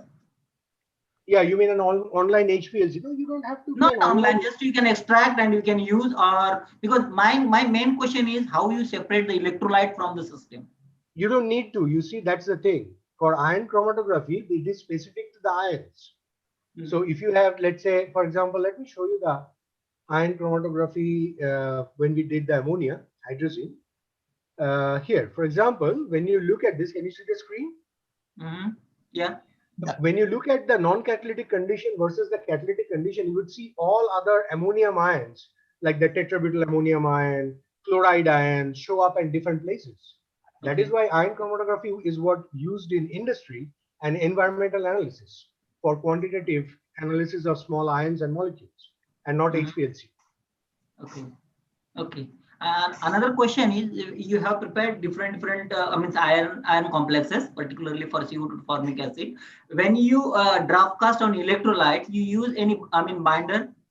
No, we don't. Because the porphyrin has a nice background, aromatic backbone. This absorbs very nicely on graphitic electrodes. We don't have to do anything. So it will interact basically on a graphitic carbon? Yes, physi-adsorbed. I mean, the point is the interaction that we see. So first, please understand, it is not going to form a monolayer. It forms multilayers. Okay. So the porphyrins at the end of sort of the exposed part of the surface, which is electroactive, they sort of absorb on another layer of porphyrin, which absorbs on another layer of porphyrin. And this way, what happens is we get the attachment without changing the chemical property of the porphyrin. So we have a lot of in operando techniques like IR and Raman that we do during in situ operation, for which I can tell you with confidence that these things, their chemical natures don't change in the absorption process. Okay. But weak pi interaction and this multi-layer helps them get absorbed on the graphitic carbon surface. Yeah. Okay. Only when you apply the current, that time, sometime it dissolve your complex in a system. Have you observed In some any time? cases, when we do, in some cases, we intentionally do that. For example, the homogeneous cases, where we intentionally use a solution, right? The one we did for hydrazine. But if you are asking about dissolution of iron into that, so at the potential range we are dealing with, we don't see much of that because, you know, remember, we can actually quantify the amount of compound on the electrode using cyclic voltammetry. So if there is a decay, we would know from cyclic voltammetry response if the current has gone down or not. Yeah. And in most cases at these potentials, we don't see this because iron porphyrins, the reason why we use it, because nature uses this. So, you know, I told you these examples of microorganisms right at the beginning, which actually has led to this huge billion of years reduction of carbon and sulfur and nitrogen into Earth's crust. They use iron porphyrins, which is why we choose them. This is not random. These are nature's choice of doing this chemistry. And hence we say we are bio-inspired. Hence we pick iron porphyrins to do it. Right. So every system that you will see that we work with is based on what we already know from natural enzymes. And that's why these things probably work the way they do. Yeah. No, your talk is excellent. I'm not saying that. Only the practical difficulty we are also facing that time. So I thought just to get your guidelines. If you ask me practical difficulty, I'll say separate CO2 from air. Yeah. Then we'll talk. Yeah. Okay. That's a real big problem. Yeah, Trying to reduce CO2 in the presence of because oxygen. actual construction experiment really big challenge, and get accurate yield and repeatability is a problem. So that's what I thought. You are the expert in this domain. I thought to expert your experience would be helpful for me. That is exactly why we develop these systems, right? The ones that work in the presence of oxygen and water. Yeah. Because at the end of the day, you have to attack flue gas. Yes. Yeah. Okay. Yeah. Thank you. Thank you very much. You're welcome. Thanks for the questions. Okay. Is there anybody who wants to? May I ask one queries actually? So Abhishek, so if you want to bypass the proton reduction, so it is always desired to have a pendant base in your ligand system. That was our design. Okay, so like in one of your case, you saw one thiolate group you have, and that actually takes up the proton, which then helps to bypass the proton reduction. So right. I'll give you my feedback onto this. So here's the problem. See, if you look at this basic core design, your metal, when it is reduced, before the CO2 binds, proton can bind, right? Yeah. So what we did here with the cobalt system is we kept the thiol. So once you reduce this cobalt 2 to cobalt 1, the proton goes to the sulfur, and we know that because of this shift in the cobalt 2-1 potential in the presence of acid. This is a PCET shift. Okay. And that way, in the mechanism, the proton goes there, and then it cannot again protonate the neighboring cobalt 1 center, whose Lewis acidity has now gone down. It's a softer center, so it can now bind CO2. But more importantly, when you look at these systems with the pendant amine, they pick up the proton and they stay further away. Okay. So the proton, before coming to iron, would go to the nitrogen. That's one of the things. With same principle with sulfur, we played with over here with keeping the pendant amine. But a really interesting example in the same line is, there was one more that I can show you how we played with the proton reduction challenge.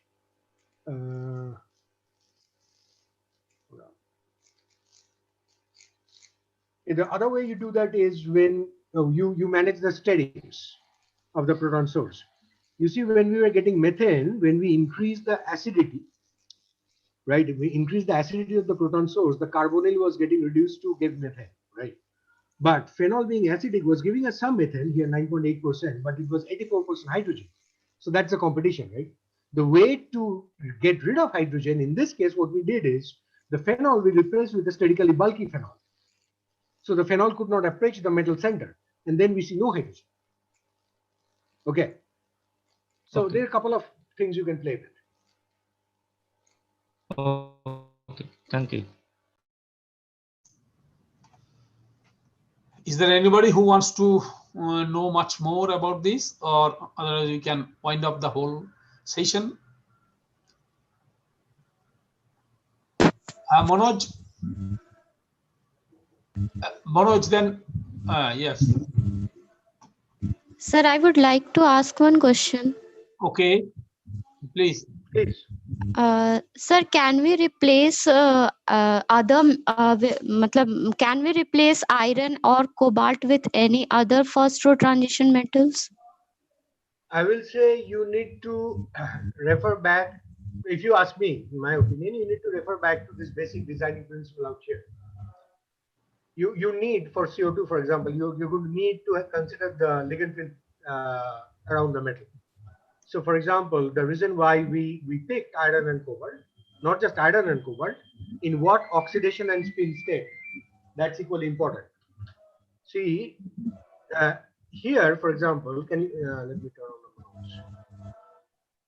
Here, we needed the dz square and dxzyz to be full, because these are the orbitals that can give electrons to the antibonding and empty orbitals of CO. If you want this configuration, you're going to have D8, 8 d electrons. So it's not a matter of what metal, that comes later. It's a matter of where can you find D8. D8 you can find in cobalt 1, you can find in iron 0, you can find in nickel 2 and copper 3. But when you come to nickel 2, it is Lewis acidic. It will not do the back bonding because you have to transfer electron from the metal. So if the metal is very Lewis acidic, the back bonding will go down. So this is taking you back to your basic inorganic chemistry concepts. That is why iron 0 and cobalt 1 are best. So it's not a matter of can we use any other metal. The question is this designing principle. This should tell you what metal to use in what ligand field for what molecule. Okay. Okay, sir. Thank you. Okay, if that is the case, then we are in the time. Actually, we have completed everything. Both the lectures have completed in time, and the wonderful lecture. And this Professor Jadhav and Professor Dey has given the insight of the chemical technology and the energy generations through the chemical reactions and so on. So I thank both of them. So Manoj, you will wind up the session now, or you want to say something? One day. Hello. Hello. Yes. Can you hear me? Yes, we can hear you. Yes, yeah. yes. Thank you, Professor Banerjee, for your time and chairing this session. You are really handled this very well and organized this complete session. Our special thanks to Professor Yadav for accepting our invitation for the inaugural talk in this conference. Please accept our sincere appreciation for this outstanding presentation on production of energy and materials in the new world from the viewpoints of sustainability and profitability. It is always pleasure to listen to your talk. Thank you so much, sir. My special thanks to Professor Dey for accepting our invitation and delivering interesting talk on LFT-based electronic retrosynthesis of molecular catalyst for CO2, CO, and nitrogen reduction. It was really interesting and fascinating talk delivered by you. Thank you so much again. So with this, we come to the end of session 1. Now we take a break and meet again virtually at 2 p.m. Thank you, all of you. Okay. Thank you, Manoj. Thank you very much. Thank you so much. Okay, okay.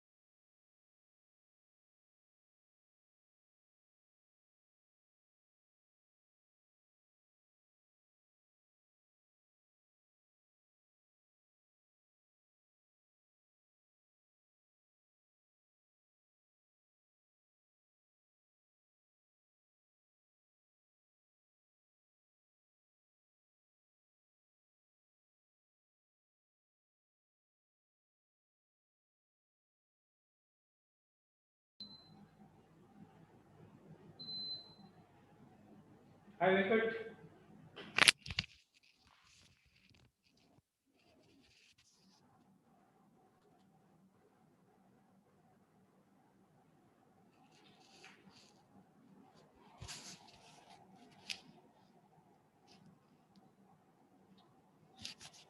Hello, Venkat.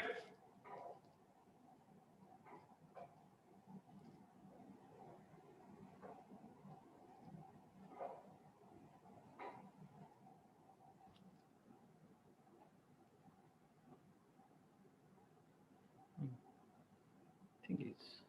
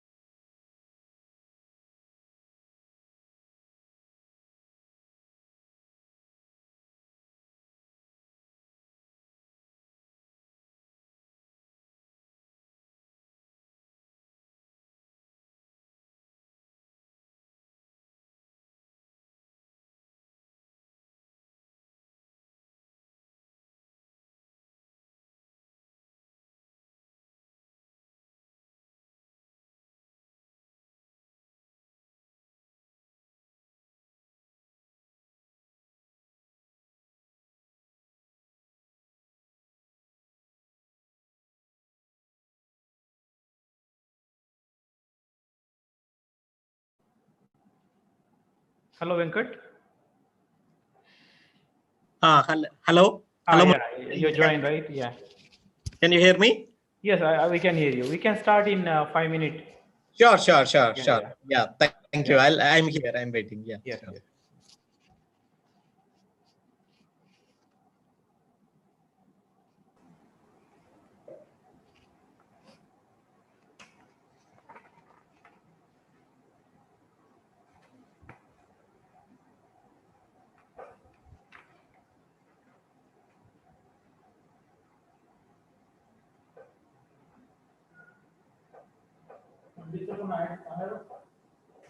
Hello. Hi, Venkat. Hi.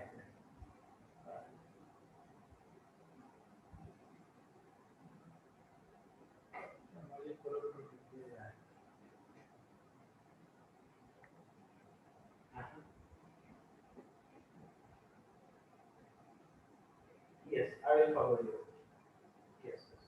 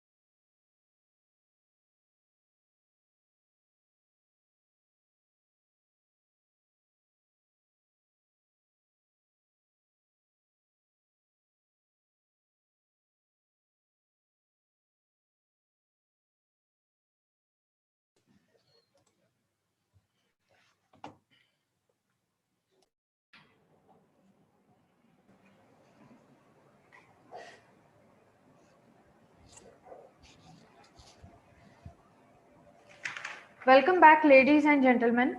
It is our honor to have with us Professor Venkata Krishnan, Associate Professor from the Department of Chemistry, IIT Mandi, to formally begin and chair the session 2. So, Dr. Krishnan is an Associate Professor in the Department of Chemistry at the Indian Institute of Technology, Mandi. Prior to this, he worked as a research associate at National Institute for Material Science, Japan, and a postdoctoral researcher at the University of Pennsylvania, USA. He pursued his doctoral degree in physical chemistry from the University of Stuttgart, Germany in 2006. He received many prestigious awards. Amongst them, he got Publon's Peer Reviews Awards 2018, which is awarded for top 1% of reviewers in chemistry.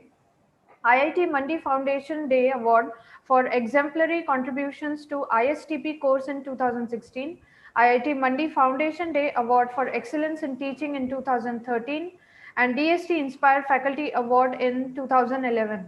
Dr. Krishnan's research is mainly focused on heterogeneous catalysis for energy and environmental applications.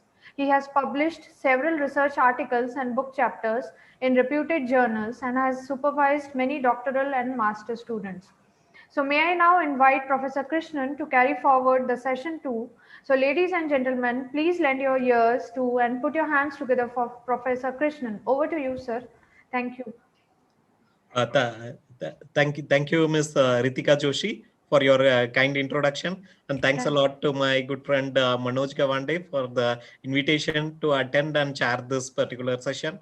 And it's my pleasure to chair a session wherein my very good friend Dr. Vivek Polchetwar is giving his talk.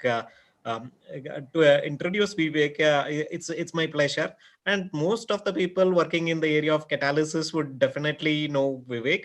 Just for the sake of people who do not have that much idea, so I'll give a brief introduction about Vivek. So Dr. Vivek Polchetwar, he obtained his PhD in the year 2005, and he worked as a postdoc in France and USA for a few years before starting his independent career at KAUST in 2009. And in 2013, he moved to TAFR, and his group is working on the development of novel nanomaterials as catalysts to tackle climate change. Mainly, is working on CO2 conversion to very valuable products. So he has published nearly 100 articles, or definitely more than 100 articles, and he has earned a very high H index of 54. And he has around 12,600 citations in reputed journals like PNAS, Nature Communication, and Givenchy Chemical Sciences, ACS Nano. I can keep on going on and on with this list. So I'll stop here. And he's also a recipient of the prestigious ORISE Research Fellowship at the US EPA, the Environmental Protection Agency. He was also awarded the top 25 cited authors in 2011 by Tetrahedron. And he was also awarded the Young Scientist Award at DSL 2012. He's also received the Asian Rising Star Lecturership at the 15th Asian Chemicals Congress in Singapore in 2013 from the Nobel laureate Professor Negishi. In 2015, he was admitted as a fellow of the Royal Society of Chemistry, United Kingdom. He was also awarded the Bronze Medal by the Chemical Research Society of India. And he also recently got the MRSI medal, this Material Research Society of India, in 2019. And he was also recognized as one of the emerging investigators in the field of material science and 175 Phases of Chemistry by RSC UK. He is also a fellow of the Maharashtra Academy of Sciences. And very recently, in this year, 2020, he received the Young Researcher Award in Nanoscience and Technology by DST, Government of India. So that's already quite a lot of awards he has got. Without much further ado, I'd like to welcome my good old friend, Professor Vivek Polchetwar, and he will be talking about the dendritic fibrous nanosilica based nanocatalyst, which is the black gold and defects. So I request the attention of all the participants. And please post your questions in the question forum, and I'll be taking the questions at the end of his presentation. Thank you. Okay, thank you very much, Venkat, for such a nice introduction, as always. And I also like to thank Professor Manoj Gawande, who is my batchmate. So he has to invite me. So thank you for inviting me for such a nice conference. I'm attending it from the morning, and it's really a very nice conference. So let me share my screen. Venkat, you see my screen, I guess. Yes, I can see your screen. Yeah, you can go to the presentation mode. We can see it already. Great. Yeah, we can see it very clearly. Thank you. Thank you. So today I'm going to speak about development of nanocatalyst to tackle the climate change using our own invented material called dendritic fibrous nanosilica, DFNS. And then I'm going to focus on black gold and defects. So the contents of the talk, I will introduce the DFNS. Then I will discuss how one can activate these nanosilica by creating the defects without any metals or ligands. Then I will discuss about the plasmonic colloidosomes. We call them black gold, and that this is a material, a hybrid material, which is not only a catalyst, but it also allows you to harvest the solar energy. So you can do two things in a one material.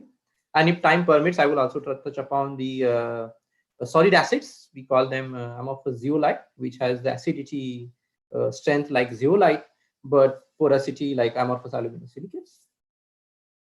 So the aim of the group, research aim of the group, is to develop a material which will help us to tackle the climate change. And one of the best way to tackle climate change is CO2 conversion, because we know the excessive CO2 in the environment is the key reason for the global warming. And if somehow we find the way to capture and convert CO2 into useful chemicals, then we are actually helping the nature, right? Nature does exactly the same thing. It uses the sunlight, and the trees and the ocean takes care of the CO2, and trees convert CO2 to foods and the oxygen and other products that we need every day.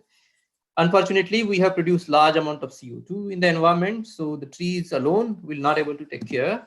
So we have to look for some sort of artificial trees to support the natural trees. And these artificial trees are nothing but nanomaterials, a catalytic material, which will have ability to capture CO2, not only capture but activate, because CO2 is a linear sp hybridized molecule, extremely non-reactive. To make it reactive, you have to capture and then chemisorb, bend the CO2 molecule, change their bond angle, bond length, so that then the electron transfer or proton addition is possible. So the catalyst or the nanomaterial should have ability to capture and activate the CO2. And then what we dream is the same material should also able to harvest the solar energy, and then combining this energy plus CO2 plus hydrogen coming from either water or the green hydrogen from electricity. You get methane or methanol. I burn methane and methanol, get the energy, and you do the function. Function could be driving the car or some other industry. You produce the CO2 back, and that CO2 again you send back to a catalytic reactor, catalytic converter, and again produce the fuel. So this is called the cyclic chemistry, where CO2 is not being released in the environment, right? It is being used. So it's a CO2 neutral process. So ideally you can fill the CO2 and then you keep driving the car. Yeah, it looks fancy, but ideally I will show you that this is possible at the lab scale. Obviously one has to develop a better material to have a better productivity and faster kinetics to achieve this dream. So this is what we are trying to do in our lab. The way we are trying to design these catalytic materials are in three components. First is a nanomaterial, which is heterogeneous. So what we are trying to do is we are trying to develop a support, high surface area, accessible surface area support. Then we are trying to develop the active site, the one which can then activate the CO2 and convert into chemicals and fuels. And then we're also trying to harvest the solar energy by then converting those photon, using that photon to either produce the heat or the hot electrons, or the combination of both of them. That will allow us to then activate the CO2 and convert it to methane and methanol. So this is what I'm going to show you in my today's talk. So first thing, catalyst support. So by definition, you need a material which should have a very high surface area, and that surface area should be accessible so that your molecule and reactant should reach the active site. So this is what we develop in our lab, dendritic fibrous nanosilica, previously also known as KCC1, but this represents a better general family of the material. These are the silica material, SiO2, one can tune the particle size from 50 to 100, 100 to 200, up to 1.2 micron size. There's high surface area, excellent thermal stability and hydrothermal stability, and also mechanical stability. So one can do a high temperature reaction, high pressure reaction. And uniqueness is the surface area is due to those fibers. Ideally, those are like petals of the flowers, and therefore they are more accessible. Materials is easy to synthesize. You can refer to this Nature Protocol paper where we have given stepwise protocol to synthesize, including the videos. So even any lab can make these materials. You just need a round bottom flask and magnetic stirrer to make these materials. So these are the SEM images indicating a monodisperse nature and those petals, which we call them as the fibers at a nanoscale. These are the TM images, and you can see the pore size distribution is very unique. You have a pore around 4.5 nanometer, and then you have pores increasing until 25 nanometer. So here the pore by definition is not ideally a typical conventional pore, but these are more the gaps between these petals, between these fibers. So when you move from the center of the sphere to the periphery, you will see that the gaps is increasing, and that's why the pore size distribution looks like this. Now this could be useful where you want to use catalytic reaction where the reactant molecules are huge or micromolecules, which can also be then able to reach the active site and convert into useful chemicals. We also asked the question that why we produce such a morphological fibrous material. Why not some other shapes or sizes? So that's the formation mechanism. So I quickly explain that. So the way we synthesize, we use the CTAB molecule. It has this polar head and a non-polar tail, and we know these surfactant molecule when you add them into a solvent, they try to form reverse micelles or standard micelles based on which solvent that you use.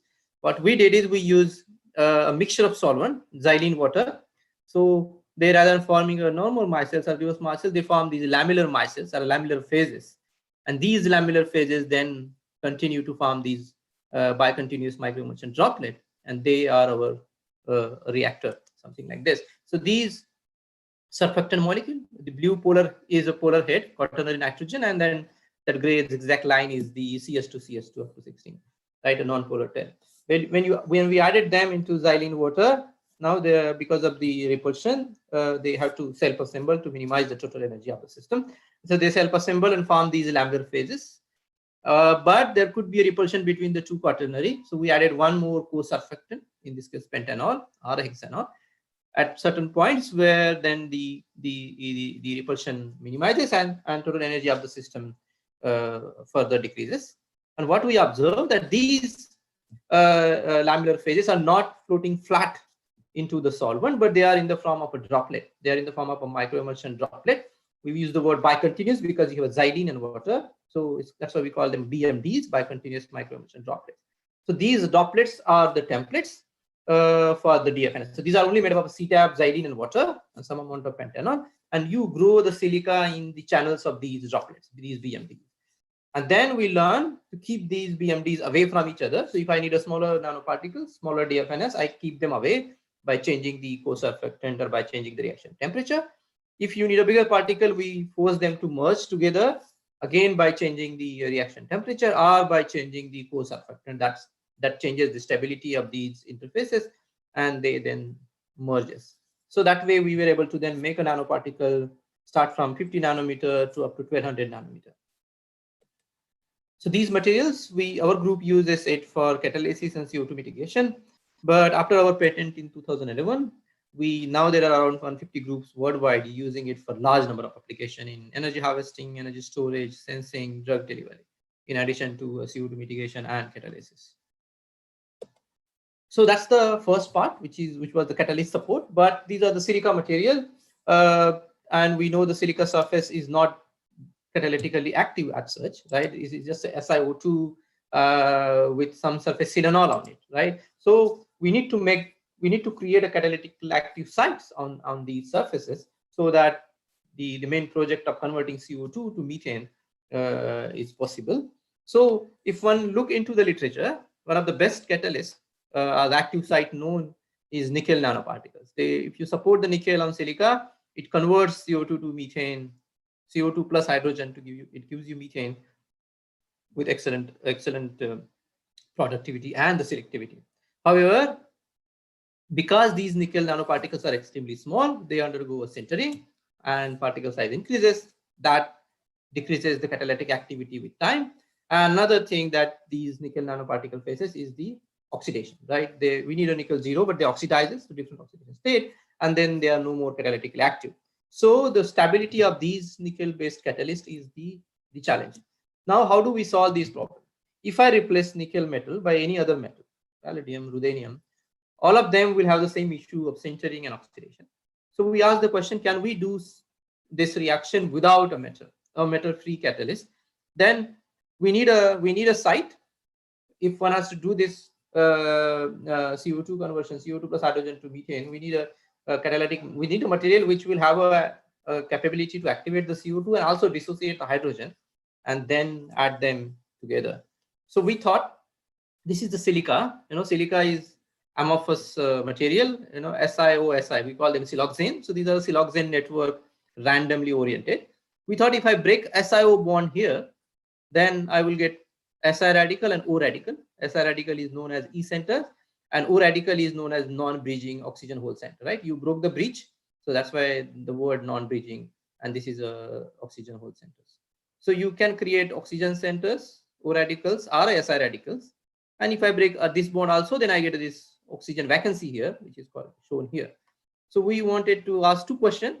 Can we systematically generate these defects, O radicals, Si radicals, and oxygen vacancy, and whether these defect sites will activate the CO2 and dissociates the hydrogen? And this is our very recent work where we showed that yes, one can, tune these defects, these imperfections. You can perfect them by the cooperativity effect, which I will show you, and that does allow you to convert CO2 to methane. How do we create the defect sites? So this very old chemistry by Rao et al. In 1976, where he showed that if you heat a silica with magnesium, with several steps, the silica SiO2 becomes silicon Si. And if you look at the reaction mechanism, what you are doing, you are systematically breaking those SiO bonds. So we thought of using this chemistry and stop at reaction step 1, where I don't break all the oxygen, I don't remove the oxygen from the silica, but I just break SiO bond or some of those, both the SiO bond. Now, in order to tune these Si radicals and O radicals, what we decided then to play with the the magnesium concentrations, 10%, 25, and 50, and see whether we can get a different concentration of Si and O radicals and oxygen vacancies. So this is what we did. 10, 25, 50 indicates we heated the silica under vacuum at 675 degrees Celsius with these different weight. And when you heat them at 675 degrees Celsius under oxygen-free environment, the magnesium needs the oxygen. So it takes the oxygen from silica by systematically breaking those SiO bonds. That's what we wanted.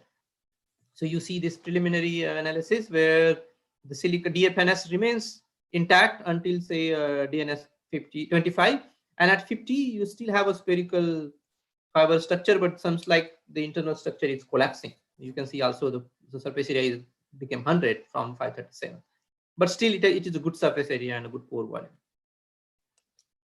You can see the change in the color. This is in a normal light, this is in a UV light, which indicates that the material has a different defect sites now, as either and as well as their concentration.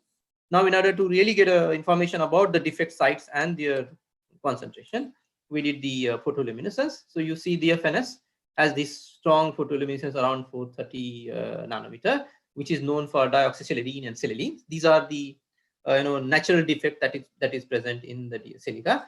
But when we heated them with magnesium at 10, 25, you see that particular defect at 430 nanometer vanishes, and you started a new defect start appearing. And this one around 810 nanometer is known for the oxygen radical, these non-bridging oxygen hole centers. And it looks like DNS10 has the highest amount of oxygen radicals. To understand the E centers, we did the EPR, and you can see in EPR, with increase in the magnesium concentration, you have more and more E centers. This one is for the E centers. And there is also peroxy centers. These are nothing but E centers, but in E centers, there is an absorption of oxygen, and you get SOO dot, which is a peroxy center, which can be removed while doing the catalysis. by simple pretreatment. So here it looks like the DNS 50 has the highest amount of E centers. Using these preliminary characterization, we carried out a catalysis, which is this CO2 plus hydrogen gives you methane plus water plus carbon monoxide, which is missing here. It is written methane plus CO plus water. So it's a mixture of CO2 and hydrogen. This is a flow reactor. You mix these two gases. Nitrogen is some sort of a dilutant and for a calibration. Then you mix these hydrogen and CO2, and this is your catalytic bed, which is heated at 400 degrees Celsius, and gas is flown at 1 bar, and the outlet, the product is connected to online GC, and you can monitor the production of methane and CO. Water get condensed in a condenser. Using this setup, we observe that with increase in the defect concentration, so DFNS, DNS10, DNS25, up to DNS25, there is a very good increase in the productivity of methane, which is around 3750 micromole per gram per hour. And dramatically, surprisingly, the DNS50 has a lower productivity as compared to DNS25. We'll try to answer that particular observation. Stability wise, if you look at the methane, you see that it started around 3750 and it reaches to around 3000 in 24 hours, which is a good stability. But the question is, if there is no metal, then why it is losing any amount of activity? It should remain constant. So the only possibility is then there could be some sort of a carbon formation, right? CO2 goes to carbon, and those carbon is somehow crowding the active site, and then they are not accessible for a new reactant. So with that hypothesis in mind, we said, okay, if that is the case, if it is a carbon, then let us heat it in air and burn away the carbon. So that's what we did in this cyclic study. And what we observed that every time I burn the carbon, or I will not say burn the carbon, every time I heat the material in air at 550 degrees Celsius, the catalytic activity keep increasing up to say 7 cycles. Now, if the deactivation is due to the carbon, then it should only regenerate the catalyst, but it is increasing the catalytic activity, indicating that there is no carbon formation. Obviously, we also did the Raman and TGA to show that there is no carbon formation, but there could be something else that is the reason for decrease in the catalytic activity, which gets generated every time I heat in the air. And I will also try to answer this question, that why the catalytic activity increases with every cycles.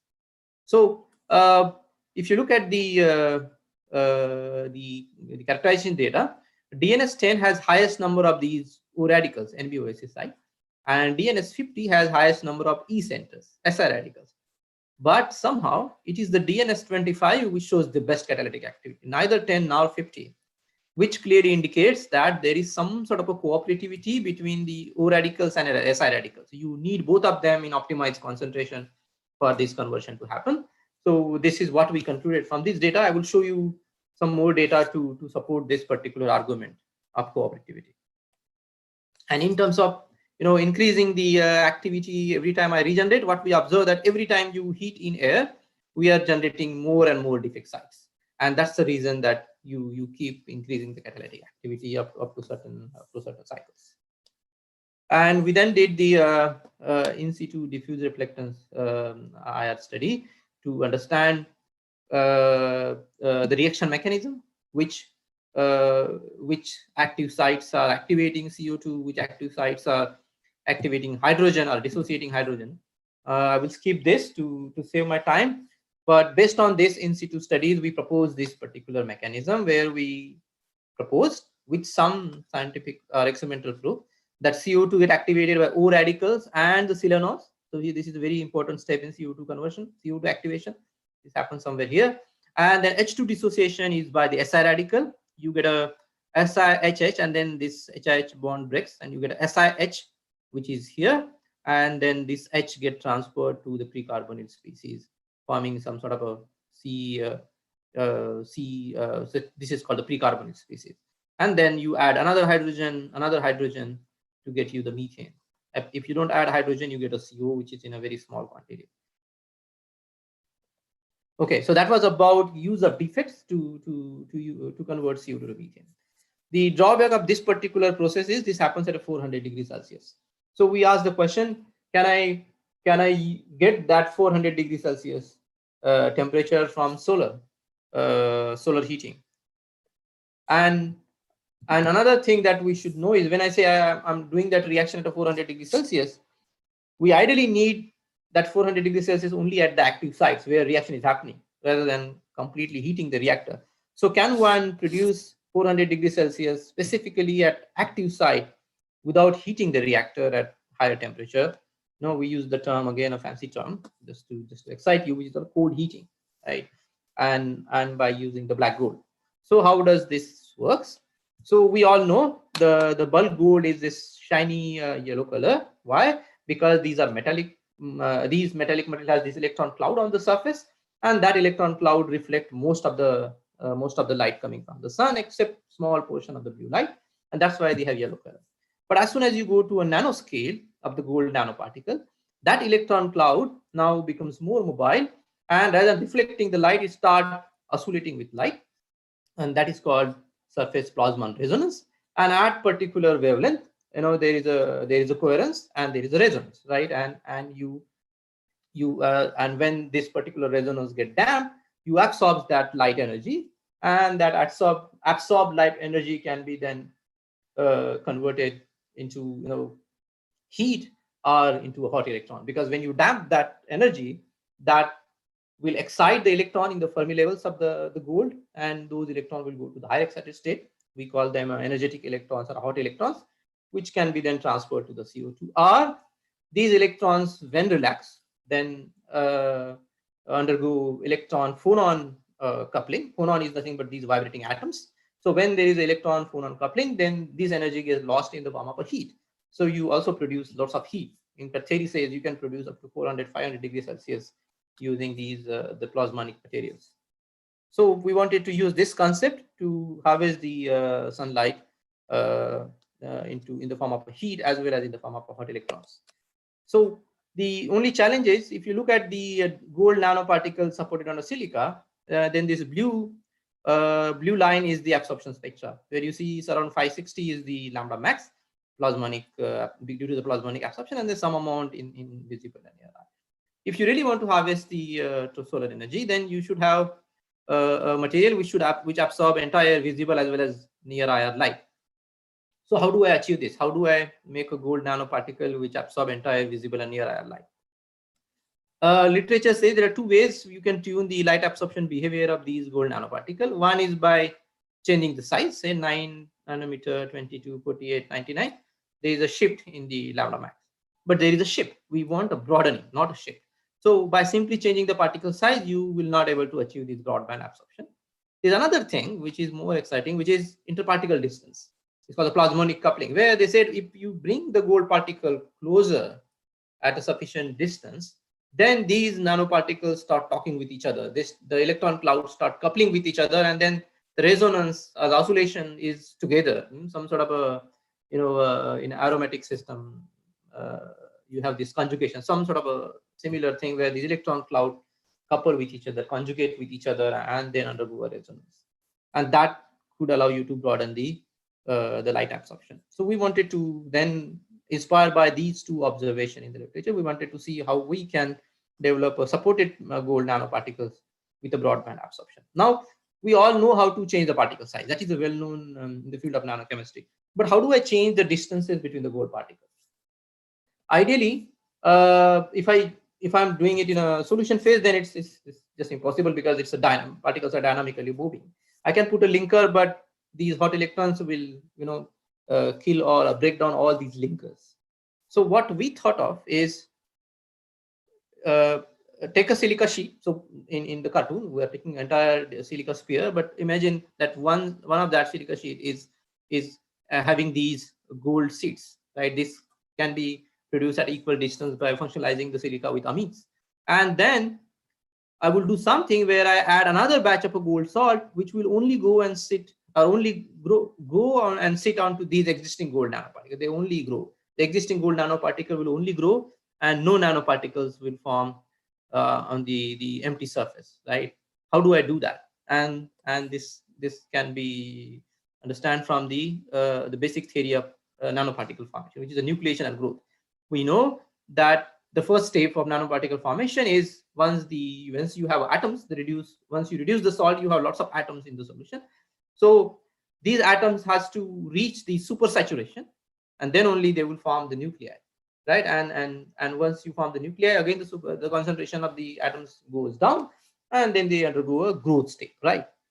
So what we decided that once you form the first seeds, we will stay below the supersaturation. We will maintain the concentration of gold atom below the supersaturation so that they won't undergo nucleation and they will only undergo growth.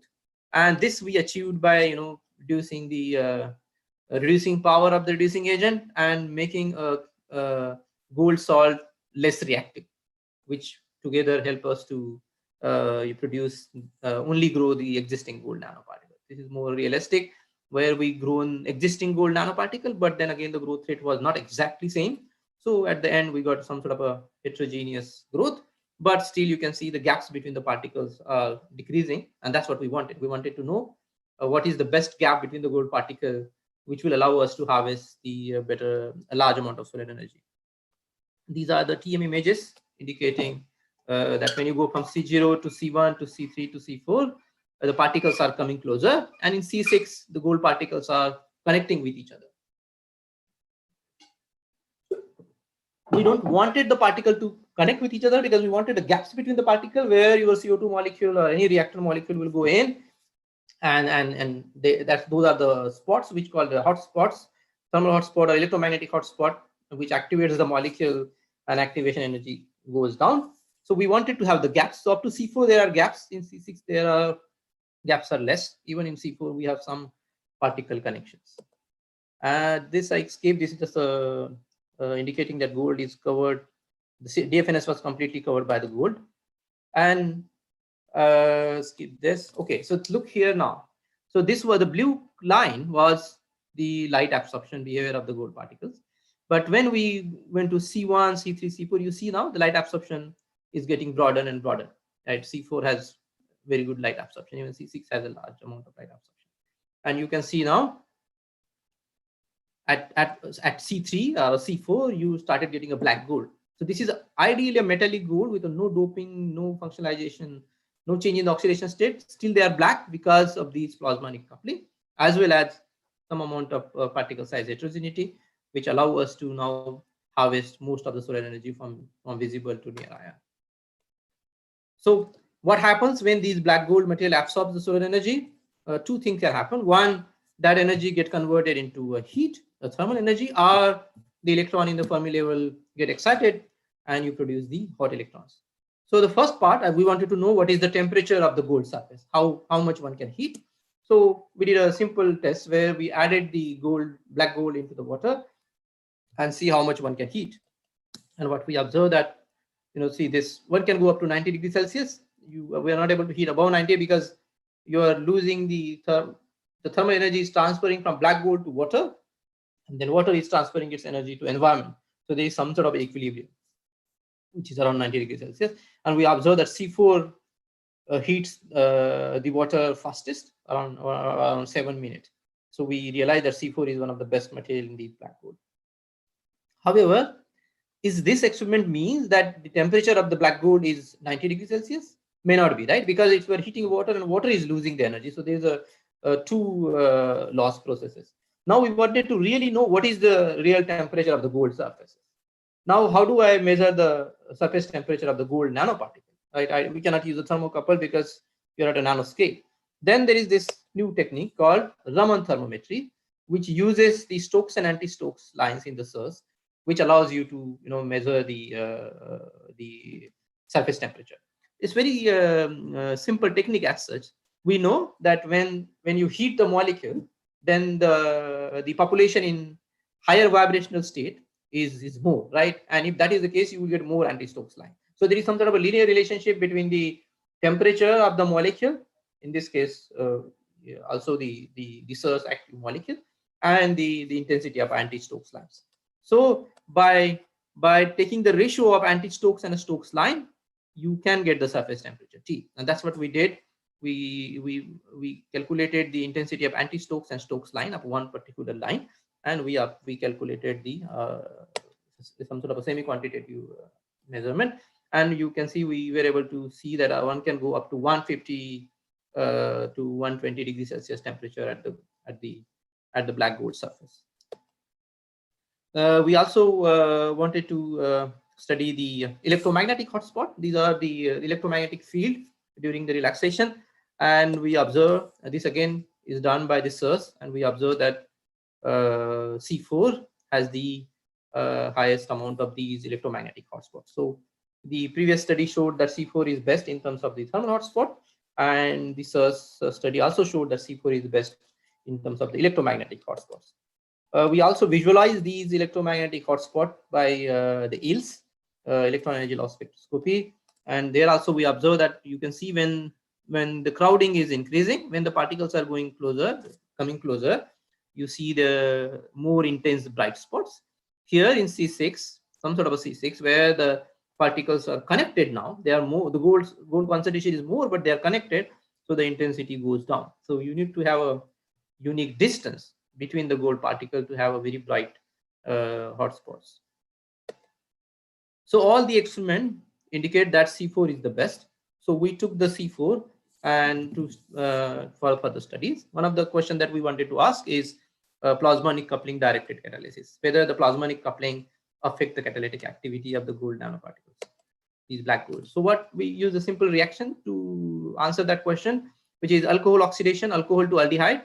You can ignore the acetate part, which is a side reaction, because aldehyde oxidizes to acid and acid react with the ethanol in the solvent to get you the ester. But if one look at the aldehyde, alcohol to aldehyde, you can see any of these catalysts. Look at C4. In dark, it is around 20%. In light, it is around 90%. So you can see a dramatic difference. One can say, oh, this could be just due to the difference in the temperature, right? Because we know that when you expose black gold with light, you increase the temperature. But in order to ignore that particular argument, we did this reaction at a same temperature by circulating the water. So even after same temperature, there is a difference in the catalytic activity. What could be the reason? So the hypothesis was that once you expose the black gold with light, you produce those hot electrons, right? Excited electrons in the Fermi level of the gold. Those hot electrons transfer to the oxygen, and oxygen get dissociated. And it is a dissociated oxygen which becomes the oxidizing agent, which we all know is extremely reactive. This was the hypothesis of increase in the catalytic activity in light. How do I prove it? What we did, we put more and more photon onto the black gold. We increase the light intensity. Now when I am putting more photon, you will get a more number of hot electrons and then more number of dissociated oxygen. And if it is really the electron transfer from hot electron to the O2, which is acting as oxidizing agent, then there should be some sort of a linear relationship between the light intensity and the rate of reaction. And that's what we see here. So this clearly indicates that there is electron transfer from black gold to antibonding 2p state molecular orbital of oxygen, and it gets dissociated. We also did the CO2 conversion. So CO2 plus water, you get a methane. Now that's what I showed you right here. And the activity is 1.5 micromole per gram, which is 10 times better than the normal gold nanoparticle. So definitely the black gold helps us to increase the catalytic activity. The negative side is that number 1.5 micromole per gram is extremely, extremely low. If you want to drive your car by CO2, this has to be in thousands, maybe 10,000. So, and it need to be very fast. So productivity and kinetics both has to be increased dramatically, but at least there is idea, there is a concept. I guess lots of other groups are working on similar concept using electrochemistry and photochemistry. And hopefully one day the dream of a cyclic chemistry may come true. In another 10 minutes, I guess I will touch upon a completely different topic. Like the CO2, the another problem that we all face is the waste plastics, right? Our life is dependent on the plastic, and then plastic is one day overpopulate us, I guess. And you see plastic everywhere, and especially in India, they are everywhere. And we all know how dangerous they are. By the way, the plastic is not only on the surface, but it is also in the air. You see a very recent paper in Science where they call plastic rain as a new acid rain. So when there was a rain, the microplastic floating in the air came down and became part of your water body. and then you eat the plastic. We all maybe already eating the plastic, and some part of our body is already having the plastic. So we must stop using the plastic. If we can't, I think we can't stop using the plastic, then again recycling the plastic rather than throwing, whether we can recycle, then that should solve the problem, at least in part. So how do we recycle? So what one has to really do is, the plastic is nothing but these polymer, right? Polyethylene, polypropylene. So if one can do something which will convert these plastic bottles to the basic chemicals from where they are prepared, alkanes and alkenes, then the problem is solved. No one will throw the bottles in, right? Everyone will collect and give it to someone who will get the chemicals back from the plastic. One of the simple way of doing this is you thermally heat them at high temperature, and you get all these alkanes, alkenes, and some other materials, other chemicals. But the problem is this is a high temperature process, say 700, 800 degrees Celsius. So I cannot, spend 100 rupees to degrade 10 rupees plastic bottle, right? So no one will do that. And that's why you see plastic everywhere. So one has to develop a sustainable process. Manoj organized this conference with the aim of sustainability using the nanomaterials. So we also thought of using the concept of nanochemistry to develop a sustainable protocol to degrade the plastic to chemicals. This is our recent work where I and my senior PhD student develop a solid acid which acidity is close to a zeolite, sometimes better than zeolite, and it also has the porosity like amorphous silicate, which was a problem, which is always a problem with the zeolites. So he tuned the synthesis protocol by playing with the precursor, aluminum precursor and a silica precursor, and the ratio between them, and able to produce a solid acid which has these zeolitic type acidic sites, which are known to be strongly acidic. At the same time, he was able to produce a fibrous, we call them a nanosponge morphology. It's more like a DFNS, very small DFNS particle connected to form these nanosponges. You can say very high surface area of around 588 and extremely high pore volume, 1.3 centimeter cube per gram. And we then showed that this material is strongly acidic as well as it is porous. That means a bigger molecule can go in and you can carry out a reaction with the macromolecules. So AC star 1.9 is one of our material. We can ignore the nomenclature. And the ZSM5 is one of the best zeolite commercially available. You look at the yield, just 0.9%, whereas ours is 62%. The reason is zeolite is strongly acidic, but they are microporous, and these molecules are big enough that they don't undergo condensation. They can't really access those micropores.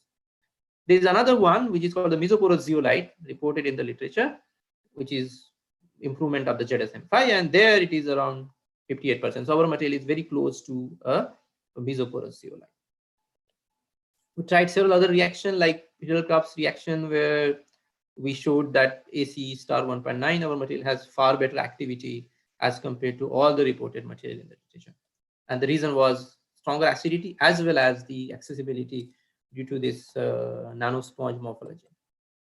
Did several other reactions like xylene isomerization, crewing cracking.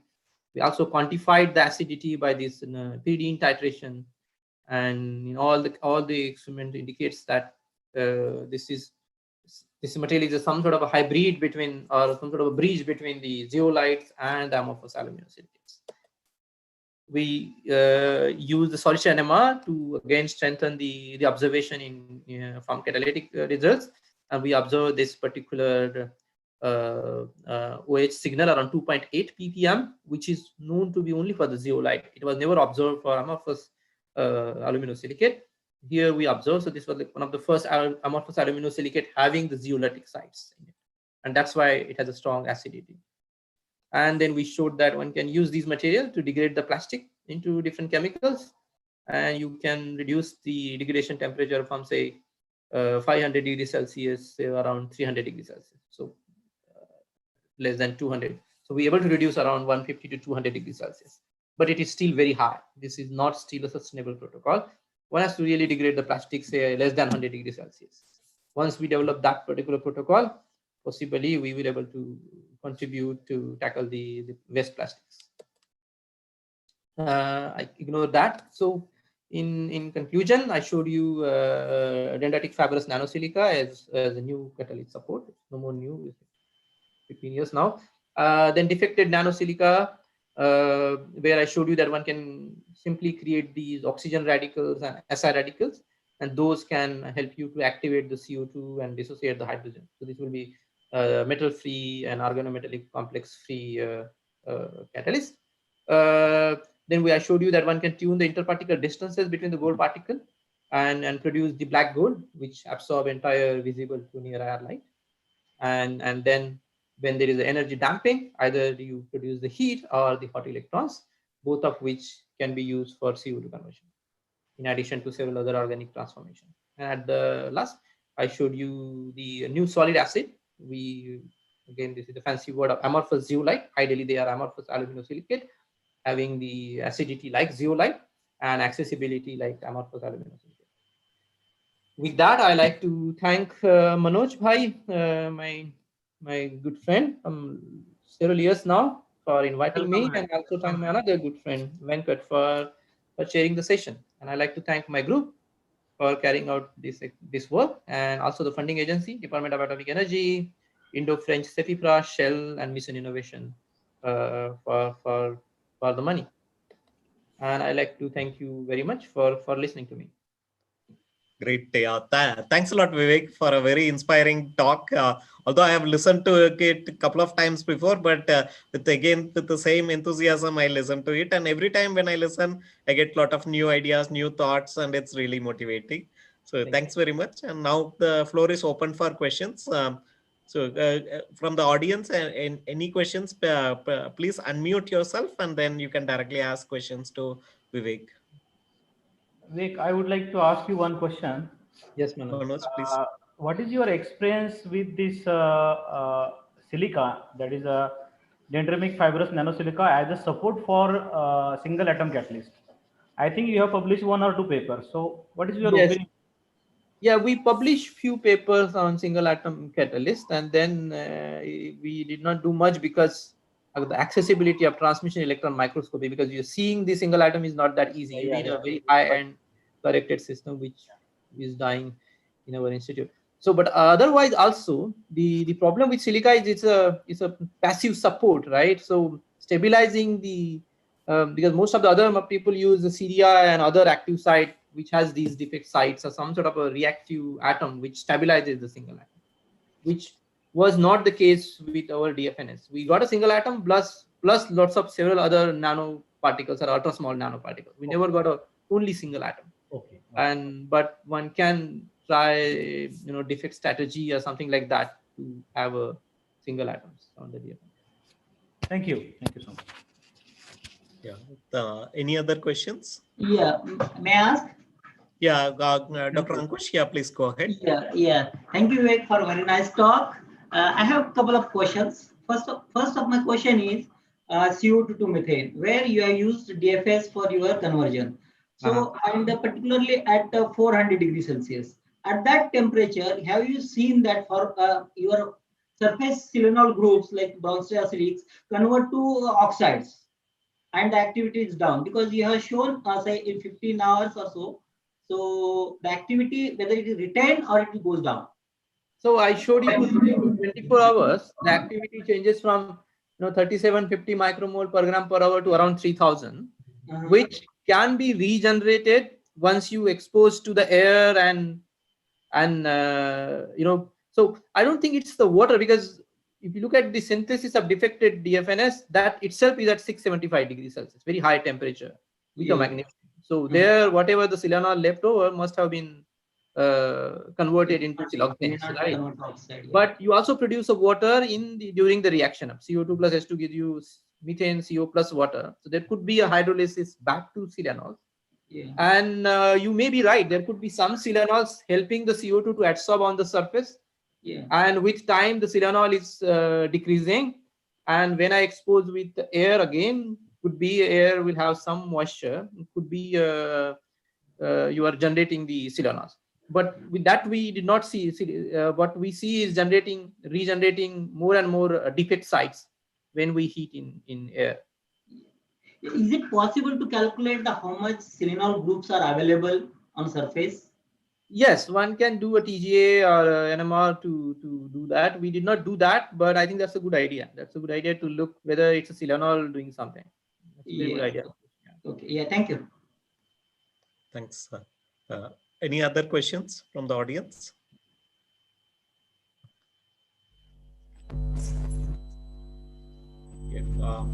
Dr. Mahesh Kumar Thorat, if you have a question, yes, you can. Thank you, sir. Very informative session.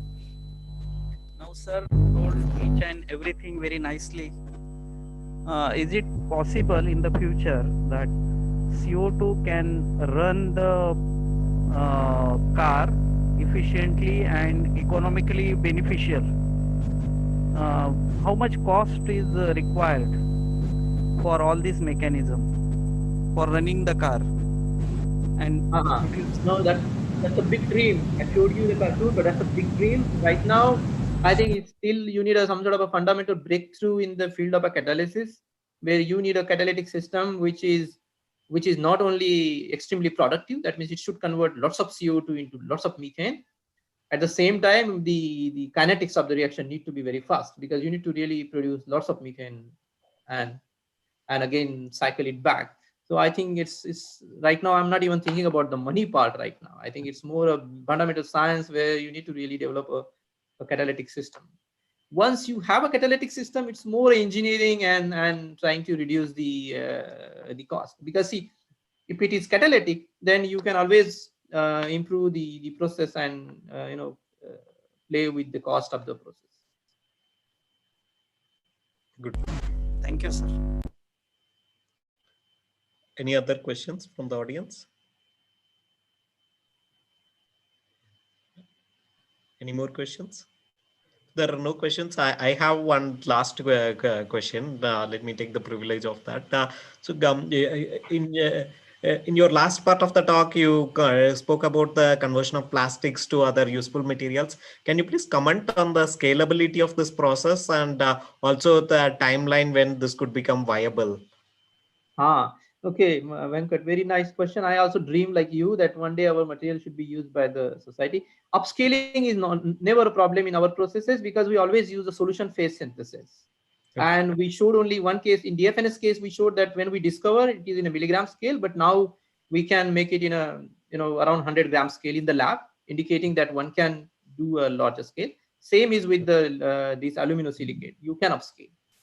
Now, when will it commercialize? It is something where Indian industry has to really take some sort of a risk and challenge to help us, right? We cannot do it, I guess. It's out of our expertise. But if one day there is some sort of a collaboration between industry and academia, this is very much doable. That's how other countries are doing, right? Great. Yeah. Thanks very much, Vivek. Thanks a lot for this talk. And on behalf of all the participants, I would like to thank Vivek Polchitwar once again for the very inspiring talk. Thank you very much. Thank you, Vivek. So, Manoj, if it is fine, can we move on to the next speaker? Yes, please. Yeah, yeah, we could see. Let me have the privilege of welcoming the next speaker, Dr. Jagadish Rajanahalli. So let me introduce him. Dr. Jagadish was born and raised in Karnataka, India. He obtained his PhD in the year 2006 in chemistry from the Bangalore University. After spending 2 years as a postdoctoral researcher at the University of Florida, USA, and also a few months as an assistant professor at VIT University, he joined the Leibniz Institute for Catalysis in Germany. It's in Rostock in the year 2010. And he is currently the group leader for synergy between homogeneous and heterogeneous catalysis. And in Leibniz Institute for the Catalysis, he joined initially as a research scientist in the group of Professor Matthias Beller, and then became the research leader for explorative projects and group leader at this LICAT, which is the Leibniz Institute for Catalysis. His group works on catalysis for sustainable organic synthesis related to essential fine and bulk chemicals, as well as pharmaceuticals and biomolecules. He has several publications in top-notch journals ranging from Science, Nature, Chemistry, Nature Communications, and Angivanti Chemie, JAX and nature protocols. So there's a huge list of publications which you can look it up on his website. And his work is related to the development of iron-based catalyst for the hydrogenation. And this has been published on the cover of Science in the year 2013. And several key research works are published in very good journals from different publishers like the ACS, RSC, and also the AAAS, which publishes Science. Without much further ado, I'd like to welcome Dr. Jagadish Rajanahalli, and he'll be talking today on the topic catalysis, a technology for sustainable and advanced chemical synthesis. Over to you, Dr. Jagadish. Thank you, Dr. Venkatkrishnan, for the nice introduction. Thanks, Manoj. So, hi, Manoj. So, before starting, I just wanted to mention here, today is Dr. Jagdish's birthday, so let's wish him happy birthday. Oh, great. Yeah, wish you a happy birthday. Thank you very much. Wish you happy birthday. Thank you, Ankush. Thank you. Yeah, actually, I thought of taking all day today. So then I came to office. My wife asked me, so why are you going to office? I told I have some conference. I have to discuss some of the results, what we are doing in our institute to our Indian colleagues. Okay, thanks, Manoj, for the invitation and also organizing this very good conference. And at least, of course, this is a very essential conference, valuable conference. So I will share my screen now. Yes, please. Yeah.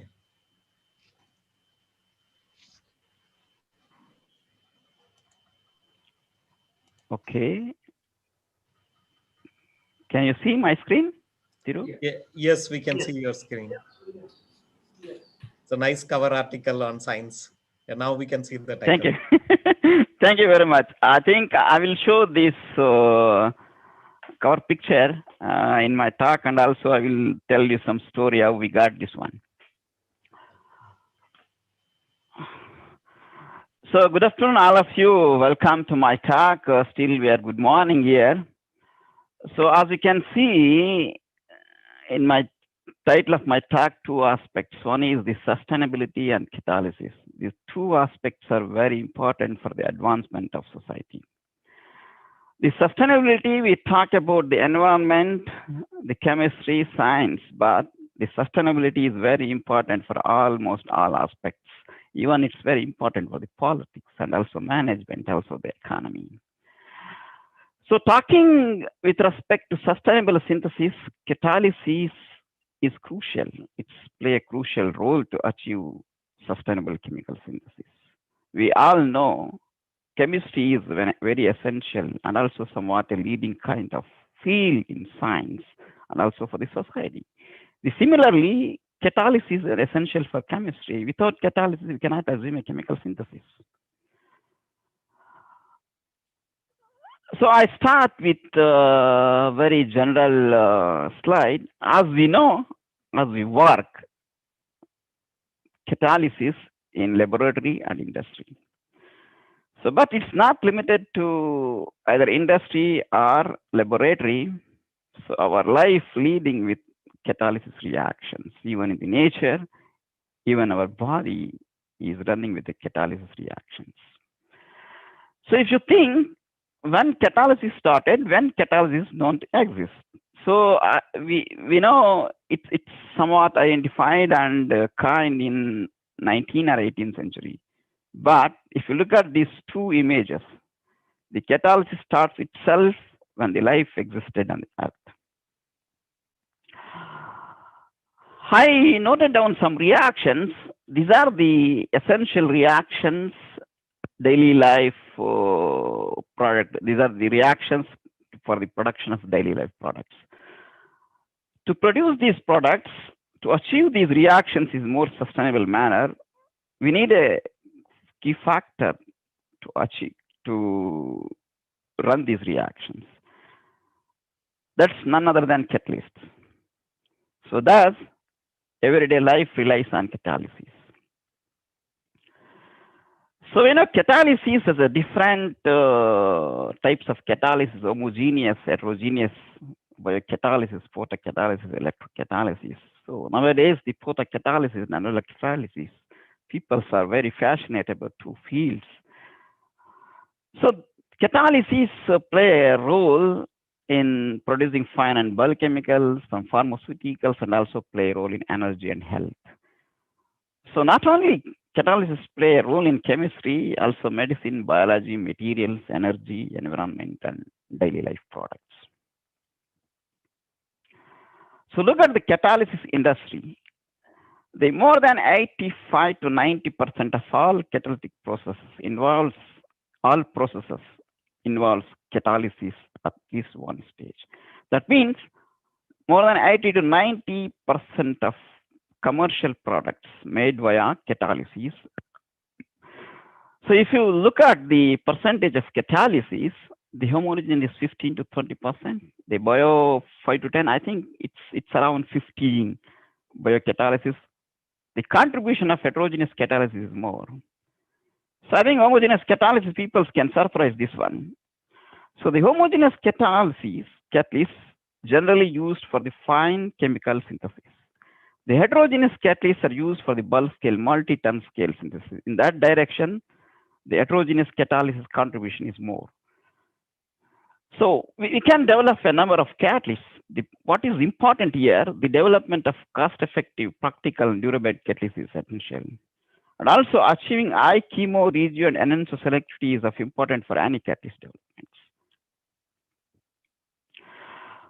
So I mentioned here 10 most important drivers for innovations. The chemical industry is leading the transfer of innovation and contributes to numerous innovations in other industries.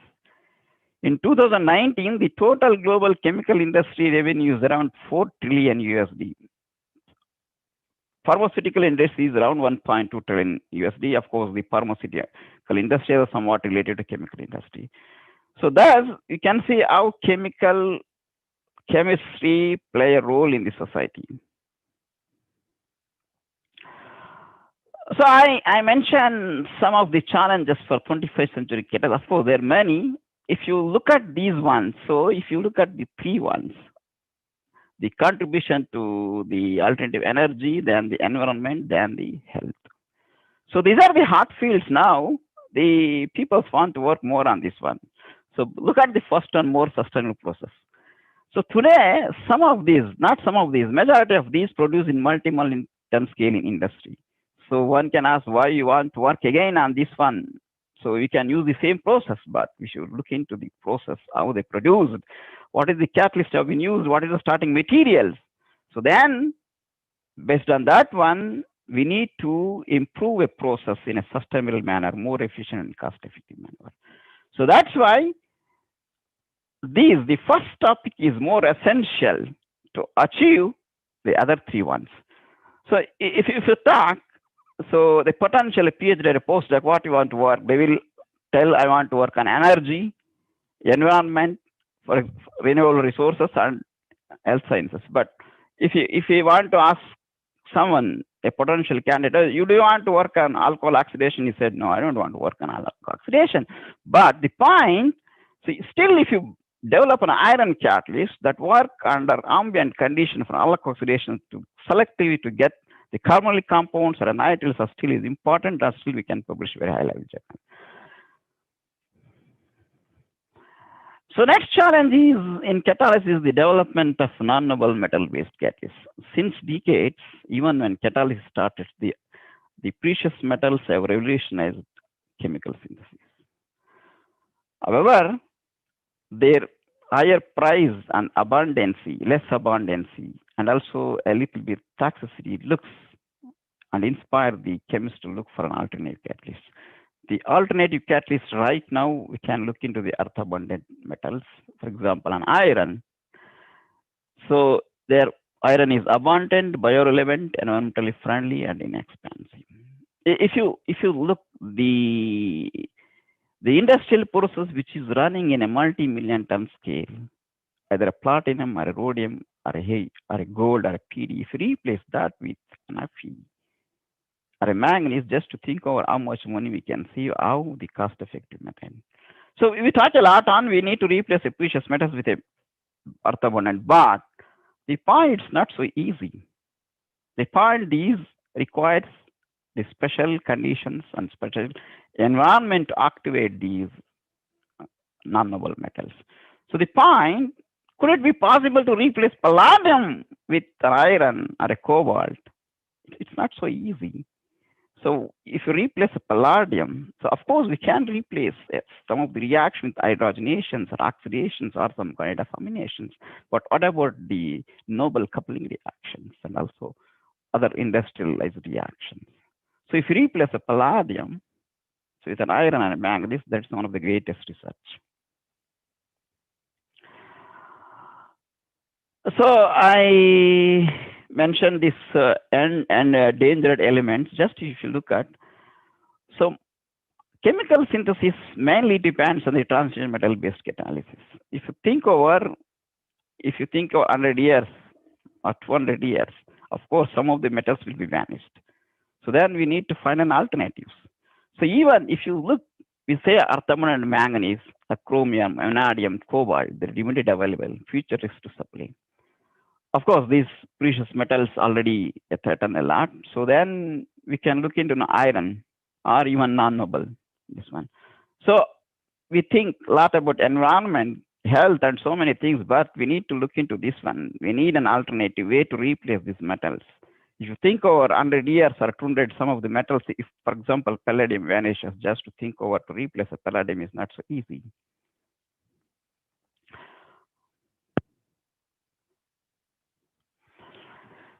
Okay, so we have mainly two kinds of catalysts. One is homogeneous and heterogeneous. The homogeneous catalysts are very selective but not stable, whereas heterogeneous catalysts are pretty stable but not selective. Can you make a catalyst that has the stability and recyclability of heterogeneous ones and selective is homogeneous ones? So, you know, heterogeneous, they're traditionally heterogeneous, they work under high temperatures. Also, they're very difficult to apply for the refinement of a complex molecules or a functional molecules. So we need an innovation in heterogeneous catalysis. So how about combining both homogeneous and heterogeneous catalysis to obtain desired catalyst? It's very simple. Just you use a homogeneous complex, then convert them into the heterogeneous materials, and we can get, and then the particles are simple single atom based catalyst. Now single atom based catalyst increasing interest, and it becomes one of the hot field also.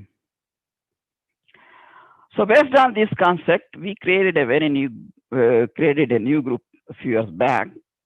So to bridge the gap between the homogeneous and heterogeneous catalysis, and our aim here, our goal is to develop a catalyst for targeted reactions, so which are very difficult to run either using heterogeneous catalysis or homogeneous catalysis.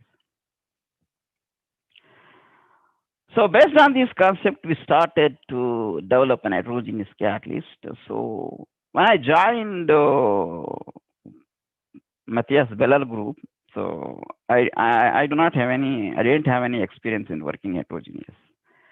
And also, you might know Matthias Beller group is famous for homogeneous catalysis. Then at some point, we started to heterogeneous catalysis. So we started with a block box. So what we used, so just we converted metal complex, we supported metal complexes on heterogeneous supports and pyrolized. So we can use a lot of supports, there is a lot of choices here. So the point, this is not a new technology. So the several years, even decades back, the fuel cell catalyst people use this type of procedure to prepare a catalyst. The point, what we catch, these type of catalysts are not much used for the organic synthesis. So that's our trump card. So we started with a very simple iron penanthrolene, so we can absorb any complexes, and iron or a nickel or any metal complex on heterogeneous support. So then in case of iron, when we pyrolized under argon, so we observe the formation of Fe2 nanoparticles. So surprisingly, So these particles are surrounded by n-doped graphene layers. So when we pyrolyze the Fe-penanthrin, we end up with the Fe2O3 particles, and when we use the cobalt penanthrin, we end up with CO3 particles. So then we use this reaction for nitrohydrogenation. So you know these anilines now multi-million scales are produced in industry, still they rely on precious metals. So the reaction looks simple, but it's very industrially applicable. So still now, even today, this reaction is relies on precious metal-based catalysts. So we use two ligands here. One is penanthroline and bipyridine. So penanthroline gives the most active material, whereas bipyridine gives less active material. So then to know the structure and also the formation of active particles, we took some TEM. So when we pyrolyze the Fe penanthroline complex, 400 is less active. There is no formation of Fe and Fe oxide particles. So in a most active material, there is a formation of Fe2O3 particles, and these particles are surrounded by nitrogen doped graphene layers. When we increase the temperature, the catalyst becomes less active. The agglomeration of Fe2O3 particles forms in this case. Instead of graphene layer, the thick graphitic layer was formed. So when we use another ligand, this structure is entirely different. So in this case, there is no formation of a graphene layer. So in contrast, the less active materials is prepared by the simple pyrolysis of iron acetate on carbon. So of course, there is no formation of any graphene layers, and also the particles become bigger size in this one. So then we use the homogeneous catalysis concept to make these materials. So we use several ligands, different ligands, nitrogen ligands. So in these ligands, the penanthroline gives the best, best one. The others gives less and moderately active. So the active catalyst was produced by the pyrolysis of Fe nitrogen complex. Of course, nature of the nitrogen ligand controls the formation of iron oxide particles as well as the formation of graphene layers. So ultimately, the nature of the nitrogen complex controls the activity and selectivity of these nanoparticles. So look at the catalysis. So as I mentioned, this is a very important industrial process. So you may think this is a very old reactions. People think why still want to work. So I said still this reaction is rely on precious metal-based catalysts. So at this condition, the precious metals can activate hydrogen and also to achieve this reaction. But this iron nanoparticles behaves like a precious metal. So almost all functional groups are tolerated. So whatever you take the nitro compounds, only nitro reduces. So other functional groups not at all reducing at all. Of course, imine is reducing, and some extent the triple bond is reducing. So that's the beauty of this catalyst. So then we also to check whether we can reduce the nitro compounds in structurally diverse molecules and also drug molecules. One can ask, so why you already spoiling the drug? Of course, we know the activity of drugs, what is for which it acts, and also what is the functional groups which exhibits the activity. Based on that, when we can transfer or we can functionalize the groups, then we can look into the new activities, and it will be a very good process for the drug discovery instead of starting from the zero, starting from the feedstocks to make the new drugs. So recycling is very important for the advancement of cost-effective industrial process. Of course, this catalyst is very stable and recycling. So we took after 10 cycles, up to 7 cycles is fine. Then after 7 cycles, so we observe the decrease of the reactivity. So there is no leaching of Fe species. Instead, we observed there is an increase, some little bit increase of particles and also rupture of the graphene layers. Okay, so this is the cover picture. So I think you can see the science cover pictures. Generally, the science cover picture most of the time related to medicine, biological sciences, somewhat environmental science. But the chemistry we can get rarely cover picture in science or nature. But this iron oxide takes the cover picture in science. So this work is highlighted in almost all leading newspapers, and people started following this work actually.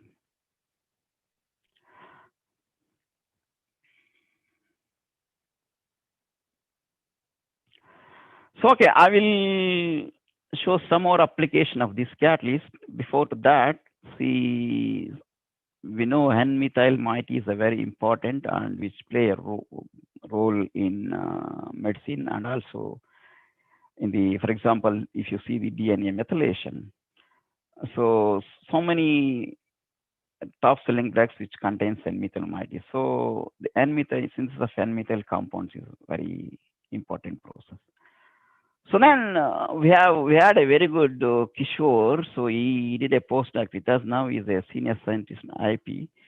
So he used paraformaldehyde here as the C1 and H2 source. So generally in the industry, these N-methyl compounds were prepared by Schwarzkopf method or using activated methylene or methyl compounds. So generally we needed two catalysts here. So to make it, this one is a two process, but we wanted to use a single catalyst for this one starting from nitro compounds. So the point how formaldehyde works here. So when compared to aqueous formaldehyde, the paraformaldehyde is very cheap, stable, solid, and easy to this one. The first, the formaldehyde degrades into CO and also H2. So it gives syngas, a mixture of syngas and also the formaldehyde units. So in presence of water, we use the water for this one. It goes to water gas shift reaction. It produces additional H2 and CO2. So iron is very well known for water gas shift reaction. So there is no point of looking into the drawback of producing CO. CO is a very toxic, but completely CO is converted to CO2.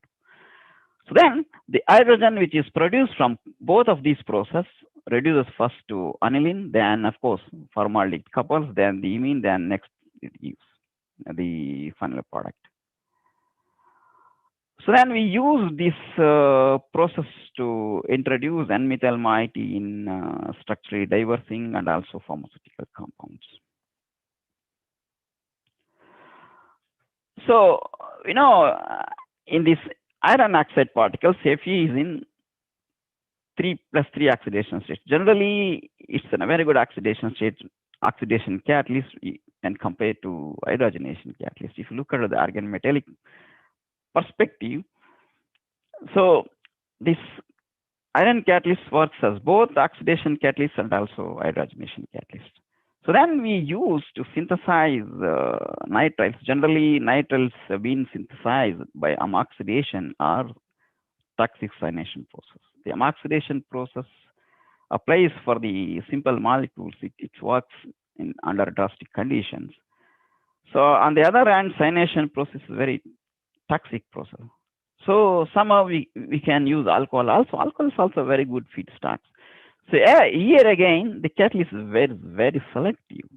It selectively oxidizes and cyanates alcohols to give the different nitriles, even the functionalized ones and also aliphatic ones also we can prepare by this method.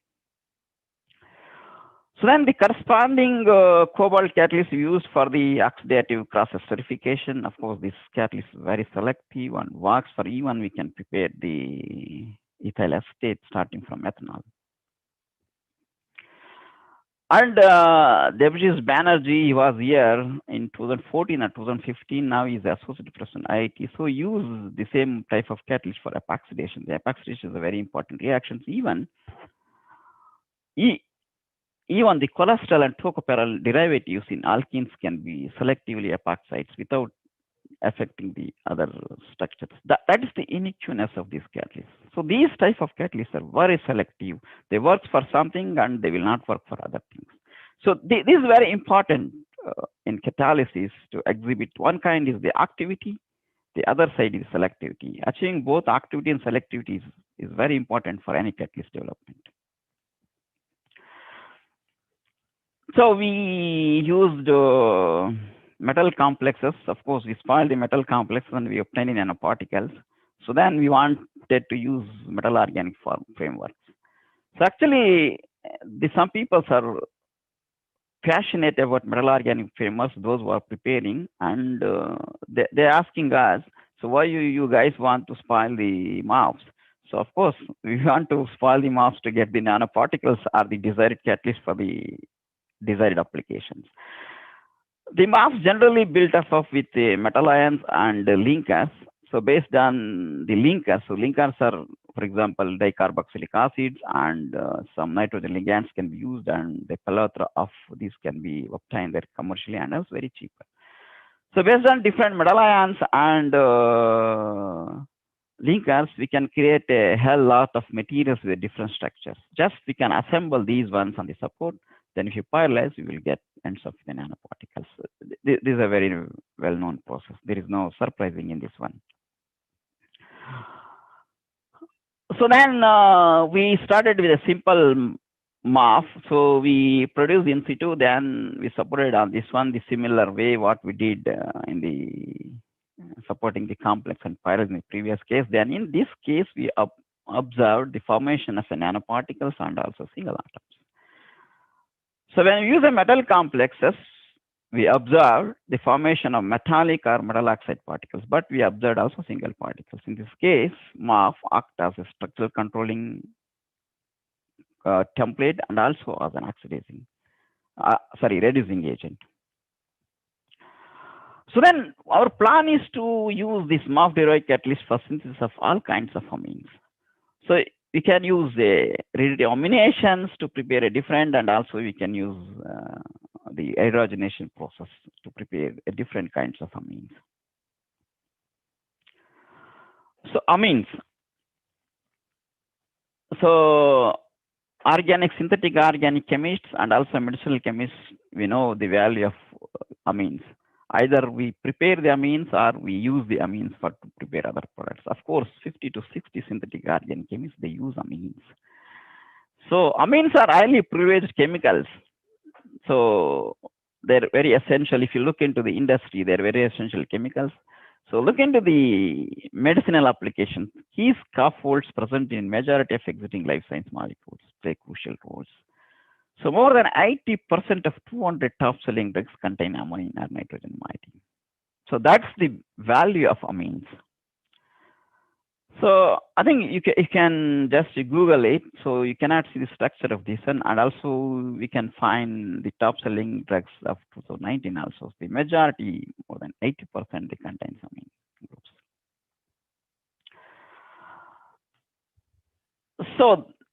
So among different classes of amination reactions, we have coupling reactions. So we have alcohol amination reactions, we have CH amination reactions. The somewhat reductive aminations, somewhat applicable and also somewhat easy compared to alcohol aminations, or even CH amination. And of course, coupling reactions are very easy, but it produces a lot of waste. So they're more applicable, but they're very challenging. The problem what is that these radioaminations are non-selective, suffer from over-alkylations. So, and also in case of homogeneous catalyst, the activation catalyst by the formation of Werner type complex. Just you can see, if you consider the reaction of a carbonyl compound with ammonia, you can end up these products. Of course, if you see these are products, so you can get the alcohol, imine, secondary amine, tertiary amine, and also this is the imidazolium product actually. So you can see this reaction is not so easy. It looks very complicated. So if you want to selectively make this product, or maybe this product, we need a selective catalyst and also efficient catalyst. So that's the developing a catalyst for redeterminations is very important. So then we started our MAF derived catalyst to prepare primary amines directly from aldehydes. Again, see here, this catalyst shows extraordinary selectivity and also activity. So even the NH2 moiety can be introduced in structurally diverse molecules. Not only aldehydes, ketone also easily reacts to give corresponding secondary amines. The amination of ketones is somewhat difficult when compared to the amination of aldehydes. So because the imine found by ketones is difficult to reduce compared to the imine found by aldehydes. So then we prepared primary amines, then we applied for the secondary amines. We could prepare secondary amines or tertiary amines directly from nitro compounds or also amines. So again, this catalyst shows extraordinary performance for the preparation of secondary and also tertiary amines. So next, N-methylation. So we can use directly the N-methylamine, and it's a very bulk molecules. And also we can also use a formaldehyde. In the both cases, the catalyst works efficiently and we produced corresponding N-methylated compounds. So we didn't stop. So then we started to look whether the return chain of the chirality. The asymmetric synthesis is a very fascinating and a very essential topic. The one kind, the preparation of a chiral molecules is important. On the other hand, the functionalization of a chiral molecules with the retention of chirality is also very important. So then we use our catalyst and our process to aminate the racemic amine. Of course, when we use an R isomer, so then we end up with complete retention. Even when we use an S isomer, then we end up with the complete retention. So then this catalyst also works excellently for the functionalization of chiral molecules without any problem with the retention. So we used to prepare this the gram scale, and also we use the preparation of some drugs, the amination of some drug molecules, and also we use to introduce the amine moiety in steroids and other structurally diverse molecules. So still we didn't stop, though we went on then to prepare some commercial drugs. These generally prepared by the nucleophilic substitution reactions are in industry we use. So this one and also sodium borates, some cases were used. But in this catalyst, it also works to prepare around 10 commercial drugs. So again, we published this paper in Science. So I think PhD and postdocs are watching this, my presentation, just to think where we started the project, where we ended the project. We started the preparation of primary amines, then went with secondary, tertiary, then amination of chiral molecules, then the drugs. So somehow some people, they might have ended the primary amines, but we didn't end this one. So the catalyst development is two ways. One, look into the target reaction. Based on that one, you can prepare the catalyst, or the same catalyst that works for other reactions also. When we handle the project, we have to look in where this can be ended. So what other possible reactions when we can do with this reaction? This is very important for, especially for, of course, all scientists, and also the learning stage PhDs and postdocs.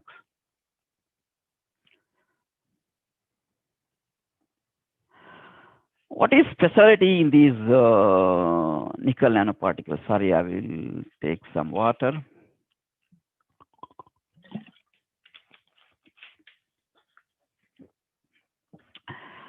So if you take a iron pentantal system, when you pyrolyze this one, there is a formation of a nitrogen doped graphene layers. This nitrogen doped graphene contains different nitrogen species: the pyridinic, metal, and interaction, and graphitikian. So of course, similar results for the cobalt analog also. So without pyrolysis, we observe two interactions. One is two states of nitrogen, one the pyridinic and metal and interaction.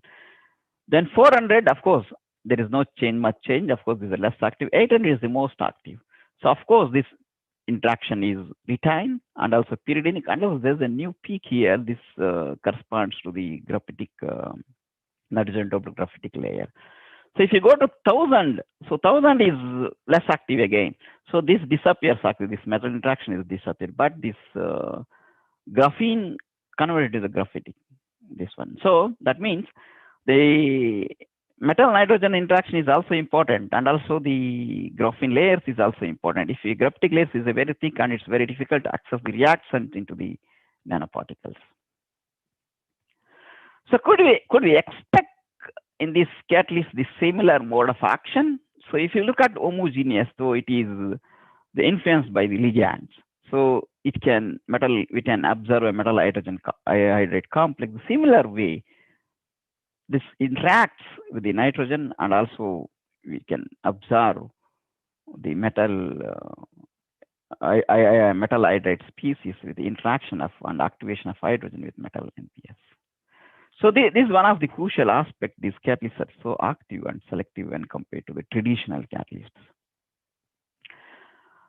So if you think in homogeneous catalysis, you have two options. One is a metal, one is a ligand. Of course, different optimization condition. If you look into the heterogeneous catalysis, there is a metal. We can change a metal.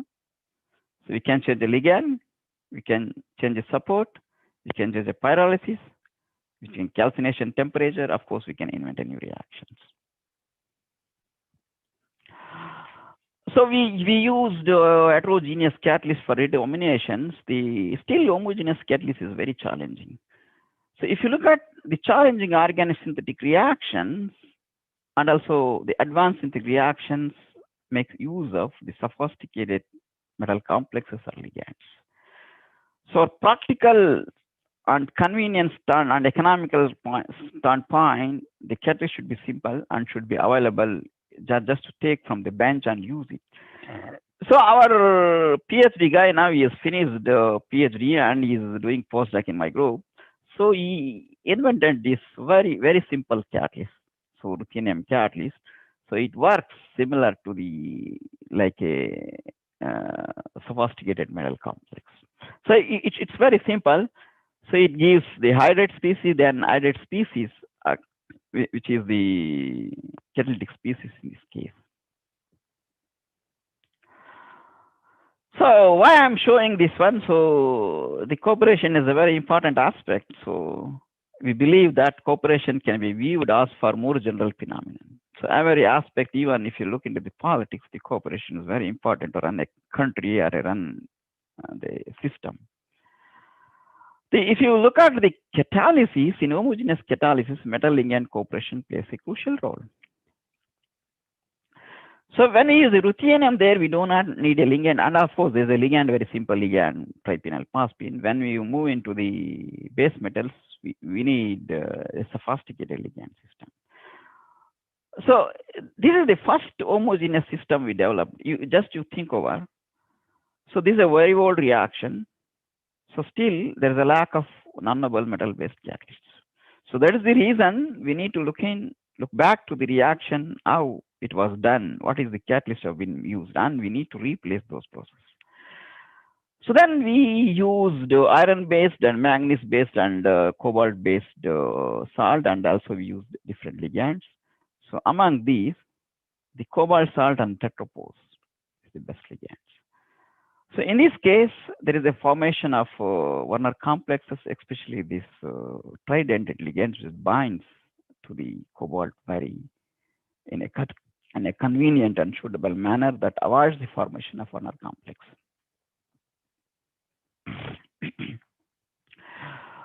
So of course, this is a bidentate complex. So then this complex is somewhat unstable when we prepare in the air, though that we prepared in the glove box. So this oxide is a deactivation path. Of course, this is a general path, the general reaction pathway. See, the hydride is the active species in this case. So we have one type, the homogeneous catalysis and heterogeneous supported metals. So then how about the preparation of in situ, this one? So of course, Manoj is involved in this project. So thanks, Manoj. So again, our PhD student, what he did, he used the cobalt saline complex in the reaction, the redomination reactions. Then he observed the formation of nanoparticles, which can be attracted to manganese. So we don't need to bother anything. We don't need to need a separate equipment or separate process to prepare the catalyst, then use that one. So this is a very nice process to use a in situ generated nanoparticles to run the challenging reaction. Just look at these slides carefully. So in the previous case, supported nanoparticles are very active compared to the bulk materials. But here you see the supported ones, when you support these ones, is less active. So then even if you add the support into this one, then you absorb onto the support, then again the catalyst is less active. So that means we obtain a different kind of particles when we pyrolyze and also in the in situ ones. So we wrote a very nice review on redomination. So I have to thank these 4 guys. So then how ligands play a crucial role here. So when we use the nickel complex, nickel nanoparticles and also complex to tune the selectivity in the alkene hydrogenations. When you use nickel, then it works in heterogeneous. This one we observe the cis product. When we use the ligand, so we observe the trans product. So of course, this is a general mechanism of this one. So in especially the alkene hydrogenation, the selectivity prefers to the cis formation because the hydrogen are in the syn position. So if you look at the homogeneous, first the hydrogenation takes place, semi-hydrogenation, then isomerization takes place. So this is the difference between heterogeneous and homogeneous catalysis. So we need a ligand to switch the selectivity in the desired reaction. So checklist is very important, and also starting materials is very important. Reagent is also very important. So trimethylated compounds is very important. The some of the drug molecules contains trimethylated groups. Again, the Kishore Natte used here trifluorobromide. So here, previously this trifluoromethylation is a mediated reaction. It's not a catalytic reaction. So majorly these reagents have been used. Look at the cost here. Of course, we can use the trifluoromethane, but it's very stable. So we can use also trifluoroacetic acid, but it's a lot of problems. So then use trifluorobromide. So thus the reagent is also very important. Dr. Jagadish, sorry to interrupt. Okay. Will it be feasible Okay. to wind it up in another 5 minutes, if it's okay with you?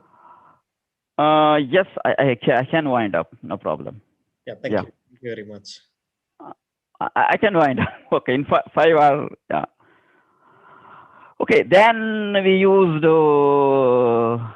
this one to prepare say adiponitrile. So then nylon polymer, and also these are the feedstocks. We use our process, and we have a very nice paper recently. Our other group of our department has produced. This is the 30 years old reactions, right? So people are trying from 30 years, so they could not able to achieve this one. So finally, last year it was achieved. So it was now transferred to the industry. So of course, I will skip some of this one. Okay, so I will give this one on liquid organic hydrogen carriers. So you can have a lot of hydrogen storing materials. When compared to those one, we can get hydrogen from a safer manner. But the problem here, the hydrogen step is very easy, but the dehydrogen step is very difficult here. So then we use the cobalt nanoparticles to hydrogenate the merlotherm, the dibutyltoluene, we can achieve 70% of the hydrogen storage. But as I mentioned, look at these ones. The dehydrogen process is very challenging. Even we apply 200 degree, but only 10 to 15% storage we can achieve. Okay, I think Vivek and others have talked a lot on carbon dioxide. So we also working on carbon dioxide. I don't want to take it's already time is over. So we have a very highly selective catalyst for the CO2 methanation. Of course, these are subatomic reactions. So we have a very good chemical engineering. He works on the reactors. We use some of our catalysts to convert CO2 to methane. We observed, in fact, 99% of selectivity. So being an synthetic organic chemist, we always look out to use CO2 as a C1 source. For the formulations and hydroformulation, there is a lot of opportunity. CO is a very toxic reagent, so we can use replace CO with CO2, but it's not so easy to replace CO with CO2. Okay, so you can achieve some extent sustainable chemical synthesis, of course, from inexpensive, easily accessible renewable starting materials. We can use to apply earth abundant and reagents, and so using environmentally benign reactions. So if you want to look into more vision of sustainability, so the catalysis play a crucial role. So we can use the renewable resources. So then to make the fuels and pharmaceuticals. So then in all these process, the catalyst play a role. Okay, so acknowledgement. So I think some of you might know Professor Matthias Beller. So if you talk to him 1 or 2 minutes, he's a very nice gentleman. You become fan of him. So these are my group members. So of course, the money is very important to run the research. So these are the funding agencies. Okay, thank you for your kind attention. Yeah, thank you very much, Dr. Jagdish Rajnahalli, for your very interesting talk, a very detailed presentation. I'm really sorry to cut short your time, but nevertheless, it was overall very interesting and very inspiring. I hope there are a lot of questions from the audience as well. Now we open the floor for discussion. The audience may unmute yourself and you can ask the questions one after the other. Questions from the audience? Dr. Ankush Biratar. May I ask one question, please? Yes, please. Thank you, Dr. Jagdish, for giving us an excellent talk. As you said, I am also a fan of your group and as well as Matthias group, as I was there. So my question is, as you explored a lot of catalysts based on cobalt and nitrogen, and one of your work, you said that retention of its stereomers. So can you shed some light on how it retained its stereoselectivity? I think it's a very simple actually. So we are not creating a stereo center, just we are functionalizing without touching the stereo center. So if you want to make the stereo center, then it's a different story. We need a chiral ligands and chiral catalysts. So of course, when we use some different conditions, for example, you use an acid or a base, then definitely there will be a change in the retention. So I think this is not so big deal to this one. So because there is no reaction at the chiral center here actually. Okay. Fine. Yeah. Any other questions? Jagdish, I would like to ask one question. Yes, Manoj. Typically, these porphyrin complexes with iron nanomaterials. So you said that porphyrin, N-dope, nitrogen dope binding iron nanoparticles, right? You have shown that there are a lot of activity and it is recyclable up to 9 cycle or 10 cycle. So what do you think? What is the interaction between the support and metal? Why this is like having very strong nature for reusability? So actually the interaction, actually there is in between there is a graphene layer, right? So the graphene layer, this is N-dope graphene layer. So of course this is not completely covered. The metal interacts with the nitrogen actually. That graphene layer interacts with the support. Okay. Okay. The support is also a carbon, and also graphene is also a carbon. Okay. The main stability comes over there with the nitrogen interaction. So, and also the activity also based on nitrogen interaction. Okay. Okay. Thank you, Jagdish. Thank you. Thanks, Manoj. Any other questions from the participants? You may please unmute yourself and you can ask the questions.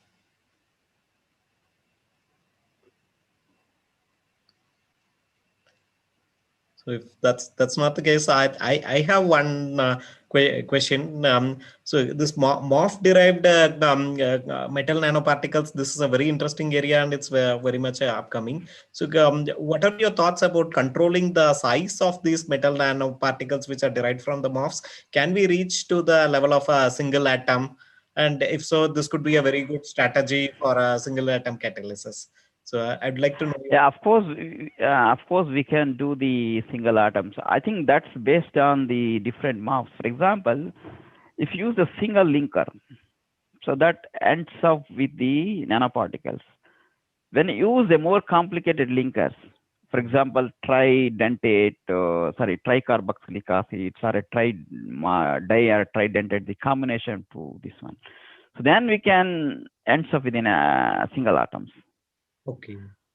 So by using the tuning the structure of the MOFs, so we can tune the nature of the particles. Great.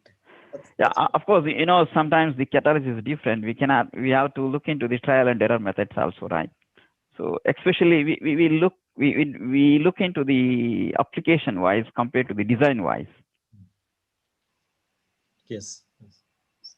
Very good. Good to know about the possibility, and it's also very interesting to know that by tuning the nature of the ligands, we can tune the size of the single atoms, size of the metal nanoparticles. That's really great. Yeah. Good. I have one question, Venkat. Yeah, Vivek. Hi, Vivek. Hi, Jagdish. Excellent talk. I heard you first time. I am following your work and. Yeah, I think first time we are looking each other, right? Yes, physically, yeah, for the first time, not physically, virtually. So I have one quick question regarding use of MOF to make the nanoparticles. So we start with a metal source, put lots of ligand to make these nice metal organic frameworks, and then we go back and degrade them to make the nanoparticles. So energetically, the sustainability wise, why do I then make a MOF and then degrade? I just use the salt and reduce it, right? Okay, the point I told you, right, that salts are a traditional catalyst, right? So they work under drastic conditions. So you need a suitable different environment of nanoparticles actually. So that is the way I showed when we use a simple metal salts, they're not working for the functionalized molecules. So that's the reason we need somewhat a different nature and a different structure of the nanoparticles to activate either hydrogen or oxygen. Okay. So your point is correct. So we are spoiling the MOF and doing but we are using a simple ligands actually. So somewhat you can see when we application wise is somewhat important. For example, if you make a very nice catalyst to make the industrialized reactions, still it's no problem. Okay, thank you, Jagdish. Nice talk again. Thanks, Vivek. Good. That Vivek's question provokes me to ask one other question. That the MOF-derived nanoparticles, can we also control the distance between the nanoparticles, wherein we could keep the nanoparticles much further apart or close, depending on the nature of the ligand which they are connected to? No, actually, okay, you mean of course, we can do this one. Distribution of the nanoparticles. Yeah. It is feasible, great. So again, it depends on the way of the structure of the MOF and also what is the conditions we use for the pyrolysis or the calcination. And also depending on the support. Support as well, good. Yeah. There is one question in the chat box from Brijesh Shukla. Let me read it out for you. Have any catalyst for methyl oxidation that is insoluble in acidic media?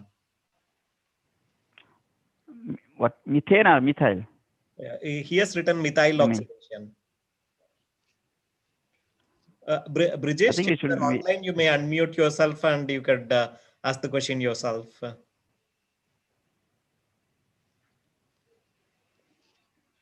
Brijesh? Yes, basically, my question is that we have the having the benzene moiety and having the methyl group and benzene moiety and need to be converted into the carboxylic acid. That is, and have any supported Okay, you catalyst mean that you. we can do by the fixed wedding and do the experiment. Reason is that whatever we are catalyst using, for example, the vanadium oxide, bismuth related catalyst, that is a soluble in highly nitric acid and H2SO4 condition. So we are looking the catalyst that is basically supported with some catalyst that is insoluble in condition of the H2SO4 and acidic nature. So you mean the oxidation of toluene, right?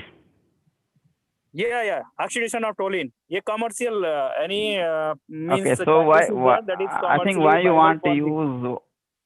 Okay, so I think there is a catalyst for oxidation of toluene to this one without any acid or basic medium. So the point why you want to use an acidic medium actually. basically Or a our basic medium. what we are moiety having other functional group also, and that is stable in the acidic media. Then we are doing the oxidation with nitric acid and Okay. You are using nitric acid as Yeah. oxidant. Okay. Yeah. So what is the other functional groups we have?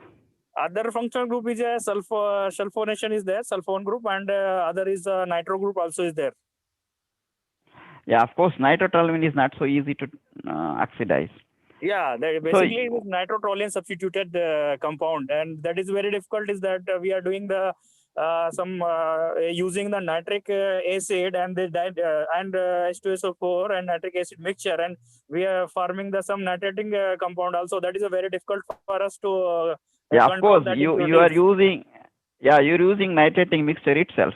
So generally, instead of going to the oxidation, it can become a nitration or sulfonation of the benzene. Yeah, that is a big one, but it is forming about 1 to 2% only. We have control with the conditions of the reaction, and so many literatures is also reported for this, but we want to control very lower level.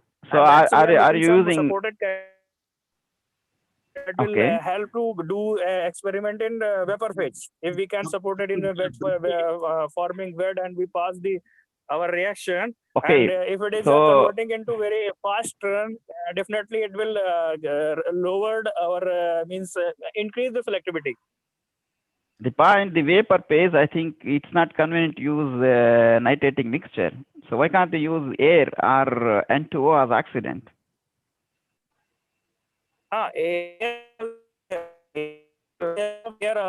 Only vanadium oxide we are using catalyst, and is nitrating isn't providing for the reconverting into the catalyst.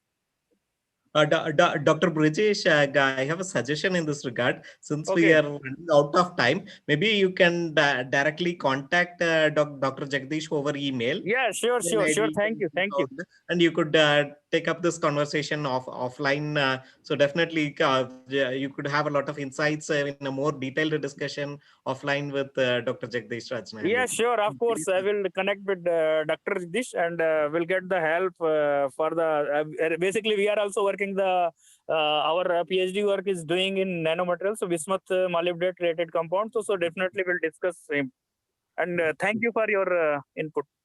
Yeah, thanks. Thank you very On much. behalf of the participants, I'd like to thank Dr. Jagdish Rajnahalli once again for a very interesting and inspiring talk. I hope this is also a good platform to build more connections like with Brijesh and many others. Thank you, one and all. And once again, wish you a very happy birthday today. Thank you. Thank you very much. Thank you very much, Venkat Krishnan. Thank you very much. Birthday. Yeah. Thank you. Okay, so Thank you all. I would like to thank Venkat for chairing this session. I think you really organized very well. The first talk, very positive you are.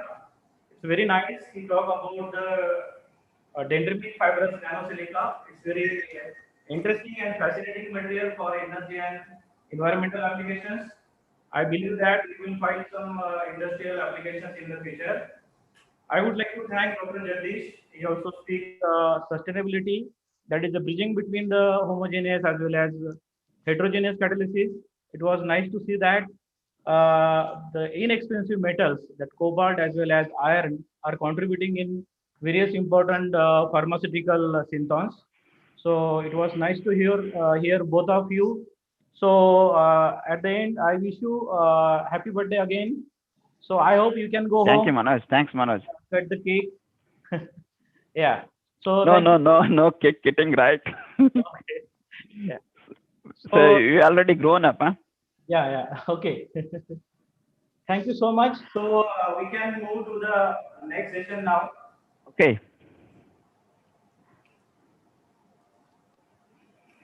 So moving on to the next lecture. Moving on to the next lecture by Professor Paulo, it is our honor to have with us Dr. Ankush Biradar, Senior Scientist in Organic Materials and Catalysis Division of CSIR Central Salt and Marine Chemicals Research Institute, Bhavnagar, to chair this session.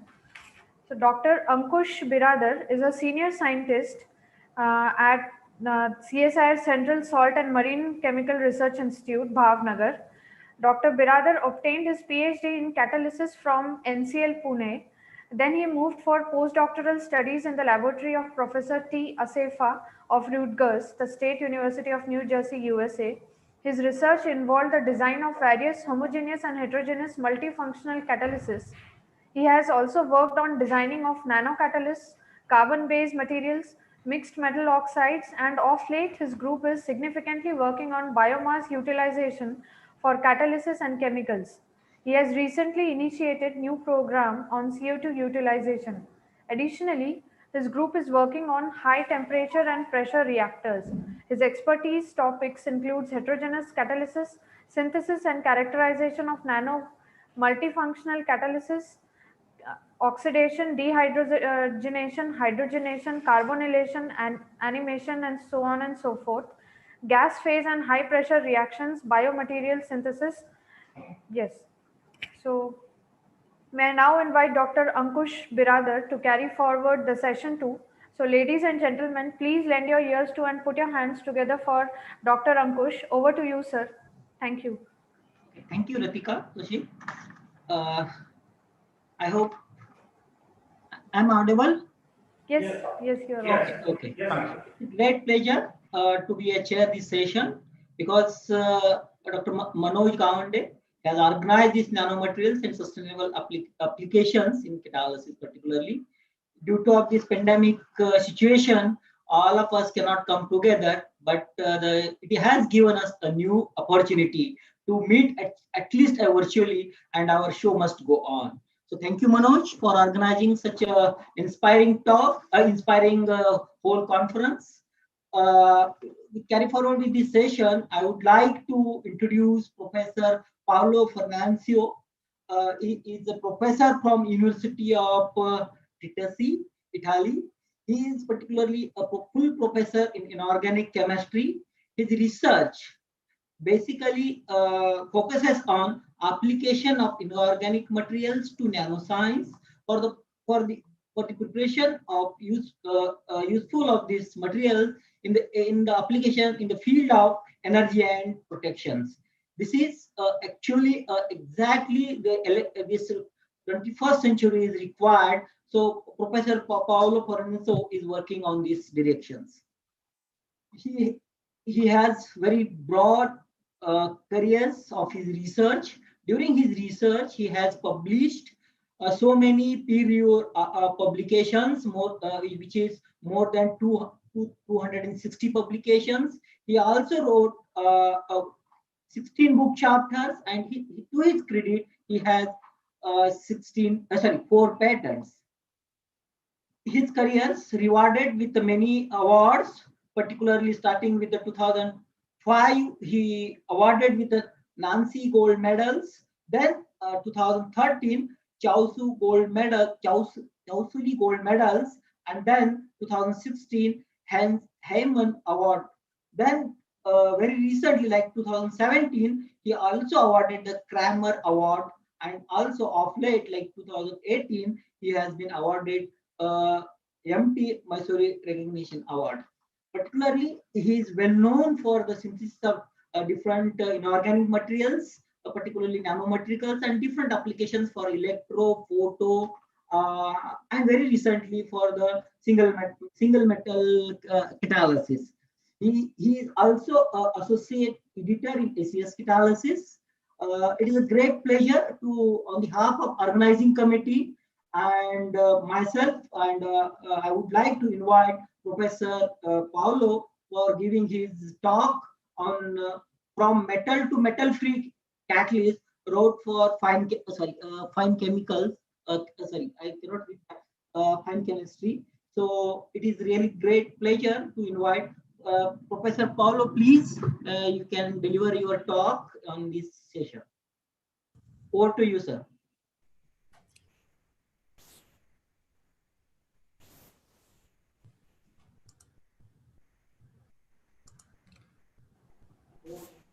Thank you very much for a kind introduction. I'm very happy to be able to share with you some of our views on catalysis, heterogeneous catalysis for a sustainable world. I will start from a very brief introduction before reporting some of our recent experience in catalysis. So there is no doubt that we have a strong link between energy and quality of our life. What I want to point out here in these slides is the fact that the north part of the world is using already a lot of energy, and that still we see an increased demand for energy from countries like China, India. But more important, we have the south part of the world that is still using low energy, and the quality of life must be improved in that area. So we are facing an increased demand for energy, and we know that our world is still linked too much to fossil fuel. And associated with the use of fossil fuel, we have pollution problems, we have greenhouse effect. So definitely we have to work in the area of energy and controlling the quality of our air, water, etc. We have learned from the oil story that we have one planet, we have limited resources, and indeed, sooner or later, we will face the maximum production of oil. Maybe we're very close. Still, a very important message we learn from the oil story is that we are putting more and more energy in order to extract oil. In fact, we are finding oil like in Mexican Gulf, very deep in the ocean. So the energy input is something we have to keep in mind in all cases. And to say that, I want to pass a general message in terms of the material we have in our planet.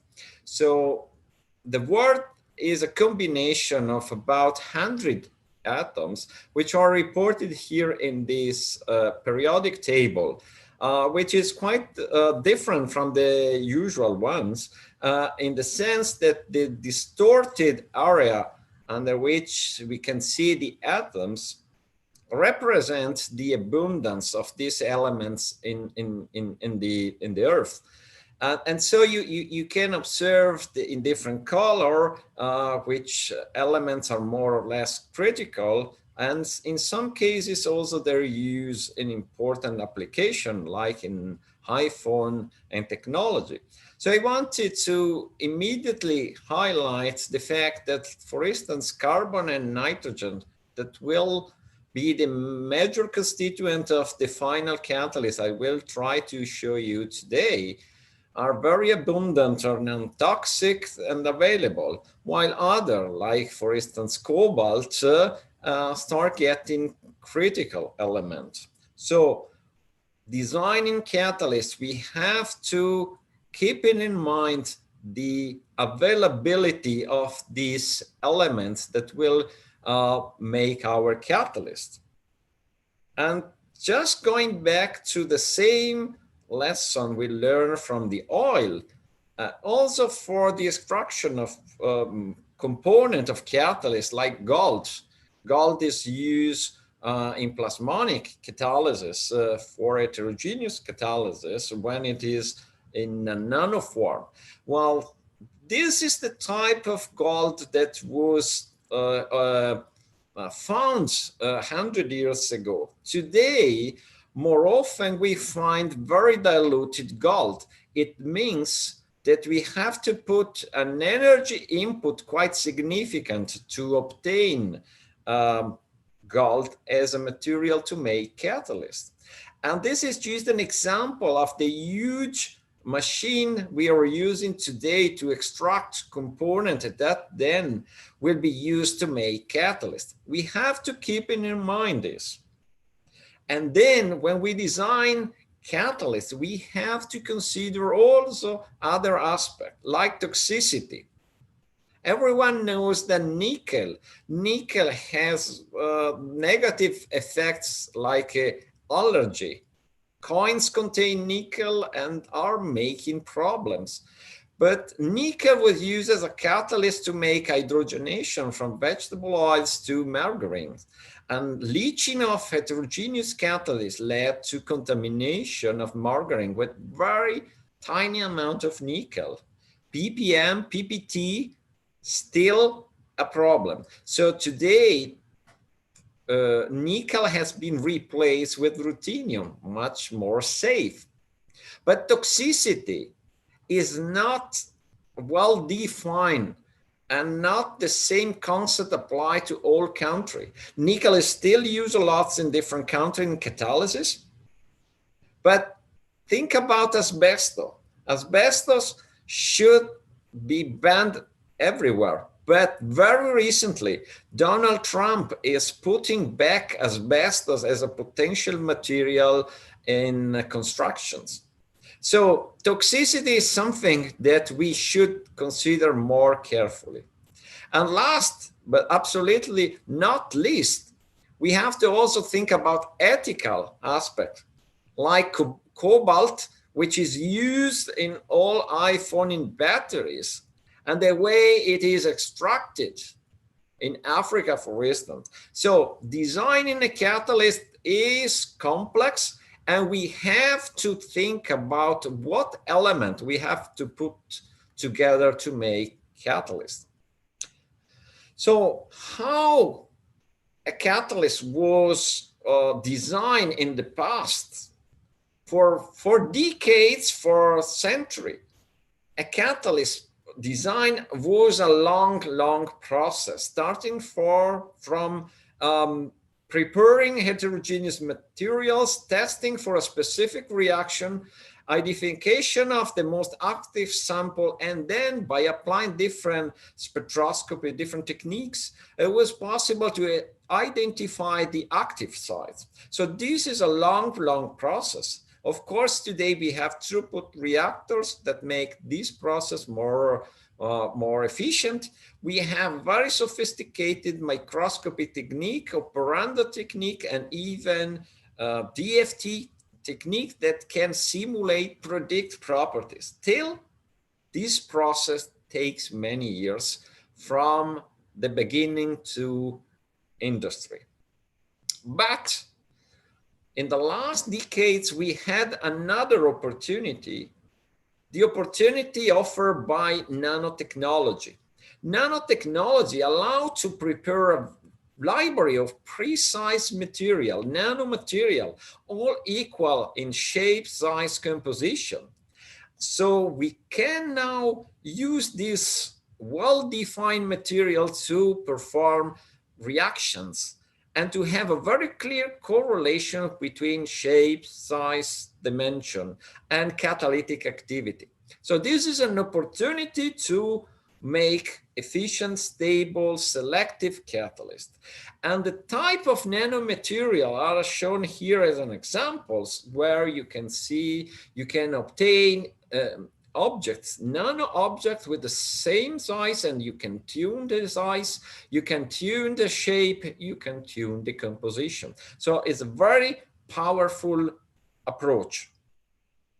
With this in mind, I will try now to show from my personal experience the example of the use of this type of material in emission control. So a strategy that allows today to reduce effect of pollution. And in particular, I will talk about briefly on methane oxidation that reduce greenhouse effect.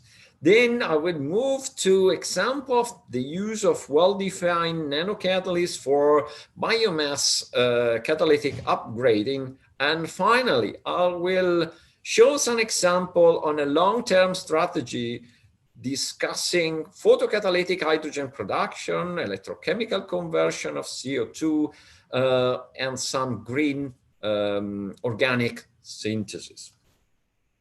So the first example I want to bring to your attention is the preparation of different metal nanocrystal, and in particular palladium, platinum, and nickel, that can be obtained as monodispersed nanocrystals, where the difference between this nano object is just one atomic layer.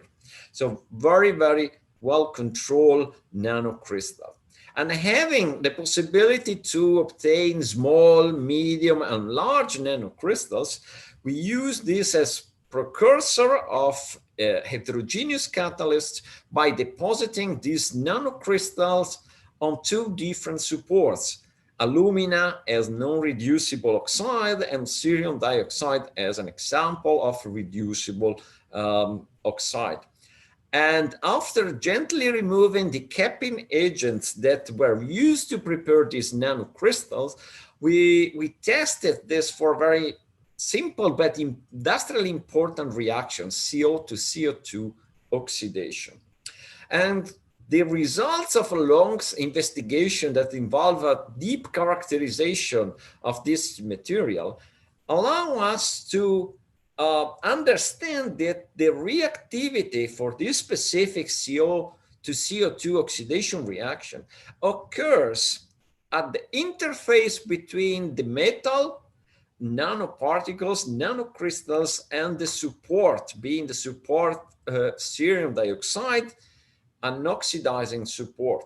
And the most active atoms are likely those at the corner here at the interface. So the message from this important work is that, yes, we typically we use nanomaterials that contains precious, rare, or toxic, or potentially dangerous component, but effectively we use a fraction of the entire atoms we have. It's not just the atoms we have at the surface that is already a limitation in heterogeneous catalysis, but in this case, in this specific case, at our atoms at the interface. So we can, with this approach, reduce the amount of metals that we have in conventional catalysts. However, we have to increase the metal support interface, as here at the interface, the reaction occurs. So what we have done in the last 10 years is develop a strategy to create the so-called embedded or core shell catalyst, in which we design first the core part, the active component, the metal nanoparticles, and then we generate around these nanoparticles a porous layer of an oxide, which has three different roles. The first one is to protect the nanoparticle by metal sintering, which is a well-known deactivation process in heterogeneous catalysis. The second one is to enhance the metal support interface, as in this case, we have the entire nanoparticle protected in contact with the oxide or the stable inorganic scaffold. And the last one is by tuning the porosity, we can control selectivity, diffusion of the reagents to the active phase, and back diffusion of the products from the catalyst. So this is a strategy that some way has been performed by many other researchers at the same time with different names or slightly different approaches, like Jose Rodriguez in the United States using inverse catalyst, or Edmund Sanga using dense core shell material, Ferdi Schutz, and many others. So this type of catalyst can be prepared in different ways by simple co-precipitation, microemulsion. I will focus my attention on a strategy we have developed and we call self-assembly of functionalized nanoparticles. Just to give you the flavor, this is a very general approach we have used for different oxide, different metals, starting from ceria, titania, zirconia, for instance, but different core metal like gold, copper, ruthenium, and for different reaction, preferential oxidation, so purification of hydrogen from CO, very important reaction in industry, for photocatalytic production of hydrogen using copper titania, or for ammonia decomposition to hydrogen to make this as a mixture of fuel for internal combustion engine. So in many cases we found increased stability, increased activity or selectivity.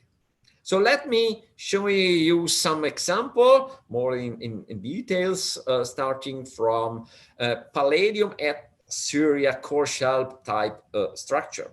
So we use an approach that is well common for making gold nanoparticles. So the use of thiols during the reduction of a metal precursor, and in this case we use this approach to make palladium protected nanoparticles. And the difference from the conventional approach is that we use a carboxylic thiol.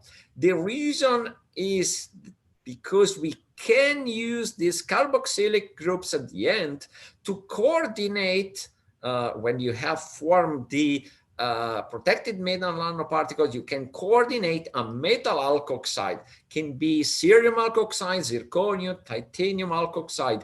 And so you have the coordination of this metal alkoxide in this superstructure. And if you do an hydrolysis under control condition, you can end up with a hierarchical structure made by a protected metal, palladium in this case, particle with thiols that bound nanoparticles of oxo hydroxo species, ceria in this case, and then you may have organic tails at the end that makes this unit well dispersible, stable dispersion in different organic solvent. So this core shell type material can then be used to prepare real catalyst.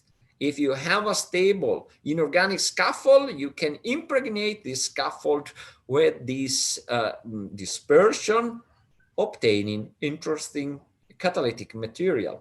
The first example of this, the use of this type of material, was in solid oxide fuel cell. This type of cell run at quite high temperature, are not poisoned by any typical poison for fuel cell like CO or sulfur. So the type of fuels you can use is very flexible. The problem is that the catalytic part that activate the fuel undergoes sintering, metal sintering at a high temperature, and therefore stability is really an issue. So what we have demonstrated is that the core shell type material is able to make this material much more thermally stable. So we compare the solid oxide fuel cell. Here is reported just the top layer where we have the catalyst. Our preparation with respect to the standard preparation methodology having the same composition, so palladium ceria. And since we cannot perform stability tests for 1,000 hours, we use a fast aging protocol, which involves treatment at high temperature to demonstrate the stability. So by microscopy and by electrochemical characterization, we demonstrated that in the absence of ceria, you have a dramatic deactivation in the impedance spectra associated with the usual metal sintering. If you have palladium ceria in a conventional way, you have a less deactivation due to the metal support interaction. But when we prepare this material in a core shell structure, then the deactivation is very tiny. So we were able to stabilize this catalyst at high temperature. Then we applied the same type of material for another very important environmental application. And this is related to combustion of methane. Methane is a greenhouse gas, has a 25 times higher effect than CO2. And this is known because methane, for instance, is released in oil extraction and in some oil extraction, and when it is possible, it is pumped back in the reservoir to avoid release in the atmosphere. In other cases, it's burned. This is a remote area in the United States. Those are cities, but this is a remote area where they are burning methane because it's too diluted to be used in industry, and therefore they're reducing the greenhouse effect just by burning it. But it's energy consumption and so on and so forth. But then you have fracking, which release methane in the atmosphere. You have agriculture. So it's a huge problem, the release of methane. We have some possibility to control this release. For instance, in cars, diesel car, methane fueled car are releasing methane, and there, as well as in power plant, you can put a catalyst, an heterogeneous catalyst that ideally work like those present in the cars to control the emission of hydrocarbons. Unfortunately, methane is a very stable molecule. And so you need very active catalysts that are at very high space velocity. So the state-of-the-art catalyst is palladium. Palladium oxide is very active for methane oxidation to CO2. So it's a transition to control somehow the methane emissions. However, if you go high in temperature, you decompose palladium metal, palladium oxide to palladium metal. And this is a very tricky system. So if you look at the conversion of methane against temperature on a high loaded palladium catalyst, what you observe is that at low temperature, the catalyst is not active. At a certain point, it started to be active, but then at high temperature, you decompose palladium oxide to palladium metal, which is not active. As you go up with the temperature, you have more, let's say, the specific activities increase. If you cool down the system, palladium metal is not active, and so you lose activity unless you're able to then back oxidize palladium to palladium oxide. The problem is that when you're driving a car, you start from room temperature, reach high temperature in the motorway, you go back a low temperature when you stop at the traffic light, and so on and so forth. So we have to find strategies to keep oxidize palladium. And a way is to use ceria. Cerium dioxide is a well-known catalyst that is able to provide oxygen lattice and keep metals in an oxidized state. And we have overviewed this in books and chemical review. So we decide to use this palladium ceria core shell for this application because we have the ceria surrounding the palladium. So ceria can produce oxygen from all the direction to palladium. But we have to be very careful because if we use this dispersion of core shell unit to prepare a catalyst, and we use a scaffold like alumina, zirconia, titania, an inorganic material which is characterized by OH groups, so it is hydrophilic. There is a tendency to have all our hydrophobic materials stick together, as we prove by tomography, obtaining at the end a catalyst which is made of large agglomeration of our single units. So we're losing the benefit to separate the active centers.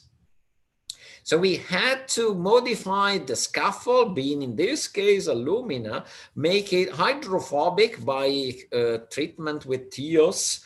And so this siliconization makes this surface hydrophobic, and then you can disperse nicely this hydrophobic core shell units. And after calcination, you remove all the organic stuff, and you end up with these single palladium ceria units that indeed are very, very active for methane oxidation. As you can observe here, the light off temperature, so the conversion of methane occurs at quite low temperature.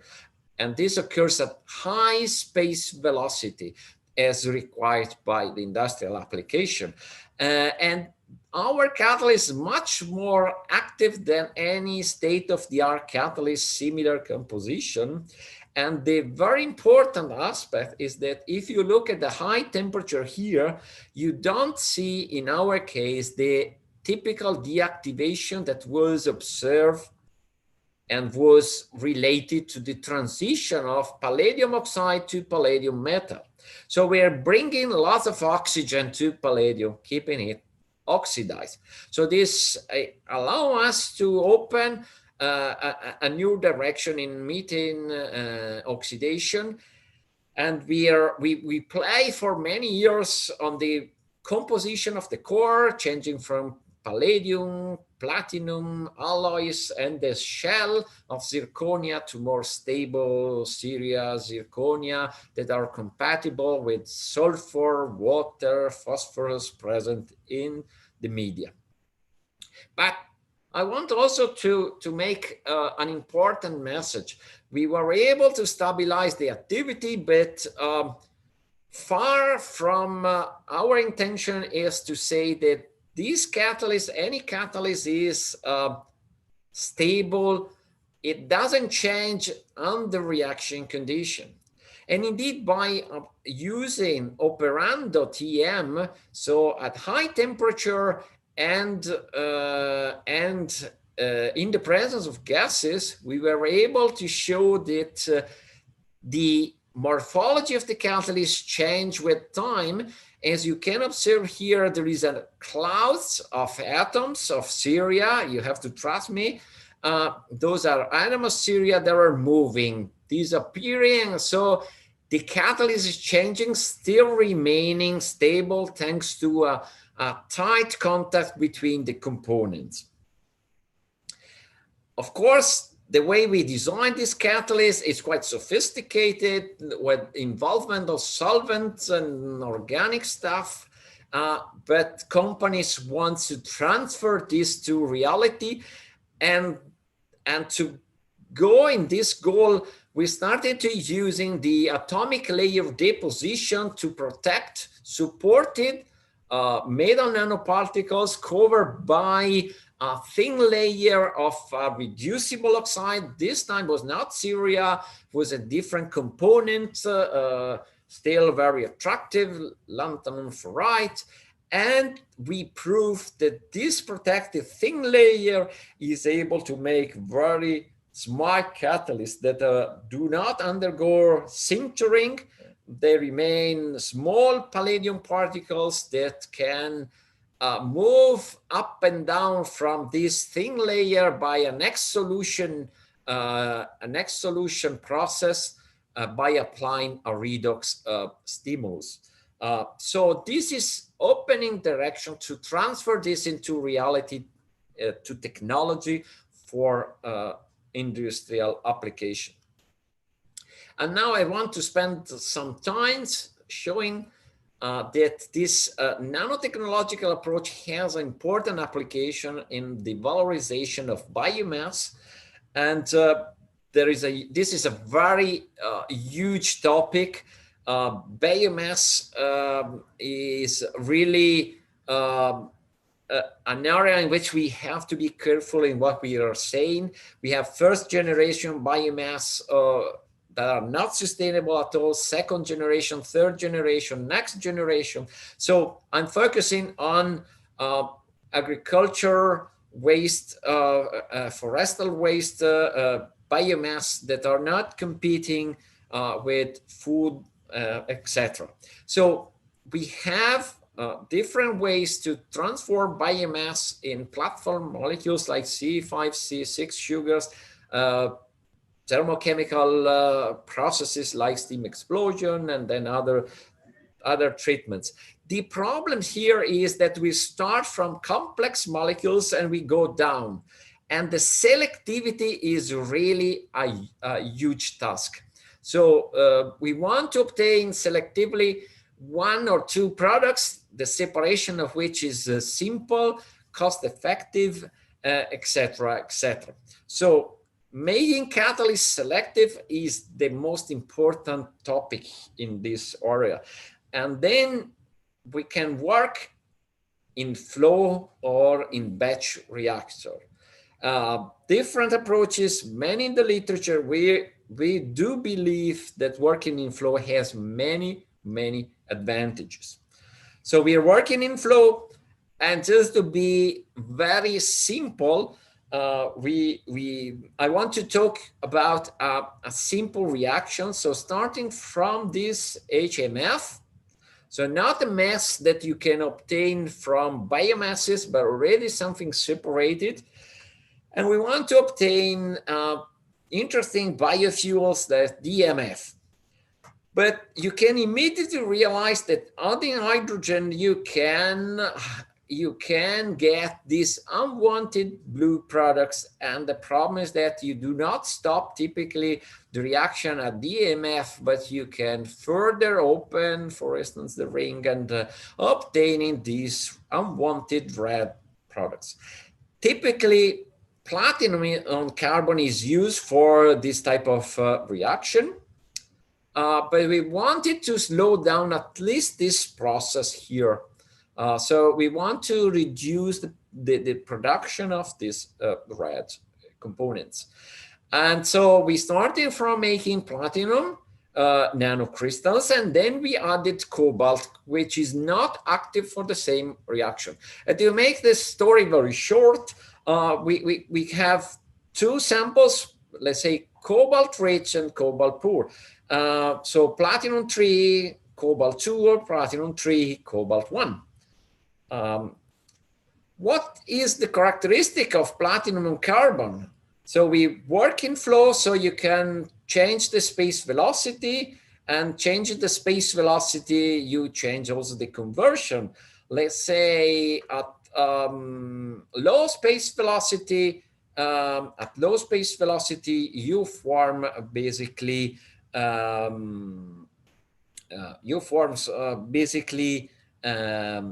lots of red products. If you have high space velocity, you form lots of unwanted blue products. And in an average medium situation, you have both present. So the yield in terms of DMF goes to a maximum which is not higher than 40%. If you use platinum 3, cobalt 2 at the same temperature, you can avoid the formation as expected of the unwanted red products. So you can work in condition at which you have a quite decent yield of DMF. However, you can also change the temperature. At a higher temperature, you can completely reduce the formation of the unwanted products. And so you have high conversion, full conversion, and nearly 100% selectivity. This is achieved only if you have sufficient cobalt in the system. In fact, if you have a cobalt poor catalyst, you see you have this similar, still better situation than platinum. And by different spectroscopy, using also synchrotron radiation, we were able to prove that the catalyst that works has the surface fully covered by cobalt, with also cobalt in the bulk of the material. While if you do not have enough cobalt, part of the surface is still showing patches of exposed platinum, and the selectivity goes down. Very important, the platinum cobalt alloy is much more stable than platinum, and so you can work for hours at high temperature. But the beauty is that you can replace cobalt, that I mentioned the ethical issue at the beginning, with other metals. Nickel, for instance, with problem of toxicity, zinc, and copper. And in all cases, we were able to obtain high conversion and good selectivity. So a very powerful strategy. The last part of my talk is towards something not for today, but a bit in a more long-term strategy. And I want to start using photons to drain reaction. And water splitting that produce hydrogen is definitely a dreaming reaction. Able to produce oxygen, so important today with the COVID situation. Hydrogen as a potential energy vector to make fertilizer, ammonia, for instance, extremely important. So semiconductor can absorb light like titanium. You have a photo generating electrons that can be, let's say, used to make water reduction. The huge problem is the oxidation step, in which water has to use 4 electrons to make oxygen. So instead of using water, many, as us as well, are using significant electron donors. Can be biomasses like ethanol, bioethanol, glycerol from biodiesel production, to be oxidized more easily with the holes. And this is another interesting approach if you combine this in a selective process. The second important topic aspect is that if you use titanium, the most investigated material, it absorbs under UV light, and therefore you have a limited application. Much more interesting is if you use material that can absorb visible or even infrared light. So we will mention this by changing the material to graphitic carbon nitride at the end of this talk, which is able to absorb visible light, but you can also modify the property of titanium, make it able to absorb visible light. And this is an approach that is used in dye-sensitized solar cell, but can be used also in photocatalysis. So if you have a dye that can absorb visible light, that can be also absorbed on titanium, you can use this dye to absorb the light and then to inject electrons into the semiconductor, into the titanium, and use these electrons to reduce protons to hydrogen. Here there are different problems. The stability of these dyes that under the presence of radicals are typically oxidized and stay there for a few hours. And then the fact that you need to regenerate the dye, and often this is done by non-sustainable sacrificial electron donors. So we spend a lot of time in designing different materials, starting from phenothiazine-based dyes that have been investigated in the literature. And what I want to point out here is something is missing in the literature. Often they report not just the rate, but the integral with time. So they integrate with time and they report the total hydrogen evolution within few hours. So when there is no deactivation, this is a benchmark catalyst in black, and you see that it deactivates with time. We design material that are slightly less active, but much more stable. So you have to design the components of this dye to make it stable. This is a work in progress, and we demonstrate how important the amount of loading you have on the surface of your titanium, as well as the type of functionalities you have to make the material, the dye, more hydrophobic or hydrophilic. The wettability is important because you do water splitting, so you have these dyes in solution absorbed on your photocatalyst. And then it is extremely important how this dye arrange on the surface. And we start in play with the spacer, so to make this dye in different coordination type. And this makes a huge difference because the way the conjugation of the double bonds stay on the surface allow better electron injection. And then we design more and more stable and interesting dyes, able for the first time also to use sustainable sacrificant agents like ethanol, bioethanol, solution that you can easily obtain containing water and ethanol. And those are quite stable materials, able to work in the presence of ethanol, not in the presence of amine as sacrificant agents. And if you combine the right dye with a good titanium polymorph, and we are working a lot on brookite, which is the less investigated polymorph of titanium, you can see here how stable are these systems for 170 hours, likely more. The problem is that in batch reactors with flow of gases that remove the hydrogen, we at the end, we reduce the concentration over the catalyst of the solution. So we had technical problems, but you see it's stable for a very long period. But remaining on the focus of photocatalyst, I want to highlight how important is the nanostructure approach. If you have a semiconductor very important requirements to make hydrogen and oxygen photocatalytically is that the conduction band and the valence band has the right position with respect to the proton to hydrogen redox potential or the oxidation potential. So titanium works because it has a conduction band higher than this proton to hydrogen reduction potential, as well as the valence band is in the right position. If you look, iron oxide or tungsten oxide in the bulk form are not suitable. But we were able to make nanostructured materials that are really active for hydrogen production.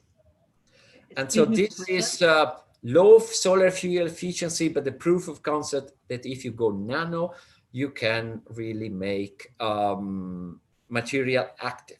And the same is for tungsten oxide. Bulk is not active, nano it is. And we were able to nanostructure titania, beautiful polymers, different. This is brookite, anatase. And indeed, we were able to show which facets are more active or less. I see I'm running out of time. Is it correct? Yeah. A bit. I will skip some. Yeah, please. So brookite, very active. You can have the same thickness and change the lengths. And so you can see that the hydrogen production depends on the length of the nanorods. And this is consistent with the lifetime of photo-generating electron and holes. And so the anisotropy is extremely important for these nanomaterials. We have then hierarchical materials that we can separate nicely. We can, of course, have different fancy structure. And what is interesting to see is that you have this hierarchical structure. You have much higher hydrogen production with respect to the single components. And we are working on different processes that apply to make fuels for application in airplane, where the batteries is the heavy batteries is a real problem. So we making nice international collaboration, a process in which we can transform furans by a photocatalytic process into hydrogen and diesel precursor that can then, through an hydrodeoxygenation process, lead to diesel fuel. So photocatalysis for carbon-carbon coupling, and the catalyst, photocatalyst, ruthenium dope indium zinc sulfide that makes from methyl dimethyl furans, dimers, trimers, tetramers, oligomers, and then you can obtain really diesel with quite interesting apparent quantum yields and amounts of diesel. And this is the beauty of this photocatalyst that absorbs light. We have all the proof that the ruthenium single atoms substitute in octahedral tetrahedral sites, and it acts to increase the lifetime of photo-generated electron and holes. And we did catalyst for a hydrogen evolution reaction, and in particular, we highlight how we can modulate this nano building block and their location to decrease the energy input, the overpotential you have to apply. And the same concept has been applied for electrochemical reduction of CO2, very important topic. And you can obtain formates at very low overpotential for with high stability. And the trick is that palladium, in this case, use a component, is able to make hydrides. And since Syria is able also to make cerium hydrides, then we remove the metal to go to metal free. And then, so we had nanoparticle of Syria support your nanotubes. And also in this case, we proved to be able to make efficiently from CO2 formates that are useful chemicals. And remaining on the story of metal-free, we use carbon nanohorns, like reported here, to make graphitic nitrogen dope shell by using polydopamine, that is very important electrocatalyst for hydrogen peroxide, important oxidant green chemistry, and we had very good performances either under acidic or basic media. Selectivity changed depending on the media as well as the current, but this has been a very hot topic for us. We have lots of new results in this area. And the last two slides, I promise, we know that exists the possibility to concentrate solar light. This is something you can see in California. Reaching a very high temperature, the only problem is that you need very costly material. These mirrors are very expensive, but we were able to make titanium nano furnaces where the nanostructure is able to reach temperature as high as 700 degrees Celsius by just using few sun, 10 sun, not 100,000 sun like in the other case. Here can bring the material very high temperature. So you can use the mirror, very, very low expensive mirror to make beautiful thermal catalysis with this nanostructure. And just last week we published metal-free graphitic carbonitride for organic synthesis. Is beautiful material, very active and solar light. And so last slides, I hope to have shown my passion to play with nano building blocks that can make photoelectrothermal catalysis more sustainable, and how it is important to reduce the amount of metal and go to metal-free systems. There is lots of activities going on in this area. And of course, I have to thank the member of my group, young member here listed. Some left a few years ago, like Matteo Monai, Matteo Cagnello. I have to mention Tiziano Montini, Michele Melchion, Valentina Gombach. Few financial support, in particular, Decades and Chem Project, and international collaboration, just mentioned Professor Prato, Ray Gorty, Chris Murray, Feng Wang, and many, many others. And thank you very much for your kind attention. Sorry for being too long, and I'm ready to answer some question, even by email if you want. Thank you, Professor Paolo. Actually, it is a very excellent lecture. You have answered basically the biggest problem in a heterogeneous catalysis, because stabilization of an active metal catalyst is really a problem. And most of the researcher as well as in the industry, people are facing this problem. So you have tried in your whole this presentation to give on a solution how to stabilize this metal nanoparticles using different materials for the application in pollution control, methane oxidation, as well as biotransformation and photocatalysis to generate hydrogen, as well as CO2 electrocatalysis. This is one of the best talk which is suited for this ongoing virtual conferences. Again, I would like to thank you for explaining in detail. We love to you. I'm also sorry for stopping in between, but in future also we love to see you again sometime. Okay, thank you. With these words, I would like to open up this session to discuss. If any of audience have any question, please ask directly to Professor Paolo. Please, anyone? Yeah, I would like to ask one question. Yes, yeah. please. So, Paolo, you're talking about this bimetallic catalyst as well as core shell catalyst. So, what is the interaction between this core and shell? What making them so attractive as compared to the other nanomaterial or supported catalyst? Well, in our opinion, well, for the reaction we have investigated, we proved that there is an important role of the support in terms of providing oxygen. Is Mark von Crevelen type reaction. So you're really using oxygen coming from the support, and therefore you have to make a tight contact. By making this core shell structure, you increase the let's say the point of contact between support and the metal.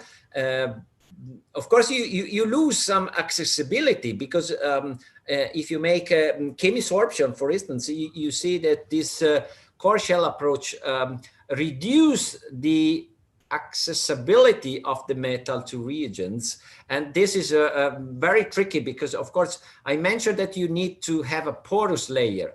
And the layer cannot be too thick, otherwise you bury your metal inside your oxide, as well as the dimension of the pores must be tuned carefully. And indeed, you have an organic spacer between the metal and the oxide you generate, and then you have a process of calcination. So the organic part goes out and finds his way, and depending on the length of the tile, for instance, the amount of carbon you have inside, then you generate larger cavities and so on. And then you can have also a post-synthesis treatment like hydrothermal processes that can tune a little bit the porosity.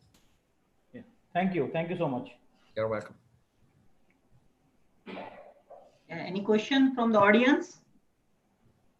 Yeah, I can read in from one of the chat box. Dr. Harsh Darji, please can you ask directly?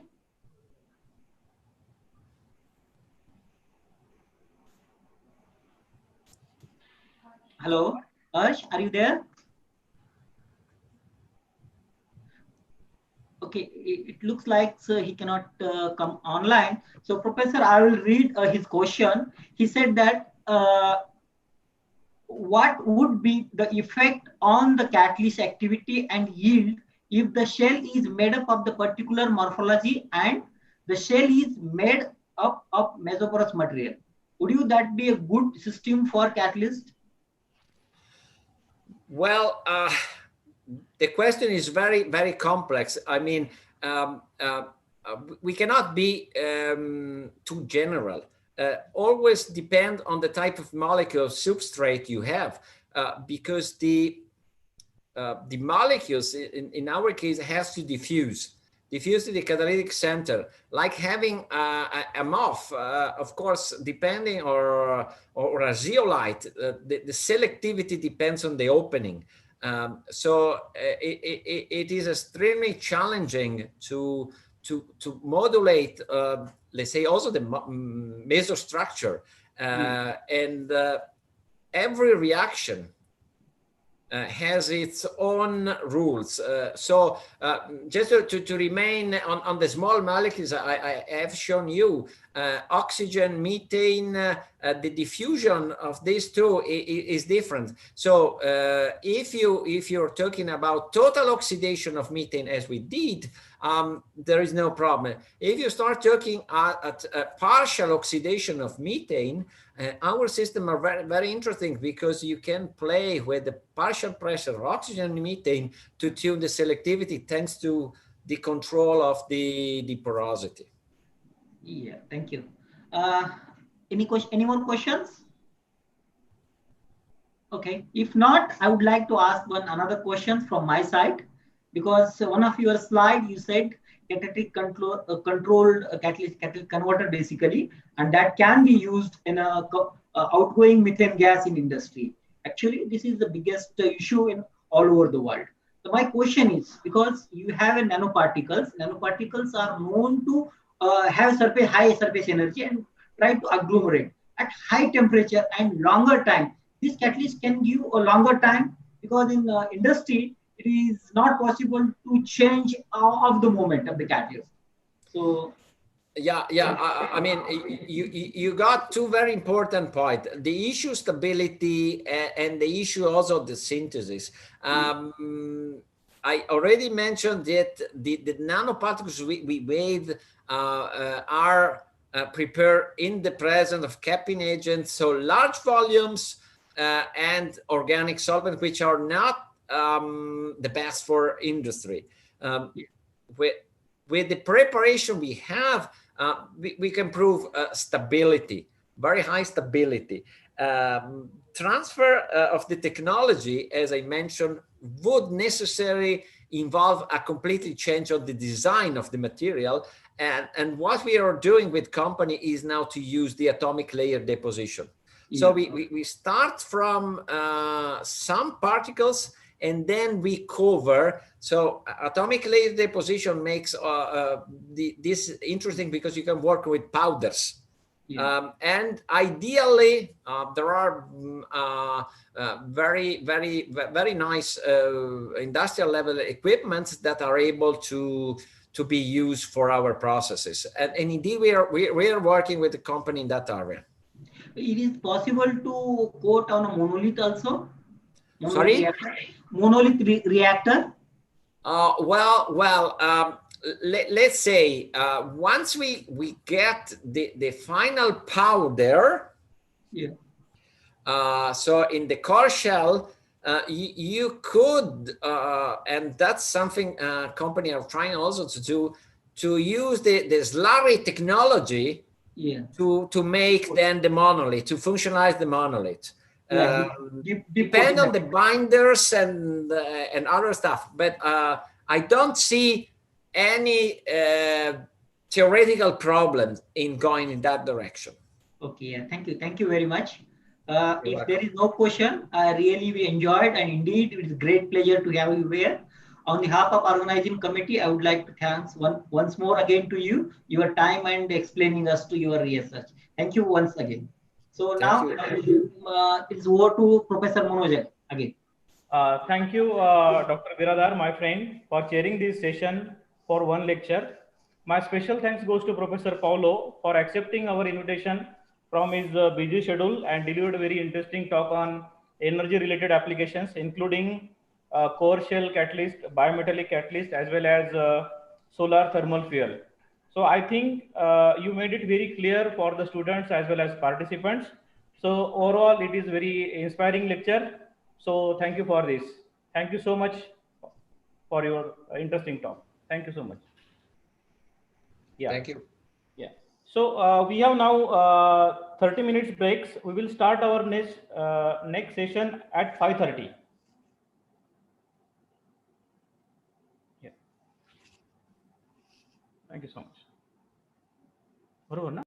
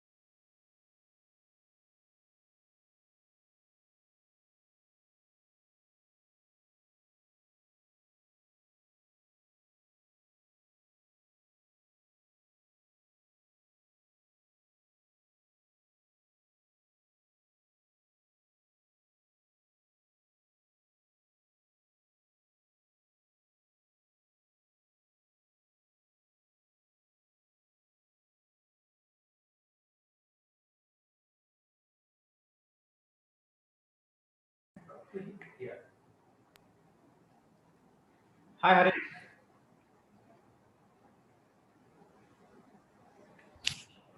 Hi. Am I audible?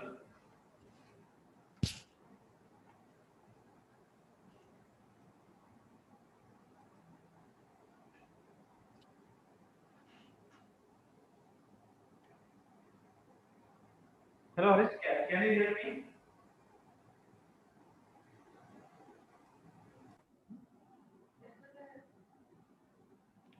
You are not audible. You are not audible.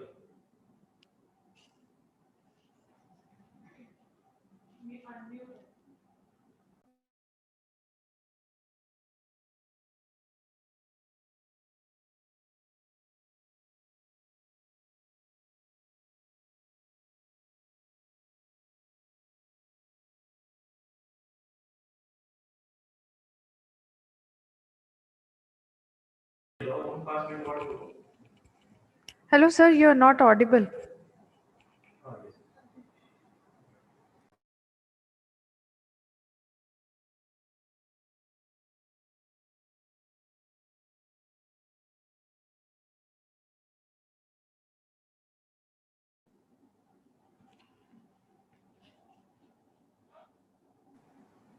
Hi, Harish.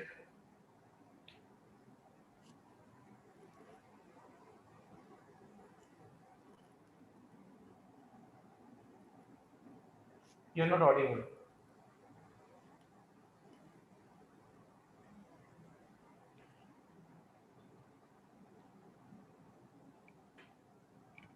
Oh, but your mic is.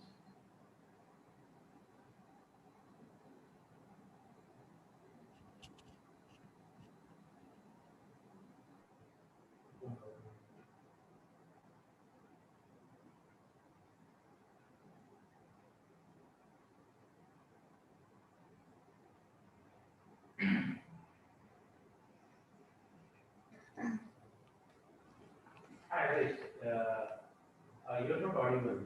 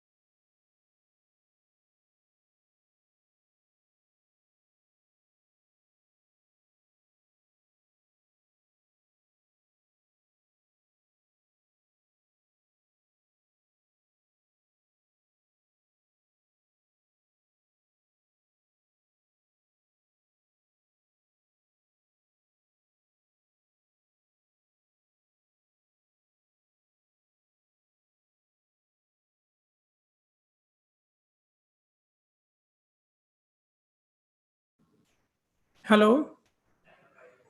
Can you hear me now? Yes, you are audible now. Fantastic. Okay.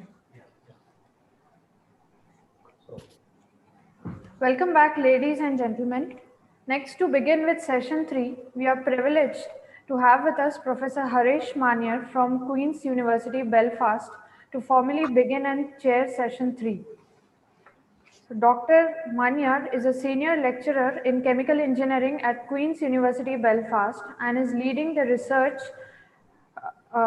in the field of catalysis. His research group focuses on the design and development of new catalysts and chemical processes in batch and continuous flow for sustainable chemical manufacturing and renewable energy.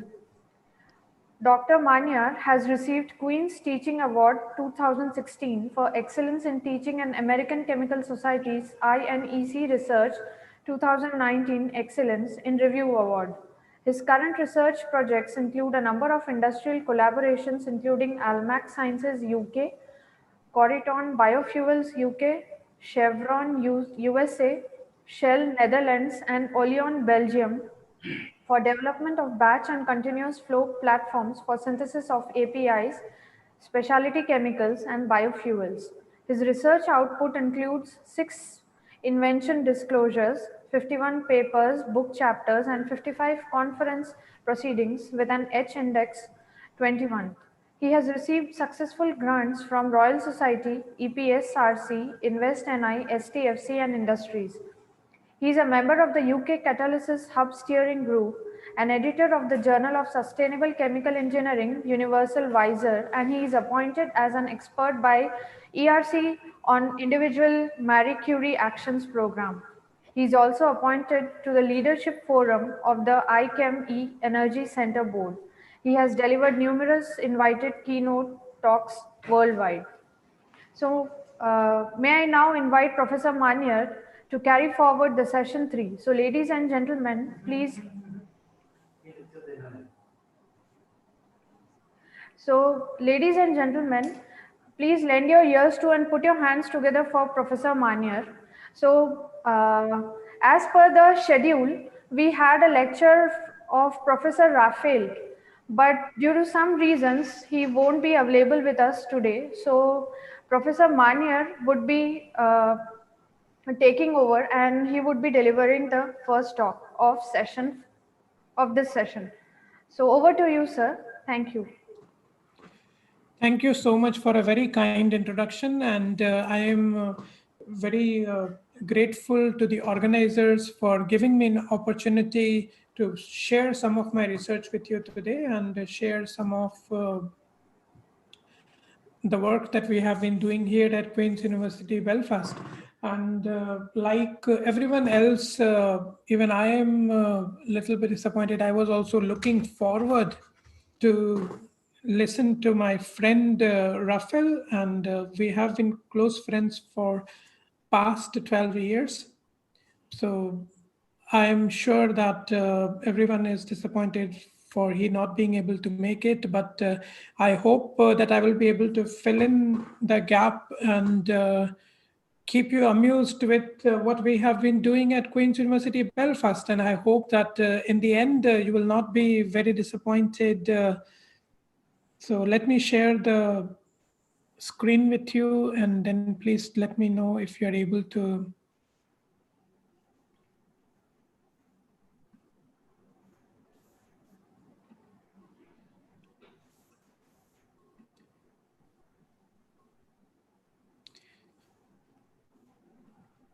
Can you see the slides now?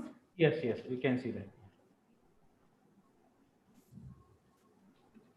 Okay, so first of all, thanks to the organizers for letting me share the slides today and letting me share our, let me get the laser pointer on.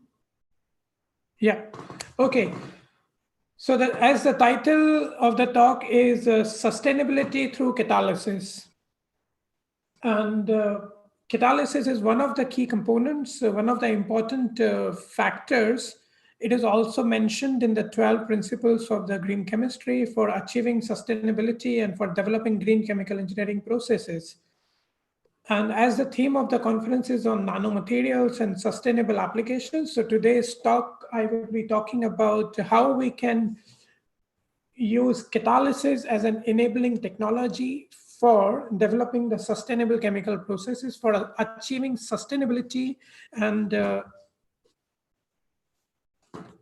environment-friendly processes around us. Okay, so little bit about the university. We are Queen's University Belfast. We are based here in Northern Ireland. So you can see that this is United Kingdom, this is UK, where you have got England around here, Scotland here, Northern Ireland is here.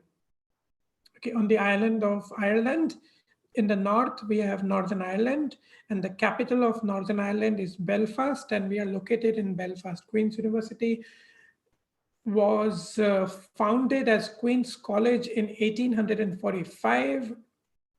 It is amongst the top 25 institutes in the world in terms of research, and we are in top 1% of the universities in the world. And this is the only integrated school of chemistry and chemical engineering within the UK, where we have chemistry and chemical engineering working together in the same building. We have, it's very easy to collaborate, very easy to talk to colleagues working in chemistry and chemical engineering, and very easy to work together because we are an integrated school.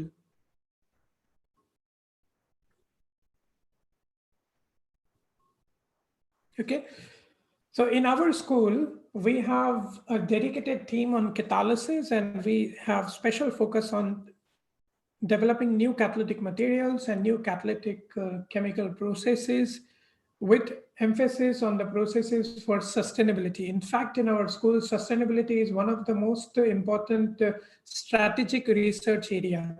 So what we do is we combine theory, which is computational simulations in terms of density functional theory calculations. We combine in situ spectroscopy knowledge like XANES and EXAFS and Raman spectroscopy and FTIR from ATR, FTIR type of spectroscopy. These are all in situ operando spectroscopy techniques. We combine the knowledge from the catalyst design, and we combine the reaction engineering, the reactor design, and the study of the reaction kinetics, and new type of reactor design. We combine all of this information to look at the mechanism of the chemical transformations on the active site, on the surface of the catalyst. Okay, so this is what we do within my group. We not only look at spectroscopy, and we not only look at the density functional theory, but the purpose is to design the new catalyst. The purpose is today to develop the better chemical processes, which are more sustainable, which are more benign, which are environment friendly, and which are better energy efficiency and better product selectivity. So these are some of the objectives within the research in our group. That is, we look at the environment around the catalyst active site. So we recreate it. We look at the molecular level, what is happening around the catalyst active site. The objectives are selectivity engineering, and we try to achieve process intensification through catalysis. We look at energy efficient chemical processes. The philosophy within the group is very simple. We want to do the reactions under mild reaction conditions. So let's say that you have an example from literature where you do the reaction at 200 degrees. And then I will always give the objective to my students that can you do that at 50 degrees instead of 200? Or can you do that at room temperature instead of 200 degrees? Because that's what we have to do. We have to do the reactions. We have to mimic Mother Nature. We have to do the reactions under mild conditions. Okay, and we take help from theory investigations and mechanistic investigations using in situ spectroscopy to guide the design principles of the catalytic materials we develop in our group. So the outline of the talk today is going to be very simple. We are trying to establish the design criteria, rational catalyst design criteria. Okay, so catalysis is not just serendipity. Catalysis is not in terms of a dark black art where you don't know how you guide, how you make a catalyst. Catalysis science and technology has come far away from the days of alchemy, and has got the development of 165 years behind it. And we are looking at rational design criteria. So today we are trying to establish the rational design criteria for a new chemical process or a new catalyst for achieving better energy efficiency, and better environmental performance of a process. Okay, so we'll talk about these rational design criteria, and we'll look at a number of case studies. So we will learn through number of case studies these design criteria, individual design criteria, but we'll look at, I'll talk you through in the form of a story. We'll look at it in terms of case by case by looking at different examples. And we'll also talk about the catalyst synthesis itself. It has to be green, obviously. So a number of examples that we have research going on in our current group is a lot of different reactions involving oxidations and hydrogenation reactions. We are looking at new type of chemical, new catalytic materials that we can use for performing hydrogenations, like difficult hydrogenations, okay? Demanding reaction conditions, hydrogenation of difficult molecules like acids, esters, triglycerides and oils, amides. These are difficult molecules. Why they are difficult? Because the carbonyl group is deactivated and it requires very stringent reaction conditions like high temperatures, high pressures.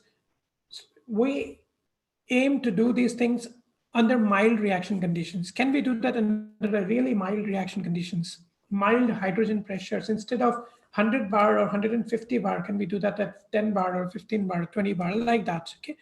And we'll also look at the fuel additives, biofuels, which are very important for net zero emission biofuels, which is a target for 2030.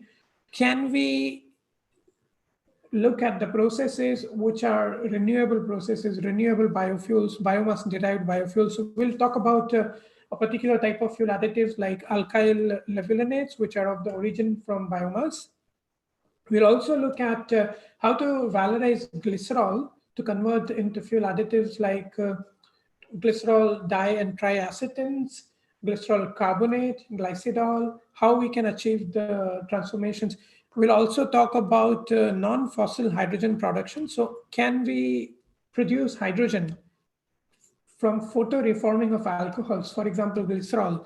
So it's not only consuming hydrogen into the reactions by performing hydrogenation reactions, but we also look at hydrogen production, because hydrogen economy is going to play a very important role in future. Okay, so let's go back to the drawing board and let's draw the basics here. So this is how a molecular level, at the molecular level, the environment of the active site looks like. Okay? So in green, we have got the catalyst support here, which can sometimes be a metal oxide, it can be carbon, it can be like alumina or titania or silica or manganese oxide or ceria and zirconia. Depending on the type of the reaction that we want to do, we choose the catalyst supports. The structure of the catalyst active site. So whether the catalyst active site is a noble metal like platinum or palladium, or is it a non-noble metal like copper and manganese or zirconium, or is it acid active site like Bronsted acid or Lewis acid site, and the role of the promoter here. Okay, so what is exactly the role of the promoter? What can a promoter do? So promoter can sometimes be an additional metal like potassium ions, or sometimes it can be a bimetallic type of compound where you have a metal oxide in combination with a metal, or it can sometimes just be the oxygen vacancy present in the lattice of the support. Okay, the solvents around, so the diffusion of the reactants through the solvent, gas liquid solvent diffusion, molecular diffusion, then liquid solid molecular diffusion to the surface of the catalyst active site plays an important role. How can we tune the structure of the solvent to multiply, to enhance, to increase the mass transfer speed from the liquid phase onto the surface of the catalyst active site? So these are all the important parameters around the catalyst active site at the molecular level, which we can play with. These are all the handles which we can tune with. So we are going to take one by one study. We are going to talk about one by one chemical reaction where each one of these, either sometimes we'll be playing with the structure of the active site, sometimes we'll be playing with the structure of the promoter, sometimes we'll be talking about the role of the support into it, sometimes we'll be talking about the liquid structure of the solvents around the active sites. Okay, so we can tune the liquid hydrogen bonding, we can tune the liquid structure of the solvent around to increase the gas liquid mass transfer. So we'll be looking at all these parameters. These are all the key design parameters which were involved in the chemical process. How we can use them to develop a sustainable process. The understanding of these parameters at the molecular level is very important. So this is how the environment looks like at the molecular level. So if you try to visualize what is happening at the molecular level in front of you here, we have got an example. This is from the density functional theory calculation simulations. So the picture here shows you the platinum nanoparticles. These are the platinum atoms here. And we can also see an aldehyde is adsorbed on the surface here. So you can see a molecule adsorbed on the surface here. Then you can see the network of the solvent molecules around. So this is your reactant molecule. Besides the reactant molecule, then we have got the solvent, the water molecules here. We also have got the alcohol molecules adsorbed on the surface here. So you can have a mixture of alcohol and water, or you can have water on its own as a solvent, and it can make a hydrogen bonding network around here, okay? So you can tune in the product selectivity and rate of the reaction by tuning in the structure of the solvent around here as well. So that's what we are going to look at today. We are going to talk about one parameter at a time. And this is the first one here. We'll talk about the structure of the active site here, okay? So I like cricket a lot. And this is analogy of one of the very famous and popular cricket match, which old people like me would recognize it quicker than the younger people, than the younger students. But this is from the 1993 World Cup, and this was a semi-final match that was being played between the Australia and South Africa. South Africa needed just 1 run to win here in the last over of the match, but they couldn't get that 1 run because Lance Klusener here got run out in the last ball here. So you can see here, this picture, what does this tell you? This picture tells you that if you correlate it, I correlate it like this, okay? So I like to look at it like this, that the catalyst active site resembles the cricket pitch here, okay? And the molecules that want the organic reaction to occur are the batsmen here trying to score a run. The solvent network around it is the players in yellow, that's the fielders from the Australian cricket team. So now you can see here that the batsman didn't get chance enough to complete his run before he was run out. The influencing factor here was the psychological pressure developed by the fielders around here. So you can correlate it very nicely that similarly in a chemical reaction as well, the molecules around the environment around the catalyst active site can influence the rate of the reaction, can influence the product selectivity. It can influence the geometry of the adsorption, how the molecule is going to approach the surface of the active site, whether it is going to come down in a planar, in a parallel way, or it is going to come down in a perpendicular way. So it can control the adsorption geometry, the adsorption strength, depending on the environment around the catalyst active site. So that's what we are trying to correlate in here.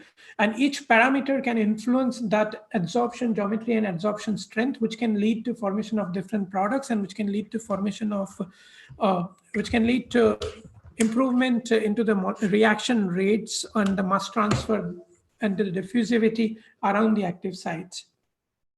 Okay, so a number of examples we'll look at today would be the hydrogenation of the aldehydes and ketones, hydrogenation of the halogenated arenes, reduction of the amides to amines, hydrogenation of the acids to alcohols and acids to hydrocarbons to alkenes for producing green diesel, and the reduction of the nitro acids to amino acids, number of examples here. Okay, so the first catalyst we are going to talk about today is manganese oxides, are novel oxides which are very rarely used as catalyst into the hydrogenation reactions. But today I would like to demonstrate that the catalyst to support manganese oxide can play an important role in designing a novel catalyst here. Okay, so these are the manganese oxides which we have studied. These are 2x2 octahedral molecular sieves. It has got a tunnel-like structure, and it resembles like a nano rod here. You can see these are nano rods of the diameter of around 10 nanometers and length around 100 to 500 nanometers. You can tune the length of this, you can tune the diameter, you can tune the structure of these manganese oxides.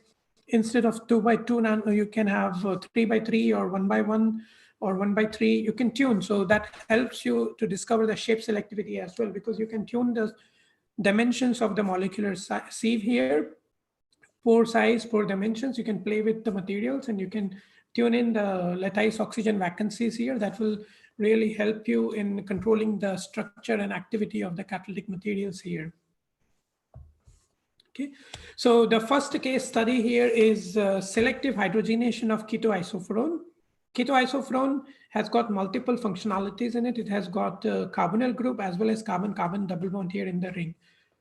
If we do the reduction of the ketoisophorone using a standard platinum on alumina type of catalyst, platinum on alumina type of catalyst will result into 91% selectivity to reduction of the carbonyl group and formation of the 4-hydroxyisophorone. However, if we use manganese oxide or platinum supported on the manganese oxide, in that particular case, it leads to formation of levodeone, which is 96% selectivity to levodeone, which is a hydrogenation of the carbon-carbon double bond here. So the same reaction conditions, same solvent conditions, same noble metal platinum, but platinum supported on manganese oxide, you get the reduction of the carbon-carbon double bond. Platinum supported on alumina, you get the reduction of the carbonyl group here, and you get a different chemistry here, you get a different reaction going on here, depending on the choice of the support. Okay, so this is the first lesson in design criteria, that by choice of the support, you can tune in the adsorption geometry, how the molecule sits on the surface. You can change the course of the reaction, change the product selectivity here. Again, another story to tell here is the example of the reduction of the cinnamaldehyde. Okay, so cinnamaldehyde, again, we will look at it here by using manganese oxide on its own without platinum onto it, and with platinum supported onto manganese oxide. You can see that in this particular case, again, we can tune in the selectivity either to reduction of the carbon-carbon double bond to get hydrocinnamaldehyde, or the reduction of the carbonyl group to get the cinnamyl alcohol here. So again, same reaction conditions, but choice of the metal on the surface here, if you have the noble metal or not, you have different reaction occurring here on the surface. So why is that happening here? What is going on here in the reaction here? Okay, so the solution to understand this is to understand the geometry of the adsorption, how it is absorbed. First of all, we did the DFT calculations. We did the density function theory calculations to see what was going on at the surface of the catalyst, because you see that the manganese oxides on its own is a catalyst here. Without platinum, you can get a 100% conversion. You can get a very high selectivity to reduction of the carbon-carbon double bond here. How were we achieving that without the metal there? Manganese oxide on its own was acting as a catalyst because there were oxygen vacancies in the surface, which helps in the adsorption of the molecule there. Hydrogen is dissociating through a water-assisted process. So the water molecule sits onto the oxygen vacancies and then dissociates. So the hydrogen which we get into the product molecule is coming from water and not from the molecular hydrogen gas. That's what is the mechanism that is going on at the surface here. The hydrogenation is assisted by water. So if we do this reaction in the absence of water under anhydrous conditions, you then get the reaction without platinum then with manganese oxide. If you want to use manganese oxide as a catalyst and get the reaction done, you don't need platinum there, but you do need water there. Okay, so this reaction is dissociation of hydrogen is water assisted. That means you are getting water molecule adsorbed on the surface, and which is dissociating to give you the hydrogen for hydrogenation reaction. And if you're putting in hydrogen there, hydrogen then, if you have the metal like platinum on the surface, hydrogen gets dissipated on the surface and dissociated and then spills over onto the lattice vacancies, which can then replenish the oxygen vacancies there. Okay, so presence of metal, platinum nanoparticle, will speed up the hydrogenation by spillover effect, but that's not necessary. Without metal, you can achieve hydrogenation. We wanted to see through spectroscopy, through in situ spectroscopy, how we can achieve this in terms of in situ spectroscopy. We observed here that adsorption of the molecules on the surface was playing a key role here, because if you focus on the ketoisophorone adsorption and cinnamaldehyde adsorption on the surface, ketoisophorone very weakly, this is the red line here, is adsorption of ketoisophorone on the surface of manganese oxide and platinum nanoparticles on the surface, but the blue line here is adsorption of cinnamaldehyde on platinum and on manganese oxide here. So it tells us a clear indication here that weak adsorption of ketoisophorone on the surface of manganese oxide and a very strong adsorption of cinnamaldehyde on the surface of the manganese oxide. Okay? And that controls the course of the reaction, that controls which product will be formed. Can we have a take-home message here? The take-home message here is the strength of adsorption determines the selectivity of the product, whether you will get the carbonyl reduction or whether you will get a carbon-carbon double bond reduction in the reaction. That will be decided on the basis of the adsorption strength, and hydrogen dissociation will determine the activity or the rate of the reaction. Okay, so how fast you can dissociate hydrogen on the surface. Can we look at it through spectroscopy? Can we have the evidence from the in situ spectroscopy techniques here? So what we did was we took this autoclave, which had a peak window onto it, and we did the hydrogenation reaction in this autoclave, while this autoclave was sitting on the high intensity X-ray energy beams on the synchrotron, on the XAFs, and we studied in situ operando spectroscopy by using XANES. So this is the very first example of in situ XANES, because in situ XANES in gas phase is known, but in situ XANES in liquid phase reactions, in hydrogenations, this is the first example from our group where we for the first time demonstrated that you can study hydrogenation reactions in liquid phase using in situ XANES, and you can observe the adsorption geometry and change in the oxidation states of platinum on the surface of the catalyst. So this is the platinum L3 edge that was monitored in XANES, and we obtained the data during the hydrogenation reaction. This table shows the arbitrary level energy shifts of the Fermi energy levels of the atoms, and you can look at the platinum Fermi energy level. Consider it as 0 for the elemental metallic platinum, platinum oxide 2.23, and when ketoisophorone adsorbs on the surface, it adsorbs very weakly. So you can see the shift is low in energy, which is 0.19. But when cinnamaldehyde adsorbs on the platinum and manganese oxide, cinnamaldehyde adsorbs strongly compared to ketoisophorone. That is why you can see that 0.45 is sitting here. And when you study adsorption of hydrogen on platinum, the energy level sits between ketoisophorone and cinnamaldehyde, which is 0.28. So now there is a competitive adsorption between ketoisophorone and hydrogen at the surface of the active site. When the platinum is exposed to hydrogen and ketoisophorone both, preferential adsorption will occur from hydrogen. That is why ketoisophorone is kicked out from platinum, and it is not really adsorbing strongly. That is why in ketoisophorone you can get the reduction of the carbon-carbon double bond, but in cinnamaldehyde you can see the reduction of the carbonyl group, because it's the oxygen of the cinnamaldehyde group, it's the oxygen of the carbonyl group in the cinnamaldehyde which is adsorbing on the surface of the platinum. So that's the molecular level interaction between the carbonyl group with the noble metal that dictates the product selectivity here. Okay, so in summary, we have been able to show here a new catalyst which is on its own without even doping it with noble metals. You can use it as a catalyst. And the strength of the adsorption dictates the product selectivity. Presence of water is essential, and the number of lattice oxygen vacancies will control the rate of the reaction here, because that controls the dissociation of water. Okay, moving on to next parameter in our rational catalyst design criteria is the effect of the promoter. So in this, we tried to dope the manganese oxide materials with potassium hydroxide or sodium hydroxides. And if now the materials are doped with potassium or sodium ions, you can see the shift in the pattern of the selectivities now. So this is again the example of cinnamaldehyde, but in this particular case, we are comparing two different catalytic materials. We are comparing manganese oxides OMS2, which is a structured molecular sieve with open octahedral layered manganese oxide, which is a flaky structure, which is layers of manganese oxide packed. So the two structures you can compare, and you can see the difference in the rates of the reactions and difference in the product selectivities from this reaction.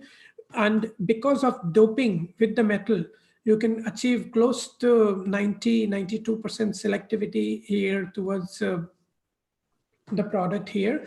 And again, you can see that cinnamol alcohol is possible to make cinnamol alcohol using manganese oxides on its own if you dope it up, okay, with sodium hydroxide or potassium hydroxide. So without doping, manganese oxide with a mixture of water and alcohol as a solvent, you can achieve hydrocinnamaldehyde. You can tune the selectivity completely opposite to the trend and go and achieve 95% cinnamyl alcohol if you dope it up with a promoter like potassium hydroxide or sodium hydroxide on the surface. Okay. The next story is about the reduction of the difficult molecules like amides, acids, triglycerides. They are difficult molecules. So the reaction conditions in literature are required are like 200, 230 degrees temperatures. Catalysts like copper chromides or copper zinc based, chromium based catalytic materials, which are toxic and environmentally undesired catalytic materials. Reaction conditions are 100 to 200 bar hydrogen pressures, very demanding. So if we want to do the hydrogenation of the acids or esters or amides selectively, there are other functional groups present in the molecule like carbon-carbon double bonds or carbonyl groups or halogen groups. It's difficult to keep the selectivity to the desired product under such reaction conditions. So we designed a new catalyst. So we started by predicting the catalyst here. We did not start with serendipity or looking in a different type of catalytic materials and empirically coming up with an experimental design. We did this with a theoretical prediction from the density functional theory. So we looked at the variety of combination of the metals on the surface and looked at the activation energy barriers of all the intermediate species that will be formed in the key steps involved into the reaction. The key steps involved into the reaction for the hydrogenation are cleavage of the carbonyl bond and then oxygen hydrogenation and then carbon hydrogenation on the molecule. And we looked at some of the metals here like rhenium, ruthenium, rhodium. They had very high activation energy barriers for the first step. Some of the metals on their own showed low activation energy barriers for the first step, but high energy barriers for the second step. So we came up with we predicted with the combination of the metal platinum and metal oxide like rhenium oxide here on the surface of the catalyst, that will give you the path which has got the lowest activation energy barriers on the surface to achieve the reduction of the difficult molecules.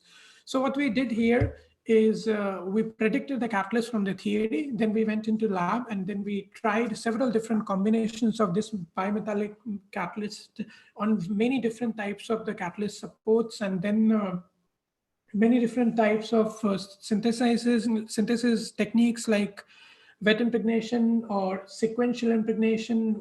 You put rhenium first or you put platinum first or you put the two together. Many different things we tried and finally we optimized this catalyst after that. So we have a bimetallic catalyst here, which you can see on screen here. These are sub-nanometer particles of less than 1 nanometer or 1.5 nanometer size, very narrow particle size distribution on the surface of titania.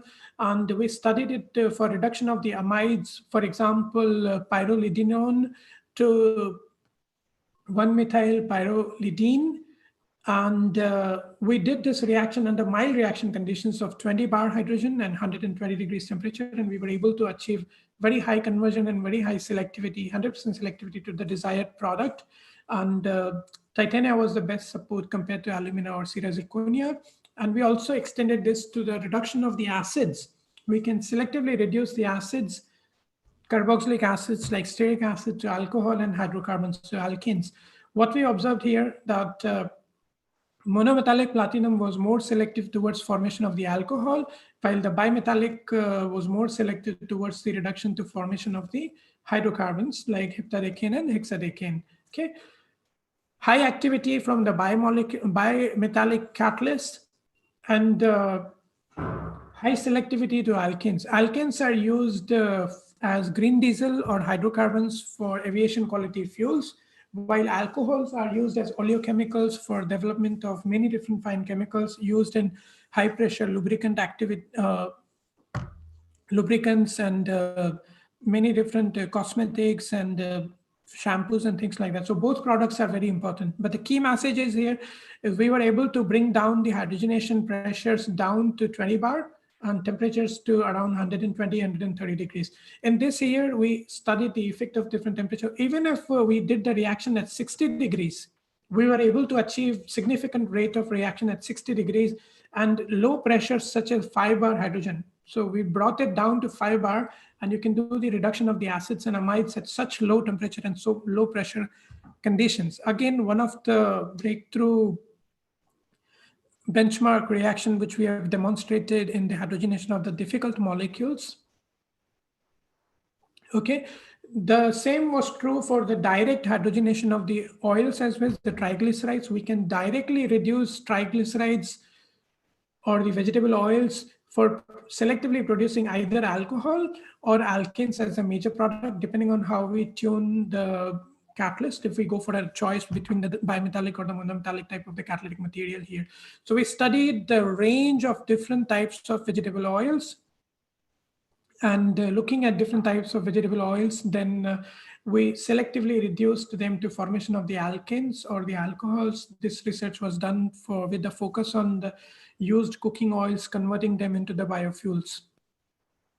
We also looked at the green synthesis of the catalytic materials, where we can make our own catalyst in a solvent-free way, a quick way of making the catalyst by ball milling. So this is a mechanochemical synthesis. It has got several different advantages over conventional synthesis of the catalytic materials because we don't use any solvents in it. We don't have to dry calcine. It is done very quickly by ball milling, and you get a very high dispersion of the metal nanoparticles. So this is the TEM characterization demonstrating that we were able to achieve the metal nanoparticles of the size 1.2 nanometers a year. Compared to conventional synthesis, these were smaller, and we were able to tune the mechanochemical synthesis to achieve very high dispersion on the surface of the active site here. And the catalysts made by mechanochemical synthesis were even better in terms of the selectivity to the product compared to the conventional catalysts prepared by wet impregnation methods. Then we looked at the catalyst recycle, and I'm not a big fan of the batch reactors because in the batch reactors, you always have to recover the catalyst, and the catalyst is exposed to air. You have to wash it with the solvent, dry it, and the catalyst particles goes through the cycle of oxidation reduction, where you can always lose the interface between the bimetallic nanoparticles, or you can lose the nanoparticles from the surface, or sometimes the pyrophoric metal oxides can pose risk of getting fires. So we are working on the continuous flow technology platform, which is always better in terms of performing reactions. The catalyst is always in the packed bed reactor. It is not exposed to air. So this is our in-house built designed reactor here in Queens, in which we have developed our own reactor system here. And this is capable of high pressure and high temperature reaction conditions, and it is safe. It has got all the safety features installed into it in terms of hydrogen gas sensors and safety relief valves, and it is certified so that it is not going to go in any critical situation.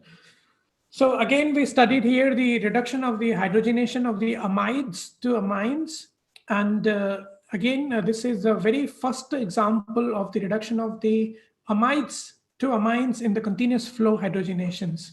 So this was done in collaboration with St. Andrews University.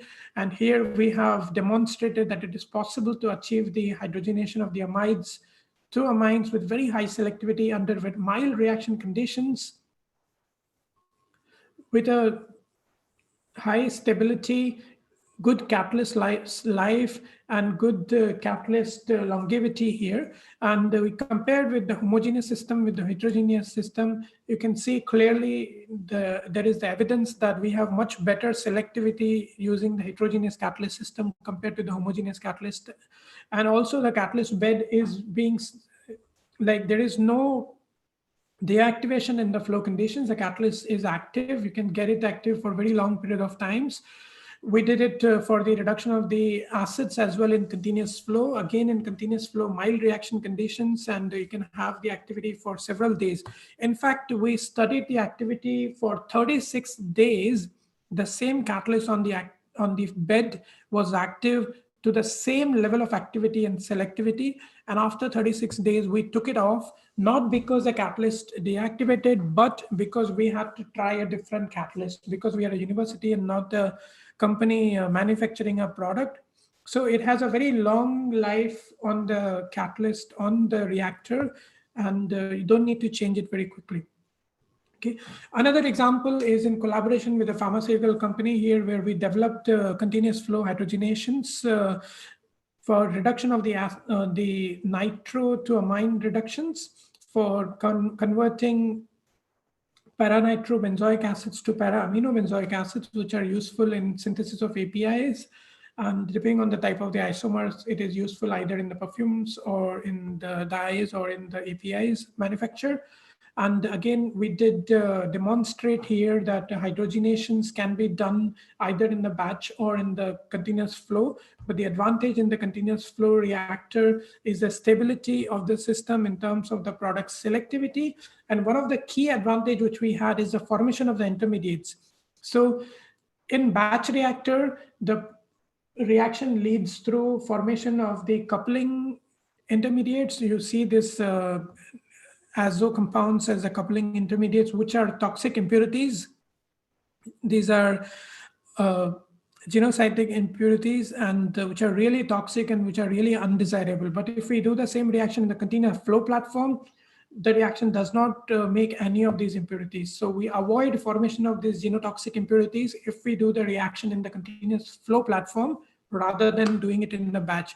That is why flow platform has got several different advantages here. On the role of the solvent, okay, so continuing our story, and we'll talk about the choice of the solvent as a design parameter rather than the active site catalyst here. So in this case, this is a different story. This is totally different. In this case, we are talking about the ionic liquids as the choice of the solvent, and we use ionic liquids to do the reduction, to demonstrate the reduction of the aldehydes and ketones. We used tetraalkyl phosphonium type of ionic liquids to study. Again, we chose cinnamaldehyde as the Mottl reaction and reduction of the cinnamaldehyde to cinnamyl alcohol or hydrocinnamaldehyde. And we were able to reduce it to cinnamyl alcohol with very high selectivity to 98 to 99% by tuning the ionic liquid here. So if we had tetraalkyl phosphonium dicynnamide type of ionic liquids, we were able to achieve 97% conversion with 99% selectivity to cinnamyl alcohol with ionic liquid without using noble metals here in this case. You can also dope the ionic liquids with cobalt nanoparticles here. That will again help you tune the product selectivity. So just a key message is that you can tune in the solvents as well as a handle to tune the reaction parameters that you want to achieve in your reactions. Ionic liquids here are very highly reusable and recyclable. We have demonstrated that even up to the third recycle here, you can get 97-98% conversion compared to the fresh ionic liquid. The used ionic liquid shows better reaction rates, better conversion profiles compared to the fresh ionic liquid, because it helps you achieve, and you can do these reactions in the solvent-less conditions. Okay, you don't need the solvent there, so because ionic liquid then can act as a solvent, so no volatile organic solvents needed. You can use the ionic liquid itself as a catalyst as well as then solvent here, and that does the job for you. And it is even better in the absence of the organic solvent, in the absence of the volatile solvent. With ionic liquid as a solvent, we were able to shoot up the reaction rate compared to the presence of the solvent. And substrate scope is versatile. We can get many different aldehydes and ketones reduced to desired products. Okay, and you can tune in the product selectivity and the reaction rates. You can play with it by tuning the structure of the cation or structure of the anion in the ionic liquid, doping it with the metal nanoparticles. In this case, we doped it up with the cobalt nanoparticles. The last piece of the story today I wanted to cover was about the photoreforming of the glycerol here. We also studied photoreforming of the glycerol for production of the hydrogen as well as the important molecules. So you can use the reactor design and the catalyst design to, so in this case, we are talking about the reactor design now. You can tune in the reactor design so that you can produce important molecules like dihydroxyacetone and lactic acid from glycerol and hydrogen from glycerol. Okay, so this is a concept of the propeller fluidized photoreactor and the concept of the continuous flow reactor coated inside, the tubes are coated inside with the catalyst on the surface of the glass tube. So you can see here, these are the glass tubes which are coated from inside with the catalyst, platinum on titanium P25, and which were then exposed to light. And this is our propeller fluidized reactor, PFPR. And these are the glass tubes that are coated with the catalyst from inside. Initially, it is coated, and then after calcination, it becomes transparent. So this is transparent glass tube, but it is coated with titanium, loaded with platinum onto it. And that's what we used is as a catalyst in the continuous flow reaction. So you can see when the lights are on, it is continuously steadily producing hydrogen. When the lights are off, it stops the reaction. Again, you switch on the lights, it gives you very nice production of the hydrogen from the alcohol. And again, you can do it number of recycles. So catalyst is very stable. And again, the catalyst was used for over a month in variety of different experimental parameters by the same student without needing to coat the tube again. The catalyst is very stable. It did not observe any peeling or leaching out of the catalyst surface from the glass tubes. So microchannel reactors. So I hope I have convinced you that in the catalyst design, these are a number of design criteria you can keep in your mind to focus in terms of criteria such as catalyst active site, promoters, role of the catalyst support, role of the solvents around it, many different type of parameters you can play to rationally design your chemical processes to make it sustainable, to make it environment friendly and benign. And lastly, I would like to acknowledge the efforts by many people, because this was a team effort by so many different colleagues and students and postdocs, and they have contributed with their hard work. And not only these people, but also the collaborations with many different industries like Johnson Matthey, Oleon, Chevron, Shell, Almac, and also the funding bodies like InvestNI, PSRC, Liverpool Trust, Case Center for Advanced Sustainable Energy. They have put in all the grants to make this research a possibility. And thanks to everyone, all of you, for your kind attention to today's talk. And if you have any questions, or I would be happy to answer. But before we go to questions, just an announcement about the UK Catalysis Conference, which is going to occur from 6th to 8th of January, and it will be an online conference. You can visit the website of the conference to know more details about the conference, and registration is again minimal for academics, and registration is free for students and free for postdocs to help the student community. So thank you so much. Thanks a lot. Thank you, Harish, for interesting talk. Anybody have questions? Please unmute yourself and ask him directly.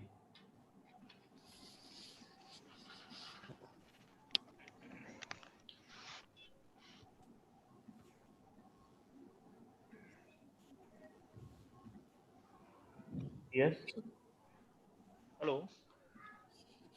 Yes. Yes, I am audible. Yes, you are. Yeah, I can hear you. May I know who is it? Brijesh Shukla here.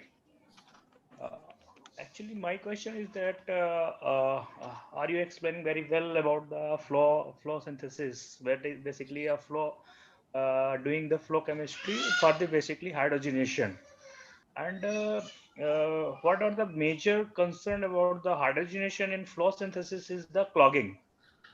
So if we are working for the some functionized molecule and having a not the solubility, having the issue of the solubility, how we can do in a flow?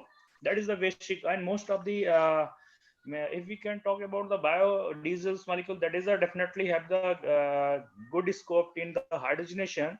But if we talk about the some active pharma molecule as well as specialty chemical, that is having the difficulty for how we can overcome with the using of ionic liquids. If it is you can give some overview about that, helpful for everyone. Thank you. This is number of different questions in one question. So let me try to address it one by one. So the first issue was about clogging in the reactor. Obviously, you need to know the solubility of the substrate that you want to work with. So we can tune in the solvents.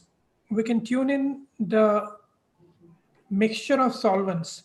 Okay, you can mix in different solvents to ensure that the product is also soluble.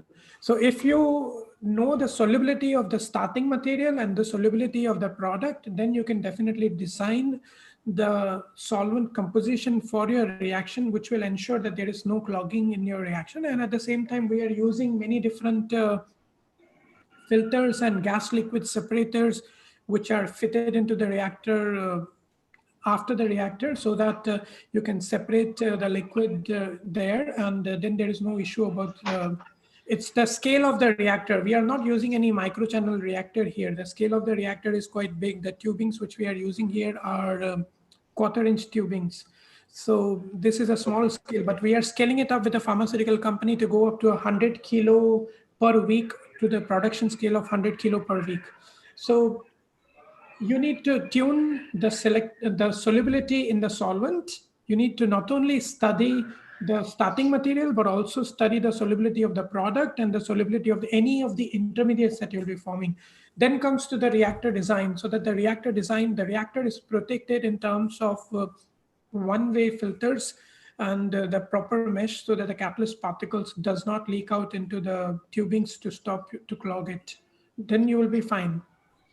And the other question was about ionic liquids. Again, this depends on the choice of the product that you want to develop. So if we are developing this for the reactions where you have to do it for reduction of fuels, like for example, you said, then it becomes the cost becomes, the economy of the process becomes important, because you need to ensure that the chemicals you're using in the process are not more expensive than the product you want to sell. So if biofuels are large value, large volume, but small value type of chemicals, but pharmaceuticals are small volume, but high value type of chemicals. So if you have a molecule which is a small volume, but high value type of chemical, you can easily use it. Hello. Yeah, okay, thank you. And Hello, one more question is there. What is the basically how much the residence time is there for the conversion? It is totally dependent upon the molecule to molecule, and how, if it is the I think in flow chemistry, if it the residence time is Yeah, for residence time, basically we are talking about how much conversion we can achieve and how fast is the rate of the reaction. And accordingly, then we can design the size of the catalyst bed. So you can design the reactor size accordingly. In our case, we have designed the catalysts are, I would say that highly active catalyst. That is why we are able to achieve 80 to 90% conversion per pass through the reactor. So that is why we were able to achieve, and again, we are talking about the industrial scale reactions that we would like to do. So that's why with our industrial collaborations, we are looking at production of up to 100 kilos per week. Okay, so that's why it is quite important in terms of looking at the scale how we can scale it up. And the technology is not only of academic interest, but easy to scale it up for the industry as well. That's why the catalysts which we have designed are specific. They require very low residence time so that we can achieve high conversions and per pass and selectivity to the products. Hello. Okay, guys. So we are running out of time. Side.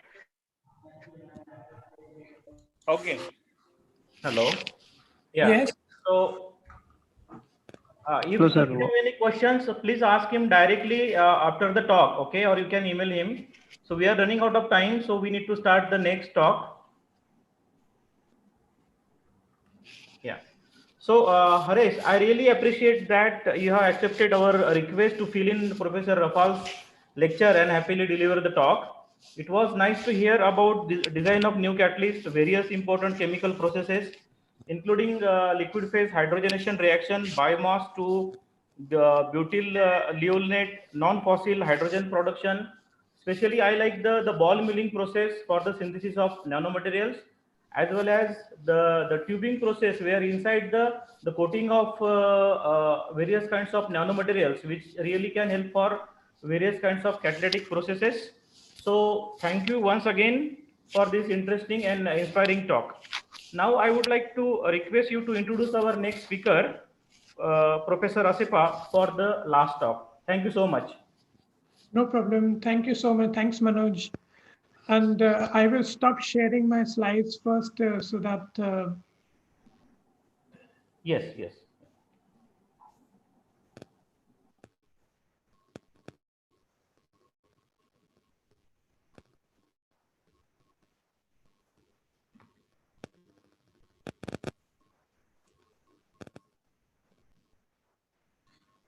Okay, so it's my great pleasure to introduce the next speaker of this session, which is Professor Asifa. And I hope you don't mind if I introduce him as Teddy. Teddy is from the State University of New Jersey from the United States. And the title of his talk is Sustainable Multifunctional Electrocatalysts for the Design, Synthesis, Properties, and the Applications. Professor Asifa got his PhD and postdoc from the University of Toronto in Ontario in Canada, and also did his postdoc in McGill University in Canada. And he's really recognized for being on the International Advisory Board for ISI, for the Czech Academy of Sciences, Czech Republic. He's associate editor for Science Advances, and also on several advisory and editorial boards of prestigious journals. He has been awarded, he has been nominated as highly cited researcher continuously in 2018, 2019, 2020, which is a hat trick, which is a record in itself. He is active in the area of nanoparticles, core shell nanoparticles in novel structures and multifunctional groups and their applications for a variety of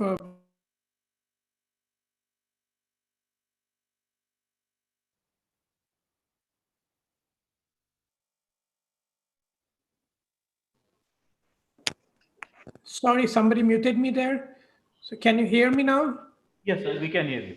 Yeah. So as I was saying that Professor Asifa is quite active in area in nanoparticles, core shell nanoparticles, multifunctional self-assembled monolayers on the surfaces, and studying their applications in cancer treatment and dye-sensitized solar cells. So Professor Asifa, over to you. Okay. Thank you very much for that kind introduction. I hope you can hear me. Yes, we can hear you. Yes, we can hear you. Perfect. And thank you for that kind introduction again. And thank you for this invitation for me to join you. I wish I was able to join you earlier, but you know, the time lag or the time difference. So I have missed a number of probably very important and nice talks. And I also wish that we were able to do this in person. That said, it's great to see a number of you. I see Manoj here. I see Ankush. I see Bhaskar. Probably there are many others whom I happen to know for many years. Number of Ananda is colleagues. also here. Ananda You cannot hear me? Yeah, we are also happy, Teddy, to see you again. After a Oh, long very time. good. Yeah. Very good, very good. In case my voice gets interrupted, I would stop my video. That way, maybe the connection would get better. So you let me know if you can't hear me anytime. Stop me and let me know. It happens once in a while when I do this online. So right now, it's good to see you at least online and have this conversation with you.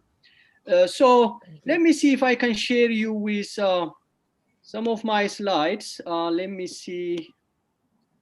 Okay, let's do that.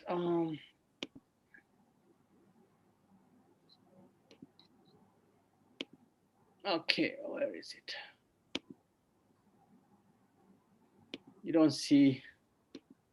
How do I share my slides? It's supposed to show here. Yeah, so today you just need to open the slides on the screen and then you can share the screen. Yeah. You don't see it now, do you? Not it. Yeah. So on the Zoom link, there is a share screen button. Yes. Yeah, and I don't have that option to share it. For some reason, I don't see that option. It should be below, near to chart. Oh, below the chart. Let me see if I do that. Okay, let's Besides the see. chart. Okay, host only, everyone, no one, participant. Okay, sir, no, that's not the one. You can say alter, yes, it also shares. What should I do? Hold on. Alter plus share. Okay, where is that command? Alter S. Yeah, alter plus yes, it will share. Basically. Okay, I'm using a Mac though, so. Oh, I'm sorry. Okay, maybe command S. Yeah, it's supposed to be easy. I don't know why it's not working right now. Function S, maybe. Alt S. Yeah, I see the share screen button, but the option is not there. One participant, hold on, who can share? Now we can try. Well, only host. Who can share? I have an option.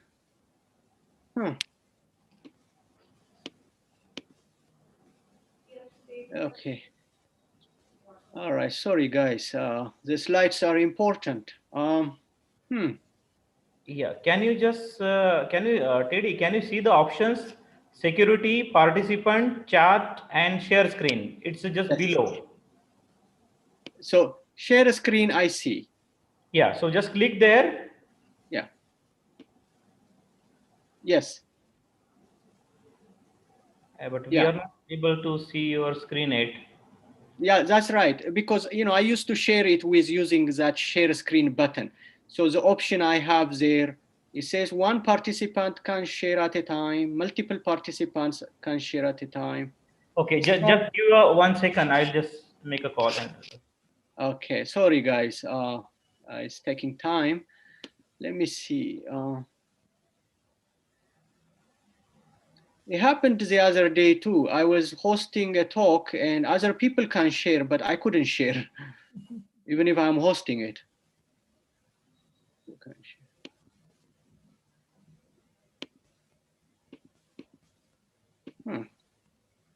I think we can suggest we can sign off and sign in again, and let's try this way. Okay, so I'll sign off and come back, okay? Yeah, please. Yeah. Hello.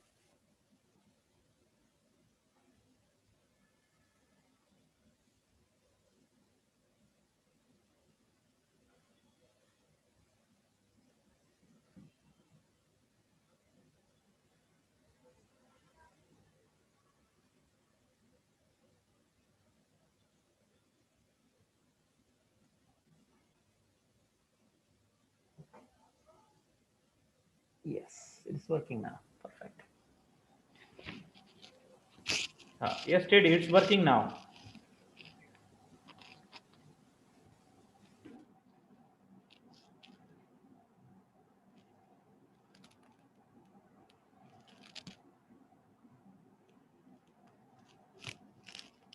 But you are not audible yet.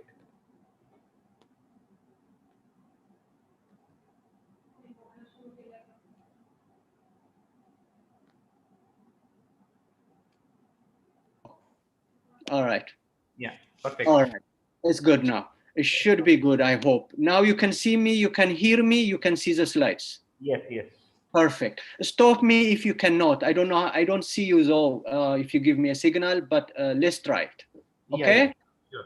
Perfect. Thank you for organizing this wonderful conference, which is very timely. And let me actually share some of the works that we have been doing in my group over the past several years related to multifunctional catalysts, design, synthesis, properties, and applications related to energy particularly, but also environmental and sustainable applications.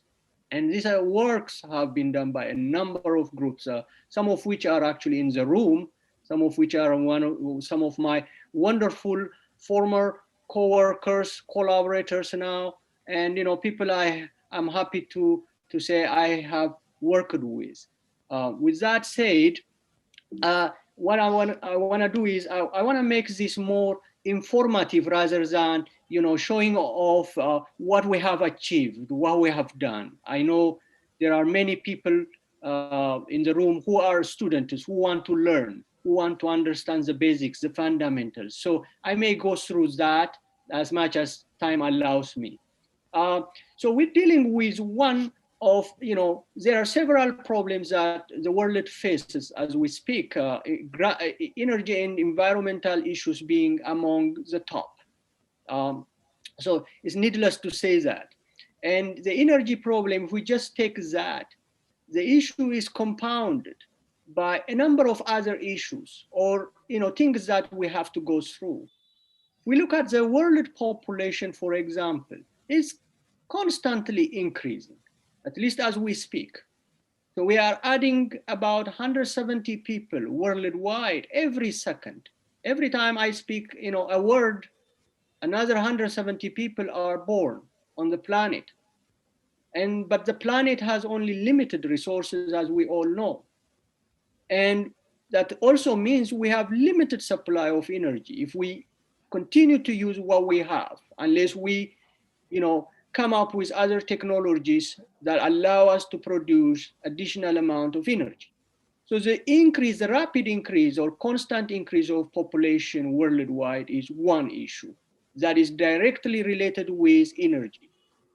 The other one is something that is good, but unfortunately comes with a price. The development, economic development worldwide. India is one of the best examples for that. The number of people coming out of poverty worldwide is increasing, right? And when that number is increasing, all these people would require more energy. So global prosperity and economic growth come with an increase, actually in some cases, a much higher increase in energy. And if you look at this graph that I'm showing here, you can actually, appreciate what I mean. India is one of them right here. So this is the per capita GDP, which means the economic growth, how many people are, becoming more and more prosperous or coming out of poverty. And this is not just in India, this is actually in many, many countries around the world. The developed countries are already developed enough that their additional requirement for energy is not increasing as much anymore. But in places like India, Africa, China, you name it, many, many other countries, as people keep growing, economic growth, the amount of energy that these people require for all kinds of technologies, gadgets, cell phones, house air conditioning, you name it, that also would be required. So when you couple these two, the rapid growth of population with the rapid development, right, global prosperity, that brings an exponential increase in energy demand. And this is not the only problem. On top of that, we have to also deal with the limited amount of fossil fuels, the traditional energy resources that we use to meet our energy demand. That is limited. The Earth is only one Earth. In addition, many of these fossil fuel resources come with a price of greenhouse gas, pollution, negative environmental impacts. So all these things are directly correlated or related with one another. So this also means we have to come up with a solution. We have to come up with alternative ways to meet our energy demand, because we can't stop the world from growing. We can't say, people who are trying to come out of poverty, hey, no, you can't do that, right? We can't do that. We have to make sure that they come out of poverty. And if energy is required to do that, we have to be able to supply that energy by hook or crook. So this is what brings us to what we call alternative energy resources, alternative energy conversion and storage systems. There are many out there which are being developed, some of which are already developed, but they are not sustainable or techno-economically viable enough to be produced on large scale. So the best example for that would be actually fuel cells and electrolyzers that we see right here. With electrolyzers, we can take water, which is sustainable, and produce hydrogen out of water.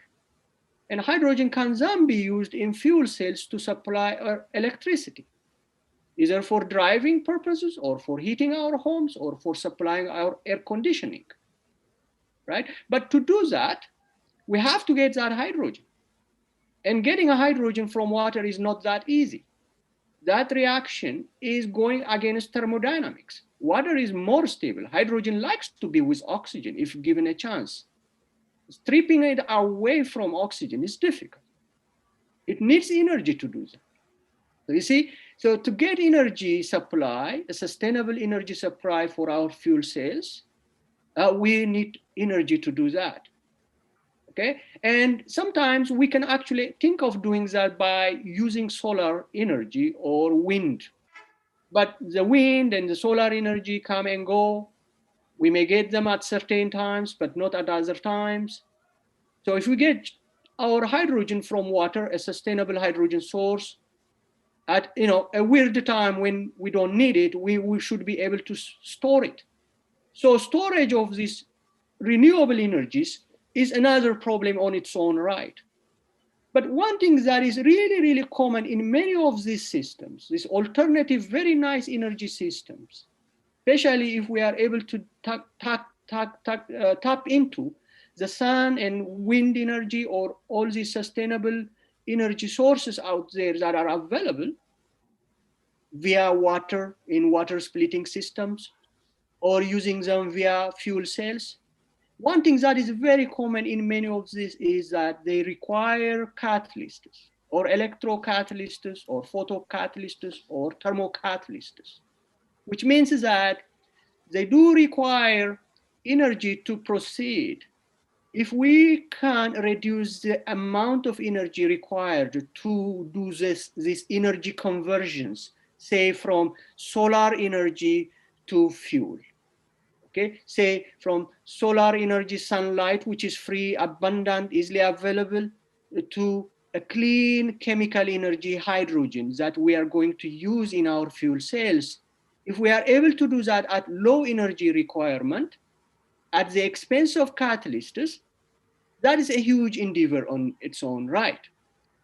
That basically solves the main bottleneck right now that we have when we think of having this sustainable energy conversion and storage systems and have that on large scale to solve the issues that I started with, the energy issue worldwide, along with the sustainability and environmental issues. So that means catalysts are extremely important. The reason catalysts are important because these reactions that you see to convert water into hydrogen and oxygen, splitting it, requires a catalyst. And if you use a catalyst, the energy demand for that process to proceed would be small. The same is true here. We require two different catalysts on two different electrodes in a fuel cell. One reduces oxygen, the other one oxidizes oxygen at the anode and cathode electrodes. Only then we can actually produce our electric current or electricity from hydrogen in a fuel cell. So in many of these, currently, what we use are noble metals, precious metals, elements that are least available on Earth, in Earth's crust. So they do the job very well. For example, if we take platinum, you can actually relatively easily, at close to thermodynamic potential, you can actually convert that hydrogen from water into hydrogen gas, which is now your fuel for your fuel cell. But even with some noble metals, as you can see with gold, it's not that good. So some even noble metals are good, other noble metals are not good. But elements that are not noble metals are not that good. So on the other hand, those elements that are good are not easy to produce on large scale. They are not available that much to go around and produce these fuel cells on large scale. So before I go in depth into my talk, I want some of the students who may have no experience with electrocatalysis to appreciate. So with this slide. So what you see here is actually a simple graph where you have a potential on x-axis and current density or current on y-axis. So you see platinum here doing its job and gold doing its job for these reactions that I'm showing on top here.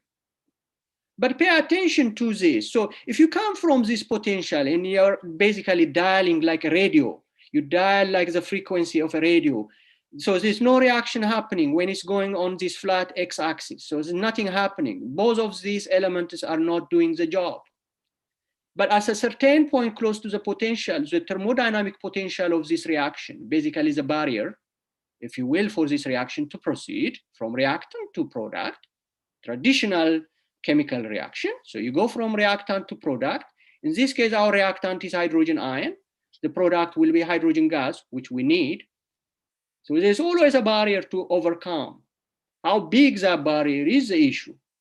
By using, as I said, catalysts, we can lower that barrier in traditional chemical reactions, as most of you, I'm sure, know. So in electrocatalysis, it's a very similar picture, okay? So what you see here is that there is no reaction at a given potential, but the reaction kicks in as soon as you get here for platinum, but at a later stage for gold. So if it kicks in and starts quickly, we call that onset potential, the point at which the potential at which the reaction kicks in starts. The sooner the better.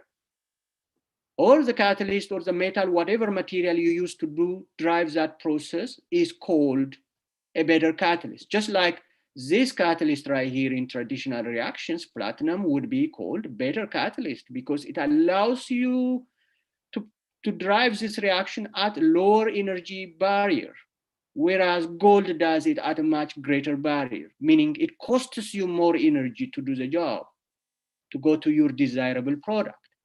So these slides you will see, or things like this, you will see a lot. So I want you to appreciate what that means.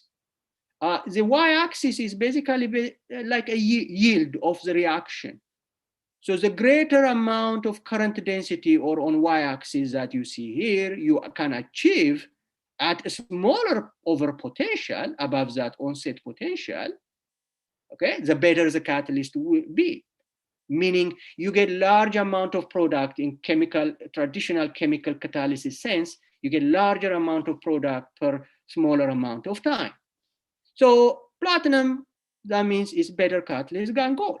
But unfortunately, platinum is not sustainable.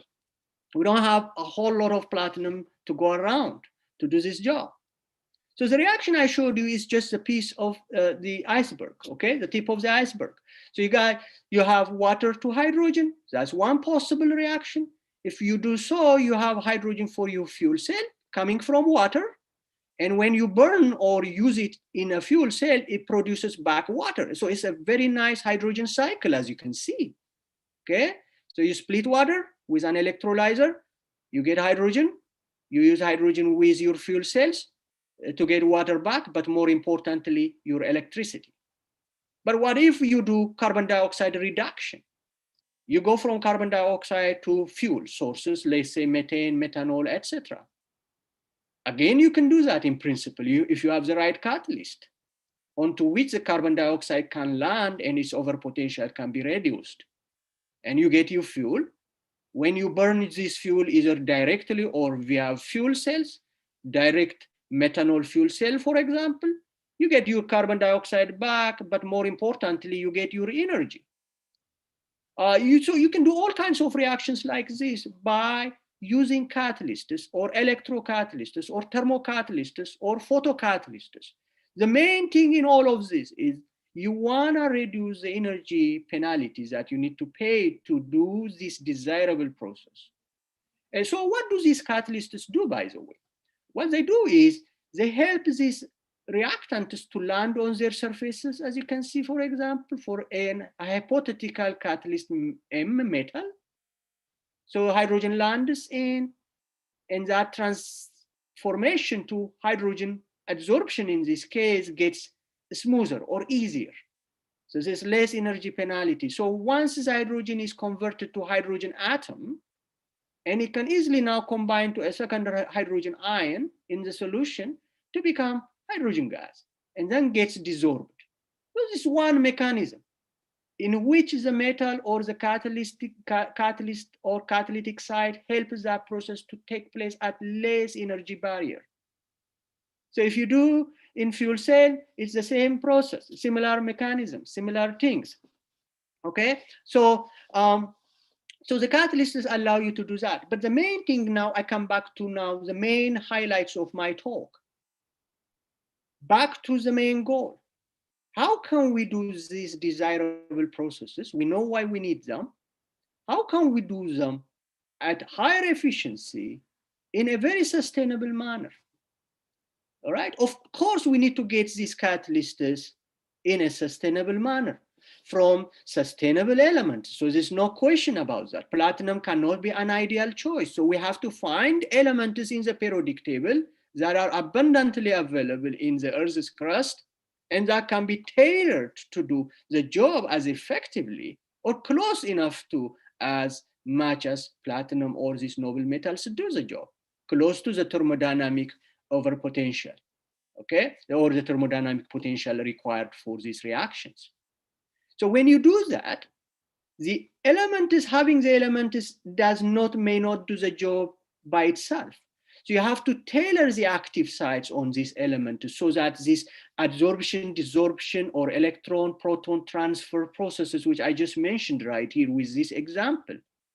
Okay, but this can get more complicated when you go to carbon dioxide, when you go to 2 electron, 4 electron, 6 electron type reactions, or multiple proton type reactions.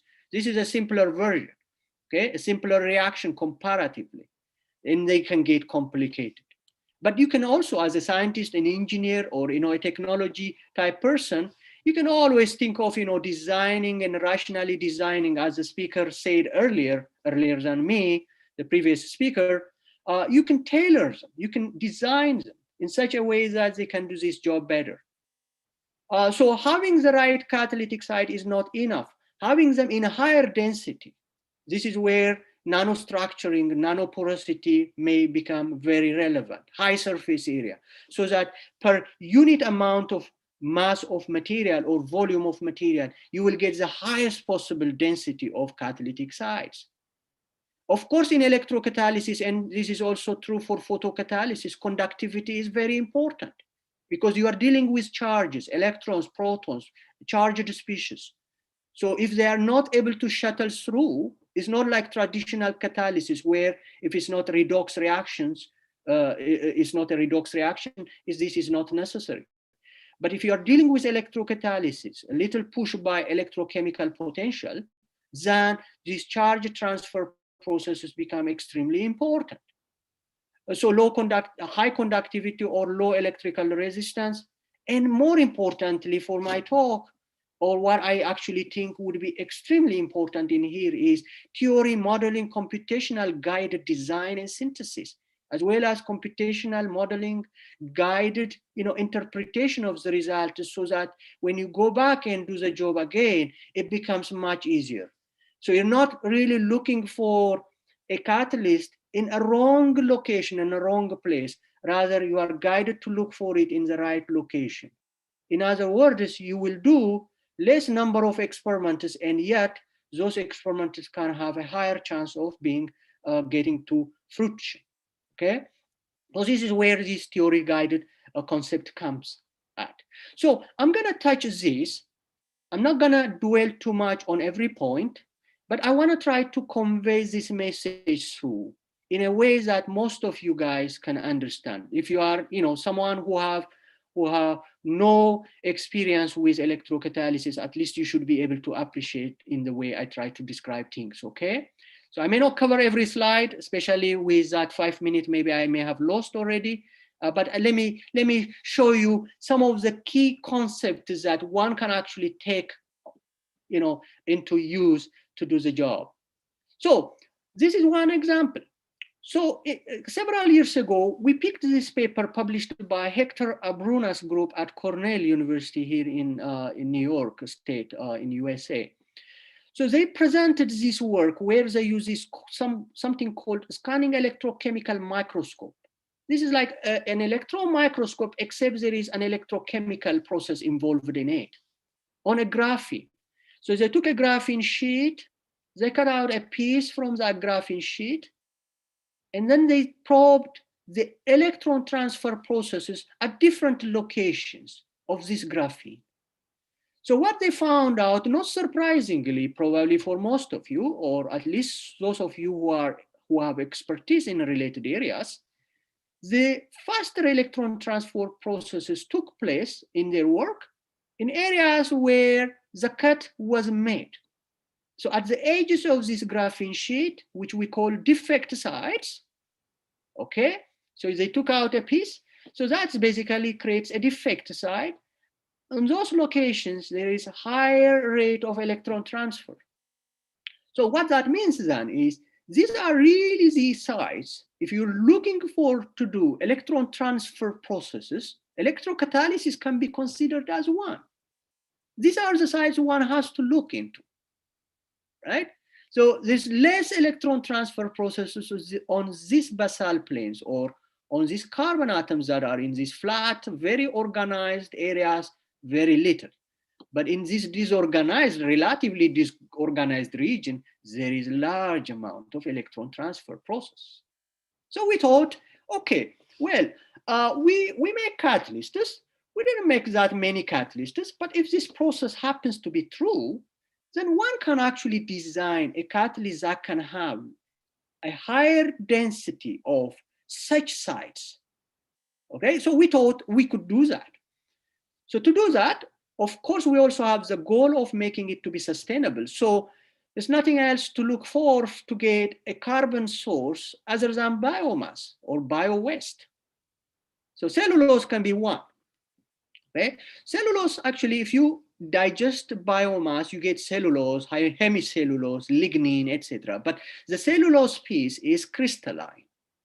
And it's a good source of carbon. If you carbonize it, all those carbon atoms, at least most of them, should end up as carbon. But the way you have to do that is you have to create a material that looks more like graphene. So in order to do that, so we said maybe we have to do this carbonization process in a confined space so that this crystalline cellulose will largely maintain its crystalline carbon atoms in it when it undergoes carbonization.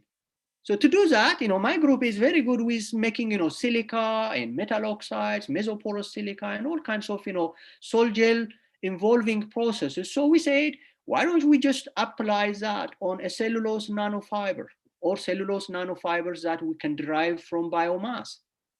So if you use acids to derive cellulose nanocrystals from biomass, the surface would be negatively charged. So that means if you bring in metallamine complexes, let's say cobalt hexamine complex, which you can easily produce in solution from copper nitrate or cobalt nitrate, They have positive charges. So they should be able to coat the cellulose nanofibers via electrostatic interaction. So you have now cellulose with negative charge on its surface, coated by metallamine. Then you can now do deposition of silica by sol gel. Silica, when you do it at the right pH, it is negatively charged. It produces, the silica sources usually produce negatively charged silicate species. And so those will undergo this layer by layer electrostatic deposition around this metallamine coated cellulose. So we need the silica, as I will show you shortly. Then you can do carbonization, which means heating it at higher temperature under inert condition, or pyrolysis. So you will get now most of this cellulose will be converted to graphitic structure, almost like graphite. And then at that point, you can etch away the silica. So if we don't use the silica, I'll tell you one thing, the yield would be much, much less. You will lose a lot of the carbon from the cellulose to carbon dioxide, carbon monoxide, perhaps, it will be gone. That's one. Second, and most importantly, the degree of graphitic structure of the product would be less. So you see a lot of layered graphitic structure produced from the cellulose by coating it with silica before pyrolysis. So this silica shell happens to be very, very important for this process. And thirdly, and most importantly, our goal is to create large number of defect sites at the edges, or edge plane rich defect sites. So the edges of these graphitic layers are where the reactions we thought would take place. So you can actually also quantify that by Raman spectroscopy. How much graphitic structures you have, how much amorphous structures you have, the surface area, the TM, all these imaging that you use can all help you to see how much, at least relatively, these edge defect sites or edge plane sites you have, which are going to be active for catalysis. Okay, so you can also probe the composition. So what we found out in this case is, unlike graphene or purely carbon-based material, this material can suspend in solution, in aqueous solutions, indicating that it must have a lot of heteroatoms in it, other atoms other than carbon. In this case, we found them to be nitrogen, which are derived from the metallamine complexes that we use right here. And these dopantes, which we call, are extremely important for its activity. Without these heteroatom dopantes, in this case nitrogen, this material cannot be suspended, of course cannot be suspended, but even most importantly, when we try to use it to do electrocatalyzed reactions, it does the job very well. So what we see here, again, for those of you who may not be familiar with electrocatalysis or electrochemistry, y-axis again is current, or yield of reaction, if you will. Okay, and this is the potential, the energy it needs for that reaction to take place, or the energy barrier. The sooner the reaction starts, the onset, the better the reaction, the catalyst or the material would be. So if you don't see any current density, which is this blank right here, there's no reaction. So that actually happens when we have zero hydrazine in this case. So consider hydrazine like hydrogen. Just like we have hydrogen fuel cells, one can have actually hydrazine fuel cells. So your fuel is hydrazine in this case. You can also do hydrogen, for example.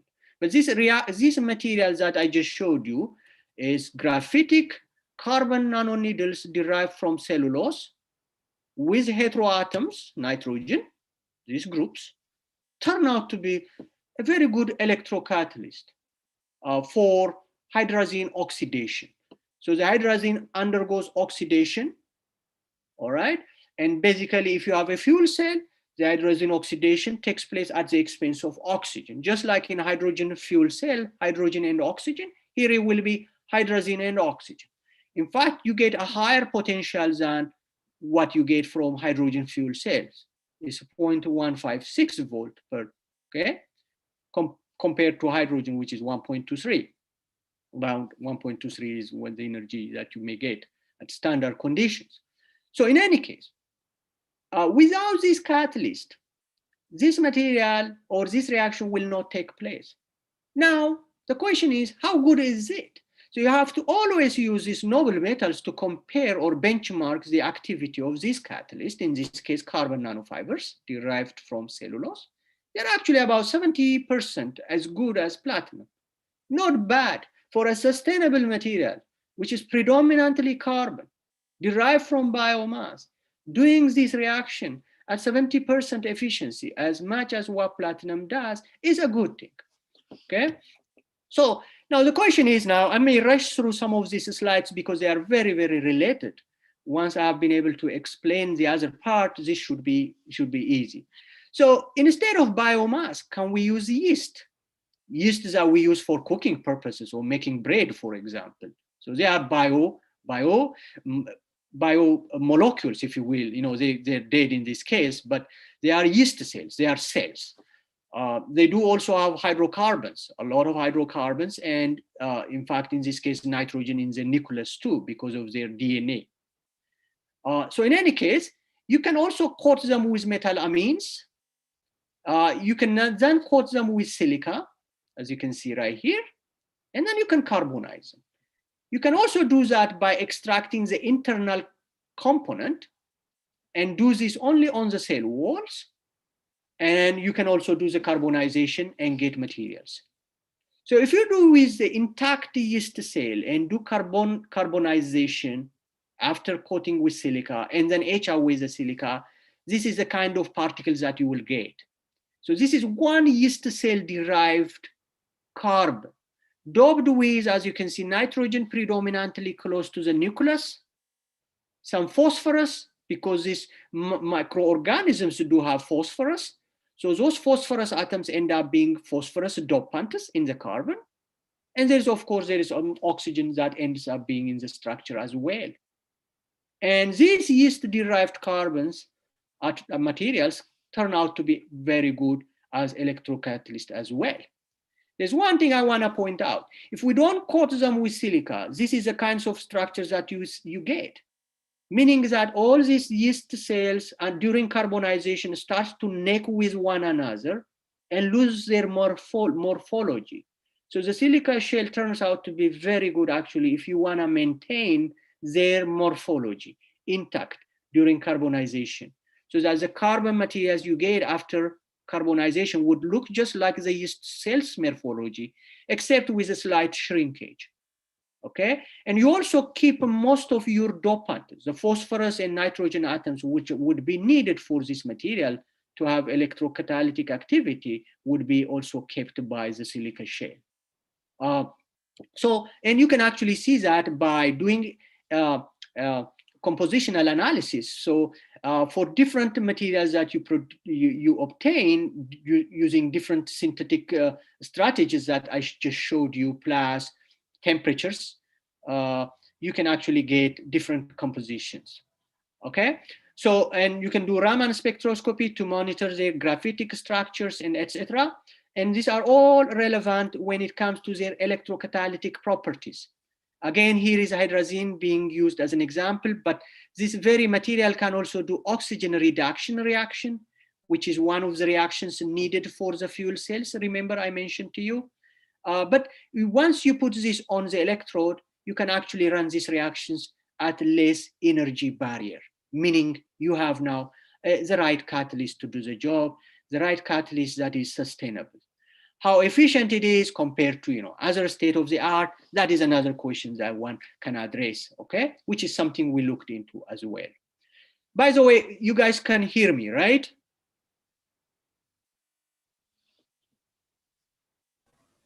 No issue. Perfect, perfect. Yeah. Because I'm talking to the screen, so yeah, there's no way of knowing. Okay, yeah, no good problem. to know. Please continue. Good to know. We have, how much time do we have, Manoj or Ankush? About 20. Okay, let me continue. So now this strategy that I just showed you involves core shell synthesis, right? So you have the biomass or whatever source of carbon or heteroatom, or you can even put an additive, metallamines, and then you put the shell, core shell, and then you do the carbonization, and you etch away the shell. You all can also etch away the metal, which actually we did. You etch away the metal, and you will find actually that the pure carbon, almost pure carbon with the heteroatoms can actually do the job. In some cases, better than when you have metals. The metals are sometimes important because just like, when you make carbon nanotubes, metals are needed. So metals have their roles too in some of these processes, but that will take me into details, too much details. So let me leave that part aside. But what I want you to focus is that this core shell synthetic strategy can be actually, extended to different sources of carbon, heteroatom, and different structures, different morphologies. It can be tailored to get the right material. But that's not the only strategy, though. You can also use these two other common strategies, templating strategies, where you take the silica spheres, aggregate them into colloidal crystals, and then fill in the gaps between these colloidal crystals and then do the carbonization to get now highly hierarchical and highly porous heteroatom doped carbon structures. Okay, so the core shell right here, the colloidal aggregates or templating strategy to get highly nanoporous structures one. Another one is mesoporous structures, already pre-made mesoporous structures, which actually my group has been working on for many years, including Ankush and many others in my group.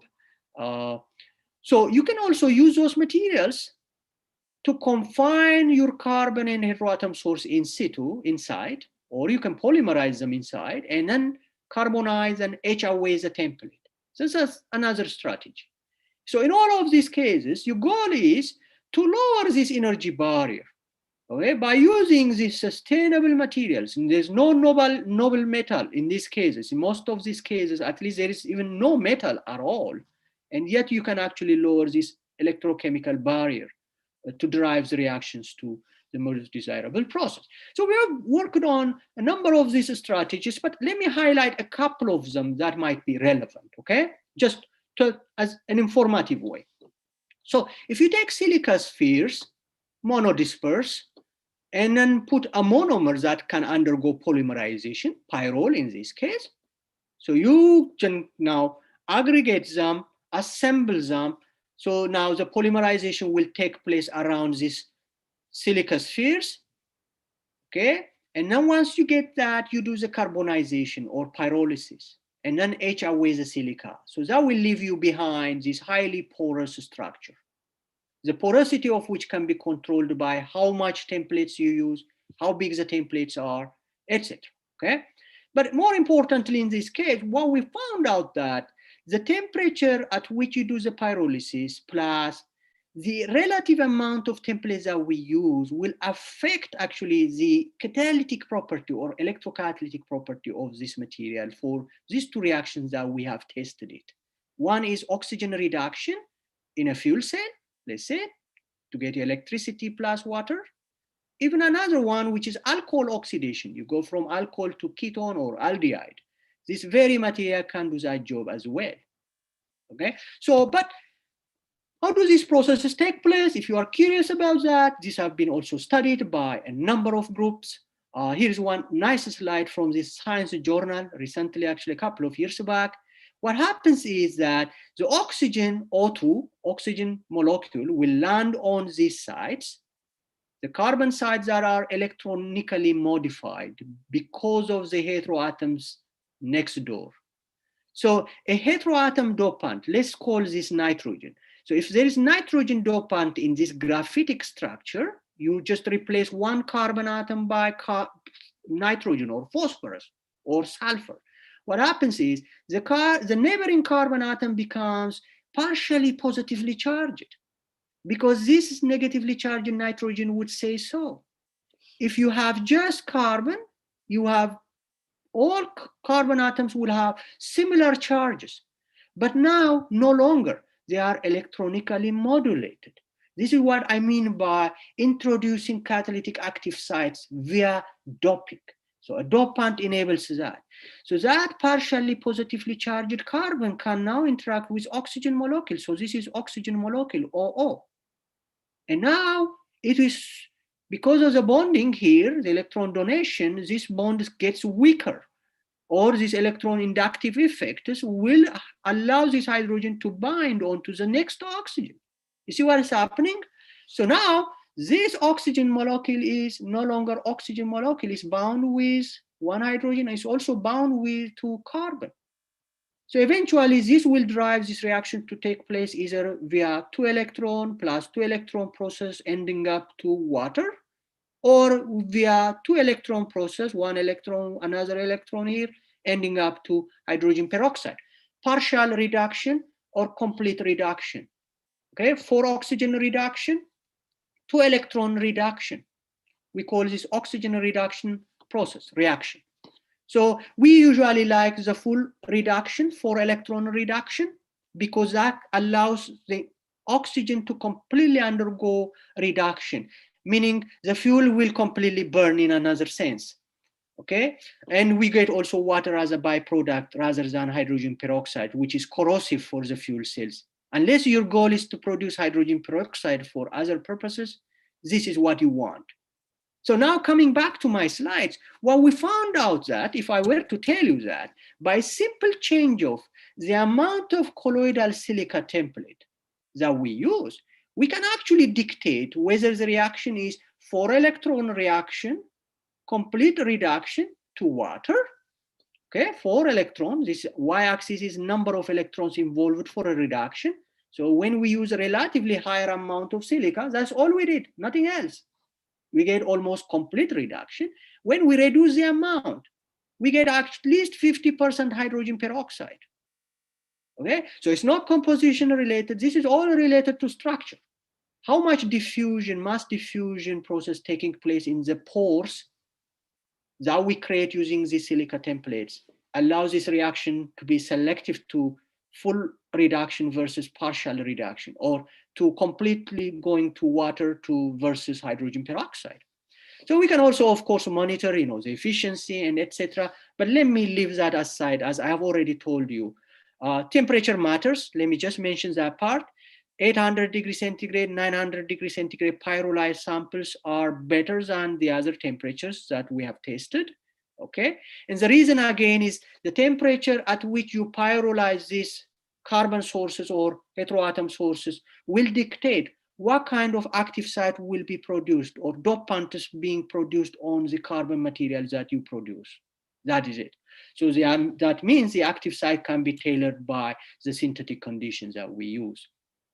So you can do this also for putting metals. In this case, unfortunately, it's palladium, but it does the job very well. So again, silica spheres as templates, carbonization, then you etch away the templates, and you get these microspheres filled with pores, the sizes of which correspond to the silica templates.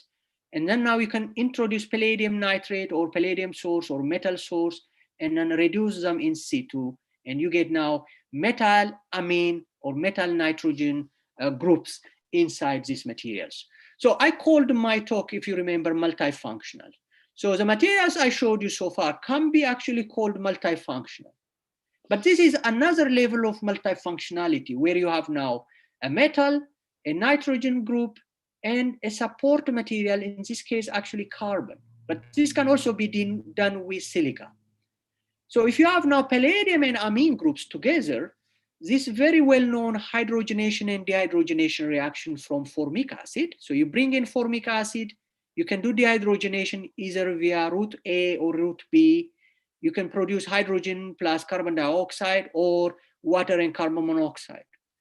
Of course, if you want to use formic acid, which is very, non-toxic, a good hydrogen carrier to store hydrogen and transport hydrogen, formic acid is actually a very good medium to use. So when you need your hydrogen back, all you need to do is you put your catalyst like this, it drives this dehydrogenation reaction and gives you back your hydrogen. And when you need now to store hydrogen, you can do the hydrogenation. Okay, so formic acid dehydrogenates, gives you back hydrogen and carbon monoxide, but you can also do the dehydrogenation, meaning the reverse reaction by using the same catalyst as we found out. But more importantly, what I want to highlight here is one point. So 3 materials, they all derived from a polymer derived carbon, which let me go back. So you have, this is polymer derived mesoporous carbon. Okay, very similar to the materials I showed you. The only difference is we put metal in it to make it even more multifunctional. So what happens is that, so we use the same amount of silica templates. So 16 indicates the same amount of templates. The only difference between these 3 samples is the temperature at which we did the carbonization. 700 degrees centigrade, 800 degrees centigrade, 900 degrees centigrade. So as you can see here, the one that is done at 800 is actually the better, 8 and 900 are the better performing materials for that composition. So they produce more carbon dioxide and hydrogen, or formic acid dehydrogenation, than the other materials. So we want to find this out. What exactly is going on in their structures? Why temperature matters? What we found out is that, so again, here is the slide that shows you the 800 being the best material. And that goes in line with the synchrotron-based EXAFS and NEXAFS experiments that we did. So we found out, as you can see, the graphs are very similar when we have palladium and no palladium versus palladium, no palladium, again palladium, no palladium. The only difference is the temperature. As you can see, the graphs do not match anymore. This is an indication that the electron on palladium is strongly modulated by the nitrogen atoms that we dope in the material at 800 degrees centigrade. At 700 and 900 degrees centigrade, it did not happen. So that means temperature matters too. It's not just dopant. They all have dopants. But if it's not the right type of dopant, then the most effective electrocatalysis will not happen, or the most effective thermocatalysis, in this case is thermocatalysis, does not happen. So you need to also find the optimal temperature that produces the most effective catalytic sites. So we did a lot of XPS to complement that, kinetic isotope effect studies to see which bonds are the limiting, which bonds are involved in the limit steps of the reaction. But this takes me into details, but I just want to highlight one thing. The types of synthetic strategy you use, meaning not only the templates and the amount of templates, but also the temperature matters when you are searching for the right catalyst. So if you couple that with theory and computation, something, if time allows, come to, you will find that actually that procedure or process will be very, very powerful. Manoj, if I may ask you, how much time do I have? I don't want to keep you guys, especially evening over there. Huh? For me, it's fine. Yeah, it's just 2-3 minutes. 2-3 minutes. Okay. All right. All right. Unfortunately, that may mean a lot of cutting the slides. So let me see. Let me show you one other thing that we are really, really fascinated about recently. This is something that actually we published recently. Let me go back. Yeah. So in the same line of discussions, this is slightly different, but the ultimate finding is mind-boggling even for us. So we took silica spheres, very similar. You take aniline and polymerize this aniline around the silica spheres, so you get polyaniline surrounding the silica spheres in a colloidal crystal manner. And then you do centrifugation and cleanup, and then just the usual pyrolysis, and you get this now polymer-derived mesoporous carbon, okay, with the silica spheres. So if you remove the silica spheres, you get now the pores. Very simple. Then what we did is we've infiltrated or filled these pores with titanium glycolate solution, or titanium. You take a titanium source and put ethylene glycol, you get titanium glycolate, and then you infiltrate the pores. And we did a little bit of hydrolysis and then pyrolysis. Okay, so you will get now titanium oxide surrounded by this porous carbon derived from these polymers. And then we just removed the carbon by calcination at 550 degrees centigrade. So each one of these steps involves a lot of other experiments to get to really the most ideal procedure. Okay, for example, calcination 550, we chose it because it does the work very well. It completely removes these carbons, leaving behind this titanium oxide. So then we characterize these materials, so there's no surprise they are titania, except that even at extremely high temperature, 900,000 degrees centigrade, they remain anatase. So for those of you who may know about titania, rutile is a more preferred structure for titania at higher temperature, unless the sizes of titanium oxide remain small. So apparently what happens here is that the fact that they are embedded or kept in this porous cavity helps these titanium oxide particles to remain anatase, even at extremely high temperature. Okay, that's fine, not my surprise, but most importantly and most interestingly, when we subject them to slow electron beams, these guys do blink. It's a word that we use. So let me see if I can actually show this video. All right, so pay attention to some of areas that are highlighting and fading away. So they're lighting up, fading away, lighting up, fading away indefinitely, as long as they are under that slow electron beam. So it's never been seen by even some electron microscopists who have done, electron microscopy for many, many years. So they say, this has never happened. So what is going on is that these titanium oxide nanocrystals that are embedded within this carbon, so this is basically this material, they light up and fade away, meaning they're actually collecting electrons from these electron beams and getting saturated and lighting up, and then dissipate that electron at some certain point. And that lighting up process takes about 15 seconds. So if you start at 50 seconds, they light up. 57 seconds, they still are lighting up, but fading away. So they're dark, lighting up again at 85 seconds. So on and on and on, off and on and off, etc. at every 15 seconds. All right, so that's interesting on its own, right? It's never been reported before. So we were puzzled about what's going on. We did EPR spectroscopy. That result itself is very, very interesting and very unusual, to say the least. One thing that I want to point out is that, so you subject the titanium oxide or semiconducting materials, what happens is electrons will excite to a conduction band from valence band conduction band. So you have basically excitons or charge carriers. And usually in semiconducting materials, the lifetime of that charge carrier is usually very, very small. So within a fraction of seconds, they will either recombine unless you do something with them. So they disappear. But not this material. This material, even in 30 seconds, after 30 seconds of exposure to UV light, so before UV light, this is what it is. After UV light, of course, the charge carriers are formation of charge carriers. But most importantly, these charge carriers, even after 25 minutes, they're still there. So basically, this material has some shallow trapping sites in the structure that help these charge carriers to have this long life. So we call this extremely long-lived trapped charge carriers. So for photocatalysis, a lot of applications that involve charge carriers, including electrocatalysis, this is very important.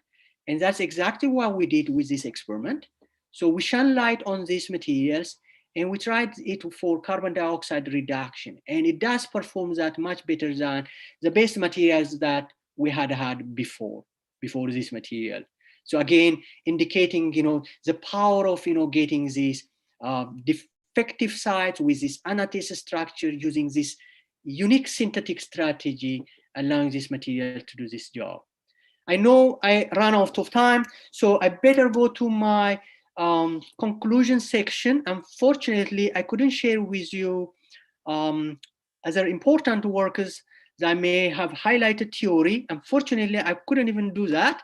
It is unfortunate, but let me just highlight some of the works that I talked about. So I just want to stress that making materials by random synthesis is good, but it's not powerful enough. Yes, you have to be very good materials chemist or material synthetic type person to produce these materials or investigate their properties.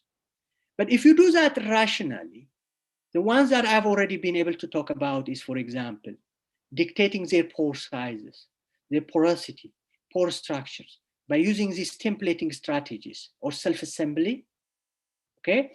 That is powerful enough, even not only to dictate the activity and efficiency of a catalyst or electrocatalyst, but also the selectivity. But there's something much more than that one can do. The conductivity can be tailored too. Remember, if you put dopants in a graphitic structure, the conductivity may get compromised. So while you are adding catalytic sites, that may come up with penalty of reducing conductivity. So where is the optimum? So you can actually complement that before you do an experiment using computation and modeling, which unfortunately I couldn't get into due to lack of time.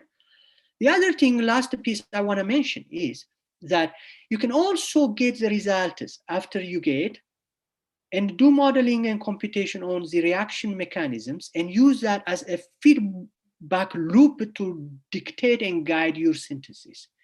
I wish we had more time to talk about that piece as well.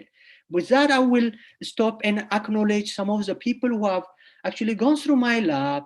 I would actually only say that these are my friends and coworkers and colleagues rather than students, because many of them have actually one way or another spent time with me for many years. So they're no longer students for me, they are actually rather collaborators. So some of them whom I have highlighted in red is actually some of the people whose talk I've discussed in my slides. So with that, let me stop. Sorry if I took a little more time. I wish we could do this in person, but with that, I will stop and I will be happy to take questions if you may have. Yeah. So thank you so much, Teddy, for this interesting and motivating research talk on sustainable multifunctional electrocatalyst. So we have time for 1 or 2 questions. Hello. Yes. Yes. Hi, Teddy. This is Ananda here. Ananda, that's another person. Good to see you. Good to see you too. Just one question about this titanium-based work. So, is it just the oxygen deficiency, or do you see any change in the oxidation number of titanium from titanium-4 to titanium-3? Very good question, as always. As always, I must say. Yes, they are oxygen deficient, but they are not doped by carbon. Oxygen deficient titania is very well known to do all kinds of crazy things, in many ways, very good things. Yes, these are oxygen deficient titania. But the types of oxygen deficiency that we have in this system are still, subject to more studies because they're typical oxygen deficient titania do not do this. So it may just be a couple of things combined together. The fact that they are anatase, okay, at a very small, with small sizes, and then they have these unique oxygen vacancy sites, and we call them actually shallow trapping sites, which we are actually yet to find out exactly what they are. So we need to do some picosecond or time resolution spectroscopy plus, more powerful electron microscopy and EPR spectroscopy, even more importantly, to determine that. But you're right, they do have oxygen vacancy and they are oxygen deficient titanium. Thank you. Is anyone would like to ask a question? Hello. Yeah. Hello. Yeah, Bhaskar here. Teddy, hello. Hi. Hi. Yeah, I'm curious about this again carbon embedded titanium oxide electrocatalytic system. In this case, if the titanium oxide is already full of oxygens are there, if that connect with the carbon, then how it helps to the electron transfer? Okay, good point. Because So, at the end, electron should come on the surface. That will help us to do some transformation. Am I right? Good point. Good point, Bhaskar. Good question. By the way, so I know, I didn't even talk about your work, which you did actually this doping, creating vacancy and then putting, something else in the vacancy side, okay, Yeah. to get basically boron and nitrogen. Yeah. Yes, heterojunction. So in that titanium oxide carbon system, you're absolutely right. So by the way, we did not do electrocatalysis for that system. For that system, we did photocatalysis after removing the carbon. So the reactions that I showed, if I go back, the reaction I showed, so they're all interesting, by the way. I have to say that all the materials are interesting. So this system has carbon around the titanium oxide.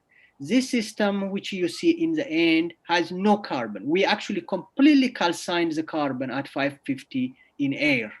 Okay, so this system is the one that is used for photocatalysis. So there's no carbon in that case.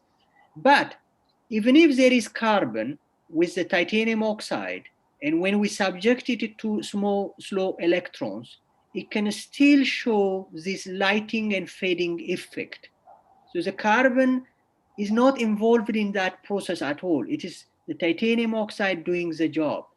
But coming back to your original question, how does it do if we were to use it for electrocatalysis, something actually we're about to do? I don't know how it's gonna do.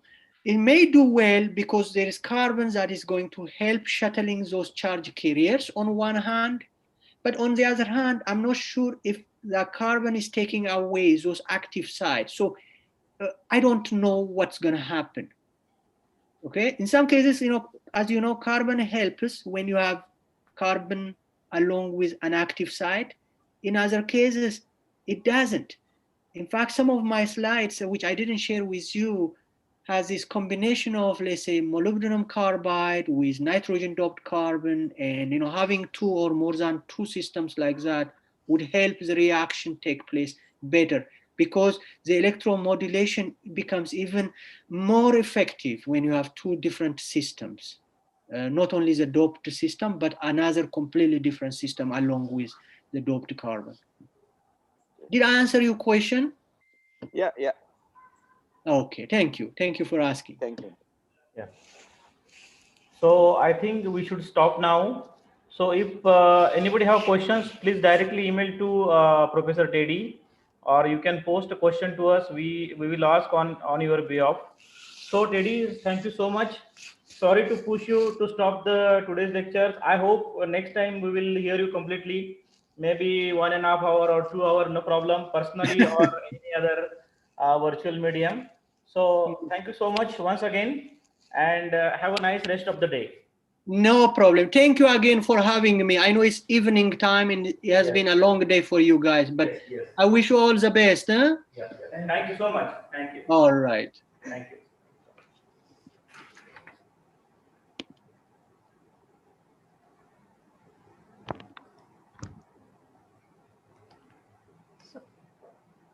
Thank you, Professor Gawande. May I now invite Professor Girish Joshi to end day one of this conference by giving a brief account on today's session. Okay, thank you, Dr. Ritika ma'am. It is a great pleasure to close the first day marathon session, which explored by the eminent speakers. Actually, pioneer convener, Dr. Manoj Gawande, taken lead to bring all these eminent people in the domain of catalysis. Our session starts with the inauguration of our director introducing about the MARJ Institute of Jalna. Our Vice Chancellor Pandit sir explored about the ICT and its impact. However, the talks were followed with eminent speakers and ICT icon by GD Yadav sir, who covered in an all of hydrogen economy, global primary energy requirements, future of hydrogen as an energy source, and then biomass commodity for the ecosystem and hydrogen storage. It has been followed by the next speaker, Abhishek De, who covered the nanomaterials for sustainable application, reduction by thiolate complexes, and which is deals with the alkyl halide kind of metals for CO2 conversion. Dendrite nanosilica nanocatalyst was demonstrated by Dr. Vivek Pochetti from DFR, which covers the corona structure of silica, which is very attractive of the attraction of the day.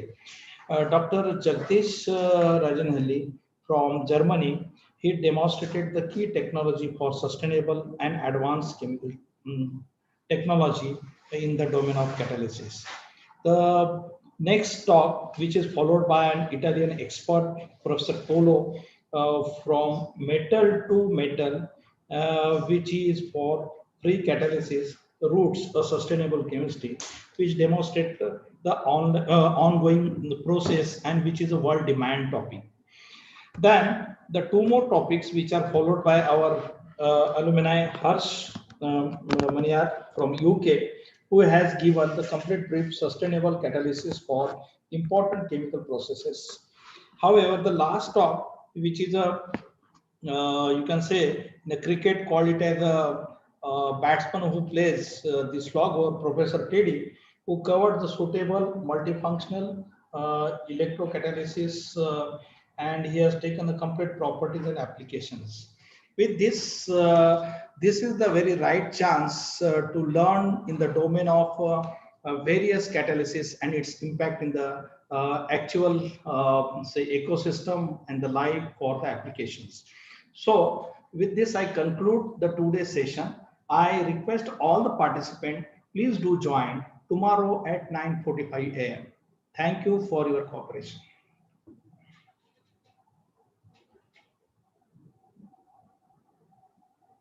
Okay. Thank you so much, all the participants.